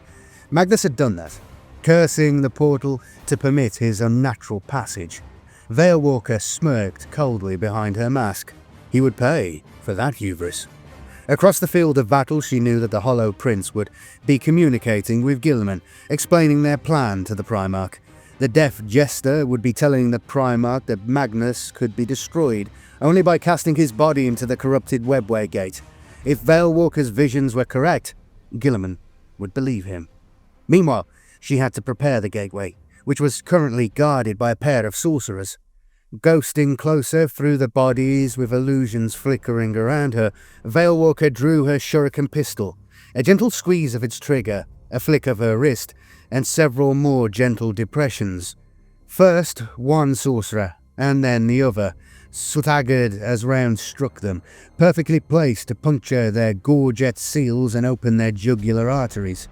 The two sorcerers crumpled, and Veilwalker hurriedly began her incantations. The energies around the gateway pulsed and shuddered, the runes on its sides glowing brighter as a keening vibration shook the dark pit. At that moment, battling demigods appeared upon the crater's edge. Guilliman and Magnus, both bleeding from the wounds they had dealt one another, still flanked by a last handful of the Gnoll warriors. Magnus bisected another of the women with a brutal swing of his glaive, which lashed around to hack a chunk from Guilliman's breastplate. In return, the Lord of Ultramar drove Magnus back with hammered blows from the Emperor's sword. then slammed his shoulder into his brother's chest and sent the Crimson King crashing down the slope. Guilliman leapt after him, not giving Magnus a chance to recover. The Primarch's onslaught was punishing, the wounded Guilliman visibly pouring everything he had into his last storm of blows. Veilwalker melted away into the shadows as the warring brothers neared the webway gate, still muttering her incantations and weaving her staff back and forth. Magnus conjured a deadly sphere of warp energies and hurled it at his brother with all his might. Guilliman's iron halo absorbed the worst of the blast, but still he was sent staggering back. With his back to the gate, the Primarch of the Thousand Suns conjured a wave of telekinetic fury and used it to fling a mass of Space Marine corpses, loyalists and traitor, at the last few gnolls. They vanished from Silandra's sight, their contra-empiric drag blinking out as they were buried beneath a macabre heap of the dead. The Shadowseer started forward, fearing for the fate of the final act. Then, with a roar of hate and rage, Guilliman struck. The Lord of Ultramar lunged at his brother. The burning blade drove in, under the Demon Primarch's guard, and sank deep into his chest. Golden flames leapt, and Magnus howled in agony as they chewed hungrily at his flesh. He unleashed his powers in an uncontrolled sorcerer's blast, its shockwave racing out across the crater and throwing Silandra from her feet. The burst of power hurled Guilliman onto his back, blade in hand, and sent Magnus staggering free, back through the pulsing webway gate. Silandra had one chance, a single moment in which to alter fate. With a final word, she shattered the runestone that glowed hot in her palm, and severed the webway gate forever. Power surged, Magnus roared his fury, and then was cut off from Luna. His warriors and his brother banished to the depths of the labyrinth dimension. Dust to dust. Guilliman staggered to his feet, limping and wounded beneath his smouldering and blackened armour. The webway gate rose before him, and no trace of his brother remained. Had Magnus been destroyed? Guilliman hoped so, but he did not believe it. The Harlequin's sudden plan for victory had been too convenient, the disappearance of Magnus too abrupt. The Primarch cast about for Silandra Veilwalker, but found that she too had disappeared. A swiftly voxed question to his warriors revealed that the remainder of the Veiled Path had vanished with her, though none could say how. If it had all been a trick, Guilliman could not fathom its intent, but for now, at least, Magnus was gone. Listening to the voxed reports of his lieutenants, Guilliman realized that even the battle was as good as won. Even while fighting with his brother, Guilliman had kept a portion of his mind upon the wider strategic picture. It took him only moments to piece together the battle's events. Bolstered by the sudden arrival of the Adeptus Custodes and the Imperial Fists, the Crusade had driven the Thousand Suns back. Zentian automata lay scattered across the region of the Mar Tempestus, little more than vacant suits of ornate armour tangled amidst the wreckage. The demons that Magnus had summoned were gone also, banished along with their master. With orbital barrages and hurtling fighter craft annihilating any traitor attempting to break for freedom, the last of the sorcerers had gathered their rubricae and their scarab occults, and were driving steadily and relentlessly for the crater's edge. They had sensed the banishment of their lord, but they did not know that the webway gate had been severed. The last of the traitors were making a bid to escape, and Guilliman stood directly in their path. Wearily, the Primarch squared his shoulders and shrugged off his hurts. Walking with a limp, armour sparking and dented, Roboute Guilliman made for the crater's edge. His auspex showed him the route of the incoming traitors, and the Imperial forces harassing their flanks. Though badly mauled, the Thousand Suns still had numbers, and had broken through the last faltering ranks of Cawl's Scutari. Guilliman strode up the crater's wall to meet them, and as he did so, the mountain of corpses behind him stirred and shifted. Heaving themselves to freedom, 3 tenacious Sisters of Silence escaped their gruesome cairn, and hastened to stand at Guilliman's side. The remaining Thousand Suns were several hundred yards from the crater's edge, marching relentlessly in Guilliman's direction. They travelled in a loosely circular formation, the Rubricae facing outward in a ceramite ring and moving in eerily perfect lockstep. Loyalist forces surrounded them, squads of infantry and scorched battle tanks pouring fire into the retreating traitors. More Rubricae fell by the moment, but with their sorcerers safe at the heart of the formation, the Thousand Suns' momentum was hard to stop. They would come no further, resolved Guilliman. Voxing orders to every Imperial warrior, the Primarch instructed his followers to charge the Thousand Suns from every side, and all remaining vehicles to provide supporting fire. Guilliman brandished his flaming blade and swept into battle. The last of the Sisters of Silence ran at his side, their bolters thumping. The Imperial forces closed upon the traitors like a clenching fist. The muffled thunder of gunfire carried across the Mare Tempestus as a devastating storm of shots engulfed the Thousand Suns. At the same time, Valdus, Cypher, Greyfax, Cawl and Celestine charged into the enemy's midst, with their guns blazing and warriors at their backs. Thunderhammers swung, connecting with tectonic force. Power swords slid through armor like knives through silk. Sorcery transformed noble warriors to crystal statues or collapsed heaps of mutated flesh. Through the mayhem waded Roboute Guilliman, hacking and bludgeoning his way towards the sorcerers at the heart of the enemy formation. Enough loyal blood had been shed, enough brave warriors had been slain, and more besides, to bring Guilliman within striking distance of the throne world. The losses ended now. The first sorcerer he met was backhanded from his disc, tumbling away like a rag doll. The next two fell to lethal sword thrusts, their blood puffing out in slow clouds. 3 more turned their powers upon the Primarch, only to find hexes faltering and hellfires flickering to nothing as the Sisters of Silence joined the fray. One sorcerer succeeded in driving his sword through Guilliman's pauldron and drawing the Primarch's blood. Another cracked one eye lens of his helm with a desperate thrust of his stave. No other harm did the sorcerers cause to the Lord of Ultramar, who passed through them like a storm of death and left all as drifting corpses. At last the battle was done. The final Rubricae, leaderless and without direction, were cut swiftly to pieces. The whirling storm of moon dust settled as the battle's fury abated. With his loyal warriors kneeling around him and his foes destroyed, Guilliman allowed himself to lean for the moment upon his blade, and to feel the pain of both body and soul. Throne World. After the Battle of Luna, matters moved swiftly. Fresh waves of craft descended to scour away the traitor corpses that littered the region. Inquisitorial agents and teams of mega xenotechnologists swarmed the battlefield. The former seeing to matters of containment and secrecy, while the latter fell upon the deactivated webway gate like vultures. Guilliman ignored them all. He allowed the senior apothecary amongst the Imperial Fist to tend to his most immediate hurts, and then insisted that he and his companions be allowed to press on. None was foolish enough to gainsay a living Primarch. Indeed, few save the Custodies could stop staring in wonderment long enough to communicate with him, and so Guilliman's demands were soon met.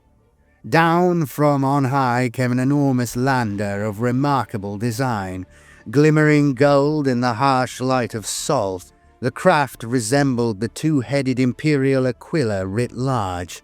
Gouts of flame leapt from its wings, slowing its descent, and it landed on heavy taloned struts just beyond the field of battle.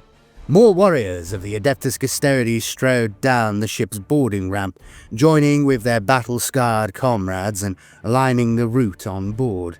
Guilliman and his surviving warriors passed between them with their heads held high.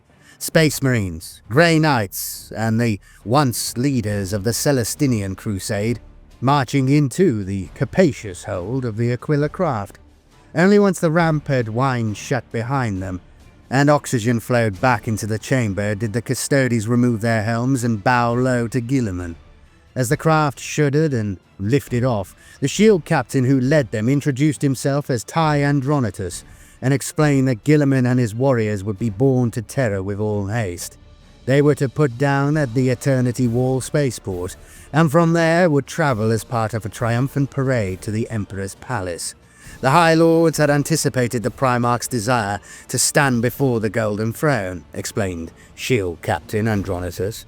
They would do everything they could to facilitate it, and to fate the living Primarch's return to the throne world. Guilliman approved the arrangements that had been made for him, though they would have fought on stubbornly until their dying breaths if the situation had demanded it. Guilliman and his warriors were wearied by the constant hardship they had endured since setting out from a crag. Thus, the Aquila craft swept up from Luna's surface and away towards Terra. Guilliman and his comrades settled back in flight thrones and simply watched the external pictures. Many reflected upon the astronomical losses the Terran Crusade had taken to get the Primarch here, but none could be altogether distracted from the breathtaking sights that slid past. As the ship rose up from Luna, the orbital docks and shipyards of the moon spread out in all their industrial grandeur. Hundreds of ships, thousands of forges, weapons platforms, grav hubs and docking spindles sprawled through the void above the moon's chalky white surface, while swathes of the moon itself were carpeted in macro hives and sprawling junkyards like the one the Crusade had so recently fought amidst. Further out, the void teemed with craft and defences of every sort. Dense minefields filled hundreds of miles of space, every charge crafted to resemble a brushed steel skull. Vast battle stations and deep space weapon platforms hung menacingly, each one a gun-studded cathedral the size of a city. Immense spacecraft of the Ministorum plied the darkness, penitence arcs and solar reliquaries, dozens of miles long. Within those cold, dark halls, the faithful wailed prayers and self-flagellated for the Emperor's glory. System monitors prowled the heavens in vast numbers, swarming like stinging insects around their hive. All were eclipsed in size by the immense mobile star fort that hung halfway between Terra and Luna, engulfed in repair cradles and servo armatures. The Imperial Fist's mobile base of operations, the Star Fort Phalanx, had returned from the Cadian system to watch over the throne world like an eagle over its nest. Far distant, further out towards the Sol system's edge, could be seen the angry red glint of Mars and its attendant orbital platforms. Closer to Terra, Guilliman was disquieted to see the drifting wrecks of warships, both Imperial and Traitor, being picked over by heavy Adeptus Mechanicus dredgers and scavenger factorums. The war, it seemed, had reached humanity's system of origin before them, and would surely only become worse in the days to come. As they began their final descent, Terra swelled in the pictures. It was a bloated giant, its natural resources expended, oceans long boiled away and land masses covered entirely in never-ending cityscapes. Lights beyond count burned all across the planet's surface, while macrostructures and superstatues pierced the throne world's pollution-choked atmosphere. Spaceport spires rose into the darkness amidst swarming masses of cherub satellites, electro-sermon beacons, servitor defense platforms, and millions of administratum transport ships. Their craft swung down through the organized bedlam, its route given the highest priority clearance, and descended into a haze of chem smog and glaring artificial light. Towering structures of grey, gold and brass rose on every side, encrusted with grime-streaked Gothic architecture and studded with cold electrical lights. Servo skulls and cyber cherubs, gunships and bulk haulers, transporters and prison barges, patrol ships of the Arbites, and bell skiffs of the Ministorum, all whirled around the Aquila craft in a storm. Downward it flew, until the towering gargoyle-topped spires that rose on every side completely obscured the fading darkness of space. Finally, Guilliman's transport swung into dock on a dedicated platform set into the flanks of the Eternity Wall spaceport. It put down upon a dais of age-worn marble, surrounded on all sides by verdigrised and heavily weaponized statues, from which hung burning braziers of incense. Robed figures were gathered on every side to witness and honor the Primarch's arrival.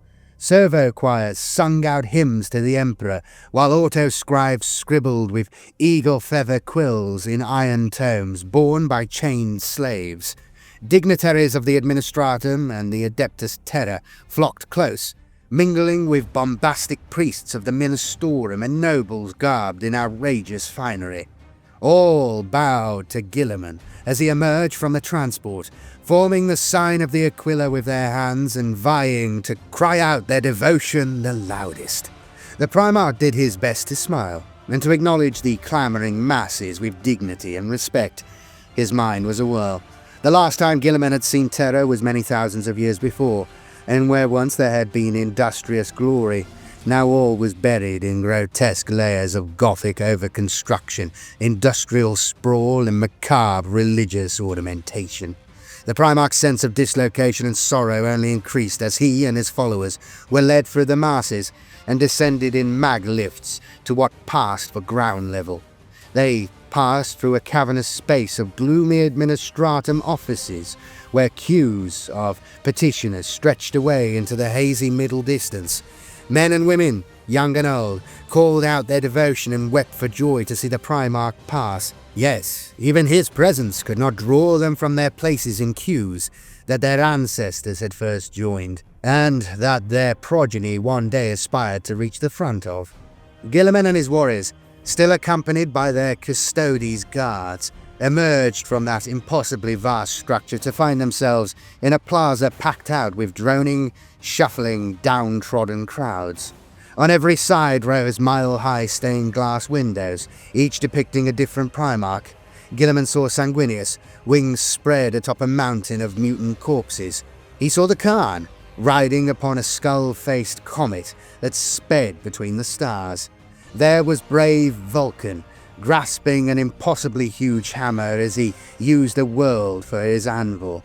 And there, Guilliman stared up at a distorted image of himself, haloed in light with his Codex Astartes in one hand, and the severed head of a horned demon in the other.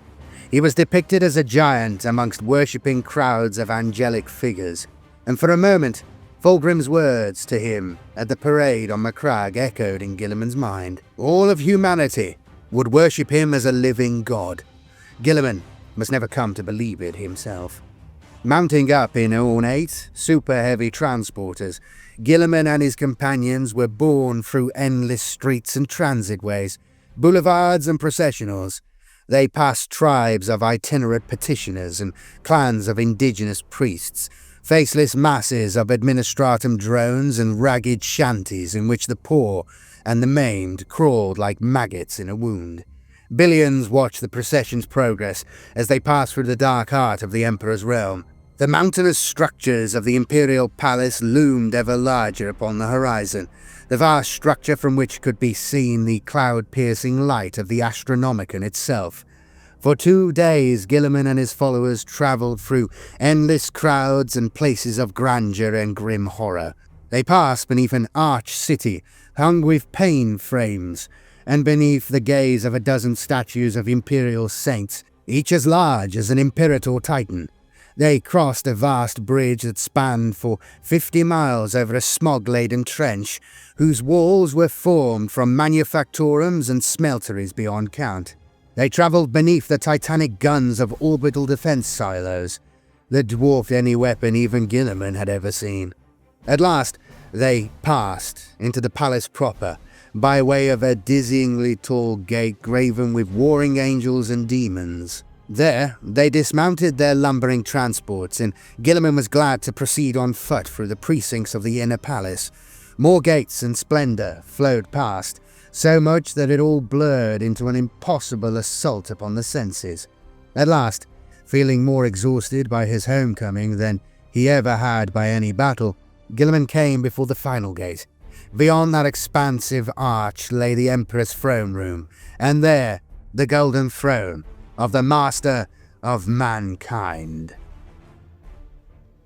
Before the Golden Throne.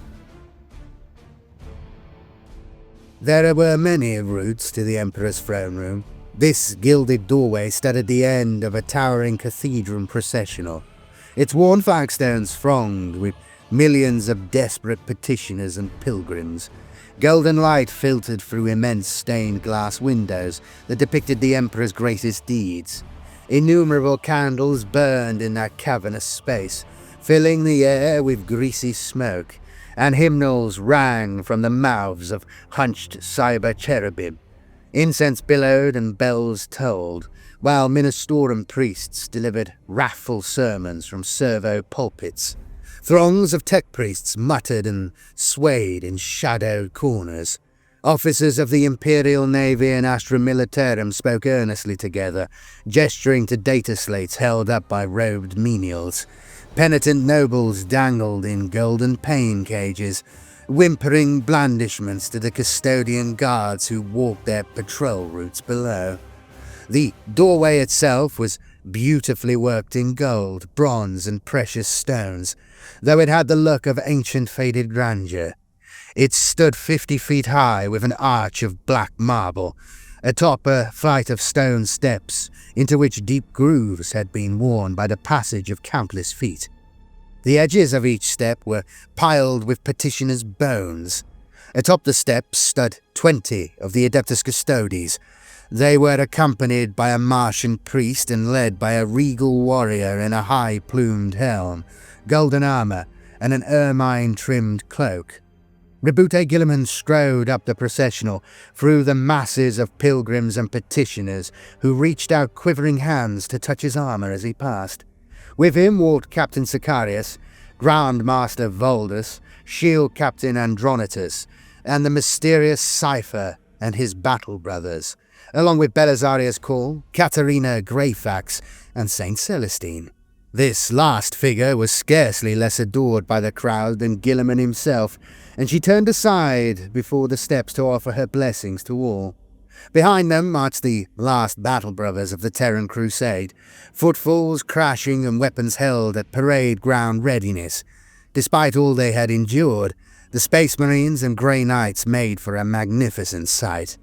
Guilliman halted at the foot of the stairs and looked up into the steely eyes of the custodians. Their leader stepped forward, rapping his ornate spear thrice against the top step, and announcing himself as Aquila Commander Calim Varanor. In formal High Gothic, Varanor asked who came before the throne room of the Emperor of Mankind. Equally formal, Shield Captain Andronitus announced the leaders of the Terran Crusade, one by one. Further words were exchanged, ancient forms repeated by rote, but lent gravitas by the arrival of the living Primarch. Guilliman's purpose was demanded and given, to gain an audience with his father, the Emperor. The air thickened with tension, millions of onlookers holding their collective breaths as the Aquila commander held the gaze of the returned Primarch. Would Calim Varanor suspect some treachery? Would he decry Guilliman as false, or demand further proof of his identity? The Aquila commander looked to the Martian priest, hunched at Guilliman's side. The robed figure inclined its head in assent, and Varanor announced his verdict. The Primarch would be permitted to pass, alone, into the throne room. All others would wait outside. At this, Cypher stiffened. His hands strayed towards his holstered pistols. Guilliman had expected this moment and had planned for it accordingly. The hooded Dark Angel and his men had upheld their end of the bargain, granting Guilliman his freedom on the Blackstone Fortress. Yet the Primarch was not fool enough to trust such an ominous figure blindly. He might not have recognized Cypher, but he knew the blade on the Dark Angel's back. The sight of it made him shudder with dread. He would not permit such a thing into his father's presence.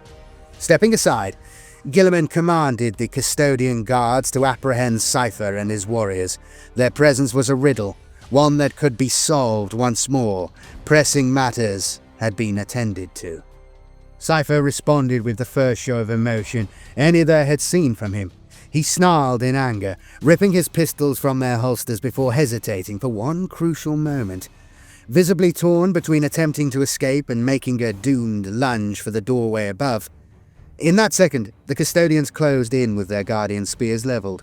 Cypher and his followers found themselves surrounded in a ring of crackling blades. Slowly, his half-seen expression grim, Cypher holstered his weapons, and he and his brothers knelt in submission before their captors. wrists bound with electro cuffs. They were led away by stern custodians and locked away within a warded prison block that, for thousands of years, not a single inmate had escaped.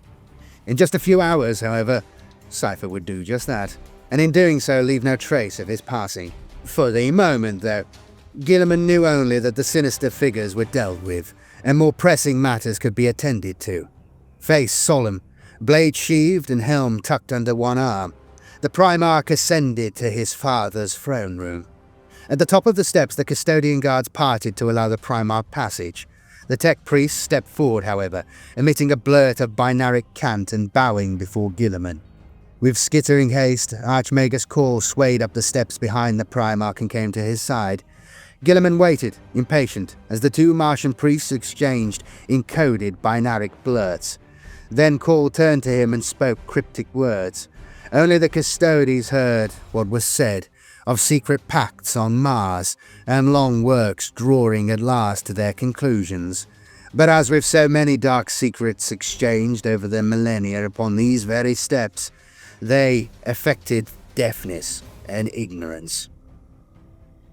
Their exchange concluded, Cawl turned without comment and swept down the steps, his acolyte in tow. The priests vanished through the crowd and thence from Terra entirely, for they had matters of significant import to attend to upon the Red Planet. Guilliman was left standing alone before the ornate doorway, dwarfed by its immensity. A single booming chime rang through the cathedral processional, and a collective sigh of wonder and fear escaped the pilgrims gathered there as the doorway cracked open. Slowly, silently, the tall doors swung inwards to reveal only darkness and drifting mists beyond. The vapours twined about Guilliman's limbs like serpents and spilled down the steps behind him, amidst the faint echo of sorrowful ghostly voices. Noble features set in an implacable mask, Guilliman took a slow, deep breath and stepped into the Emperor's throne room. As silent as they had opened, the door swept closed behind him, and Roboute Guilliman was lost to sight. Hours passed, during which the warriors of the Terran Crusade stood silently to attention before the throne room doors. Awed murmuring amongst the crowd turned to fervent prayer, and more than one petitioner ventured forward to present Captain Sicarius, Grand Master Voldus and their brothers with meagre devotional offerings and words of thanks. Saint Celestine and Inquisitor Greyfax chose this moment to depart, the former to spread her blessings, the latter to report to her Ordo Hereticus superiors. The Emperor's palace had no natural cycles of night and day, the sky long lost amidst a miasma of artificial light and swirling pollutant clouds. Instead, the electro-sconces and lumen chandeliers dim low at the tap of lamp servitors' wands. The petitioners huddled around parchment fires, still intoning prayers for the Primarch as they forced down the bowls of nutrient gruel brought to them by Ministorum servitors. Many lay down upon piles of threadbare surplice to sleep, while the Ultramarines kept their tireless vigil at the base of the steps as they awaited their Genesire's return. Only when the day cycle dawned again, with soaring hymns and a swelling glare of lumen light, did the doors finally swing open. Glowing mist spilled from within, silver now, like the cold shimmer of moonlight on bones, and from the cold radiance stepped Roboute Guilliman. The Primarch's expression was unreadable as he strode down the steps to rejoin his warriors. The crowds cried out in awe and dread, begging the Primarch for enlightenment. Instead, Guilliman gathered his soldiers around him and bade Aquila Commander Varanor to attend him also. Guilliman demanded an immediate assembly of the High Lords of Terra, stating that he intended to resume his seat upon that august council. Roboute Guilliman would have become the Lord Commander of the Imperium of Mankind once more. Of his meeting with the Emperor, Guilliman would say only that he had received all the enlightenment that he required. There was much now to be done, for the threat of chaos grew greater by the hour, but Guilliman knew what must be done, and he would not shy from doing it. In the days that followed, the Primarch became the center of a whirlwind of activity. He addressed the High Lords, claiming the Emperor's personal mandate, as he forcibly removed several of them from office and replaced them with individuals of his own choosing. Guilliman warned the High Lords of an encroaching darkness, a terrible warp phenomena that was even now manifesting itself across the galaxy from end to end. The war against the Dark Gods was entering a new phase, more desperate and doom-laden than ever before. The Great Rift was opening. The ever-growing floods of astropathic distress calls reaching Terra supported the Primarch's warnings. Cadia had been only the beginning. From the ravaged Fenris sector and orc-infested Armageddon, to the systems of Attila and Balor, all felt the grasping claws of chaos. New warp rifts were splitting the void in terrifying number, while existing phenomena roiled outwards like a pyroclastic cloud of volcanic eruptions. Witchlights swam between the stars and monstrous things moved behind the veil of reality, all gnashing fangs and glaring eyes. Whole sectors of the Imperium were going dark, while others reported the onslaught of rabid greenskin hordes, aggressive Tau fleets, or deathless Necron hosts, seemingly driven to conquest in the face of the expanding storm fronts.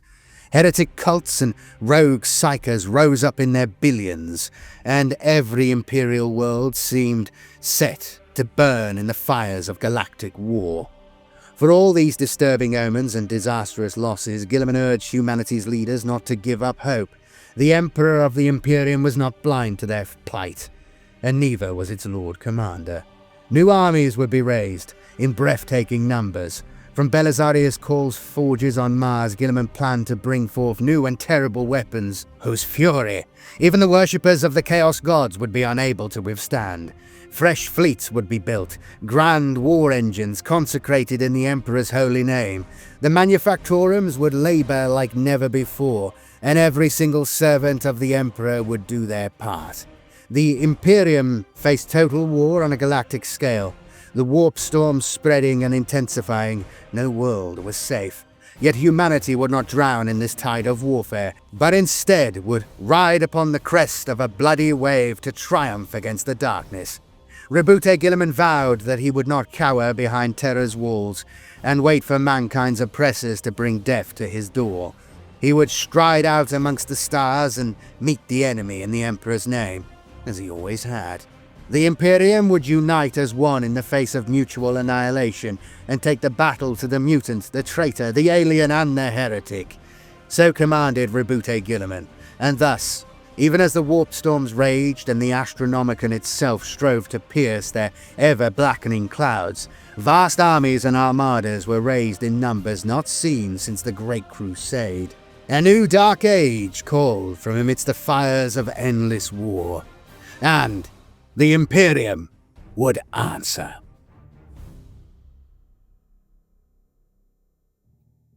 Thanks very much for watching, everybody. Thank you for being patient with the time it took to complete these. There are some massive issues with this Gathering Storm series, and rereading it, they've come to the fore to me again, and I'd forgotten a number of different things that occurred here.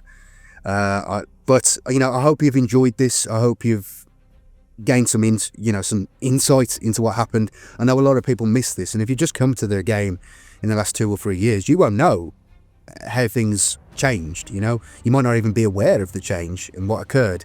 There's some very silly things that happen in this series, and I'm not happy about it. But we are where we are, so I'll probably do a video whinging about that another time. But for the moment, I hope you have enjoyed this. It's it became a bigger labour than I thought it would be. But yeah, it's done now, so we can move on to more stuff going forward. Thank you to everybody supporting the channel, lads. You can see your names here. Really appreciate it. Really helps out. It really does, and it means the world. Thank you so much. If you'd like to become a supporter as well, you can click the join button down below under the video and become a YouTube member, or you can follow the links in the description and become a Patreon supporter. Either one, I'd really appreciate. I'm gonna go now. I'm probably gonna retire this faux English accent because I've done it a bit too much now for the last 3 big videos like this. I'll go back to doing other voices and my own voice, but yeah, it's still funny to me. It's just I need a little break of it. because otherwise it won't be funny to me anymore. And that's the only reason I do the voice, because it's funny to me. All right, I'll see you later, everybody. Have a great week. Have a great weekend. Stay safe, you know, and hopefully everything's fine. I'll see you next time. Cheers for watching. Oh, and remember to like the video, subscribe, and share if you can. I'd really appreciate that, so more people see it. And let me know in the comments what you think as well. All right, see you later. Bye-bye. Cheers.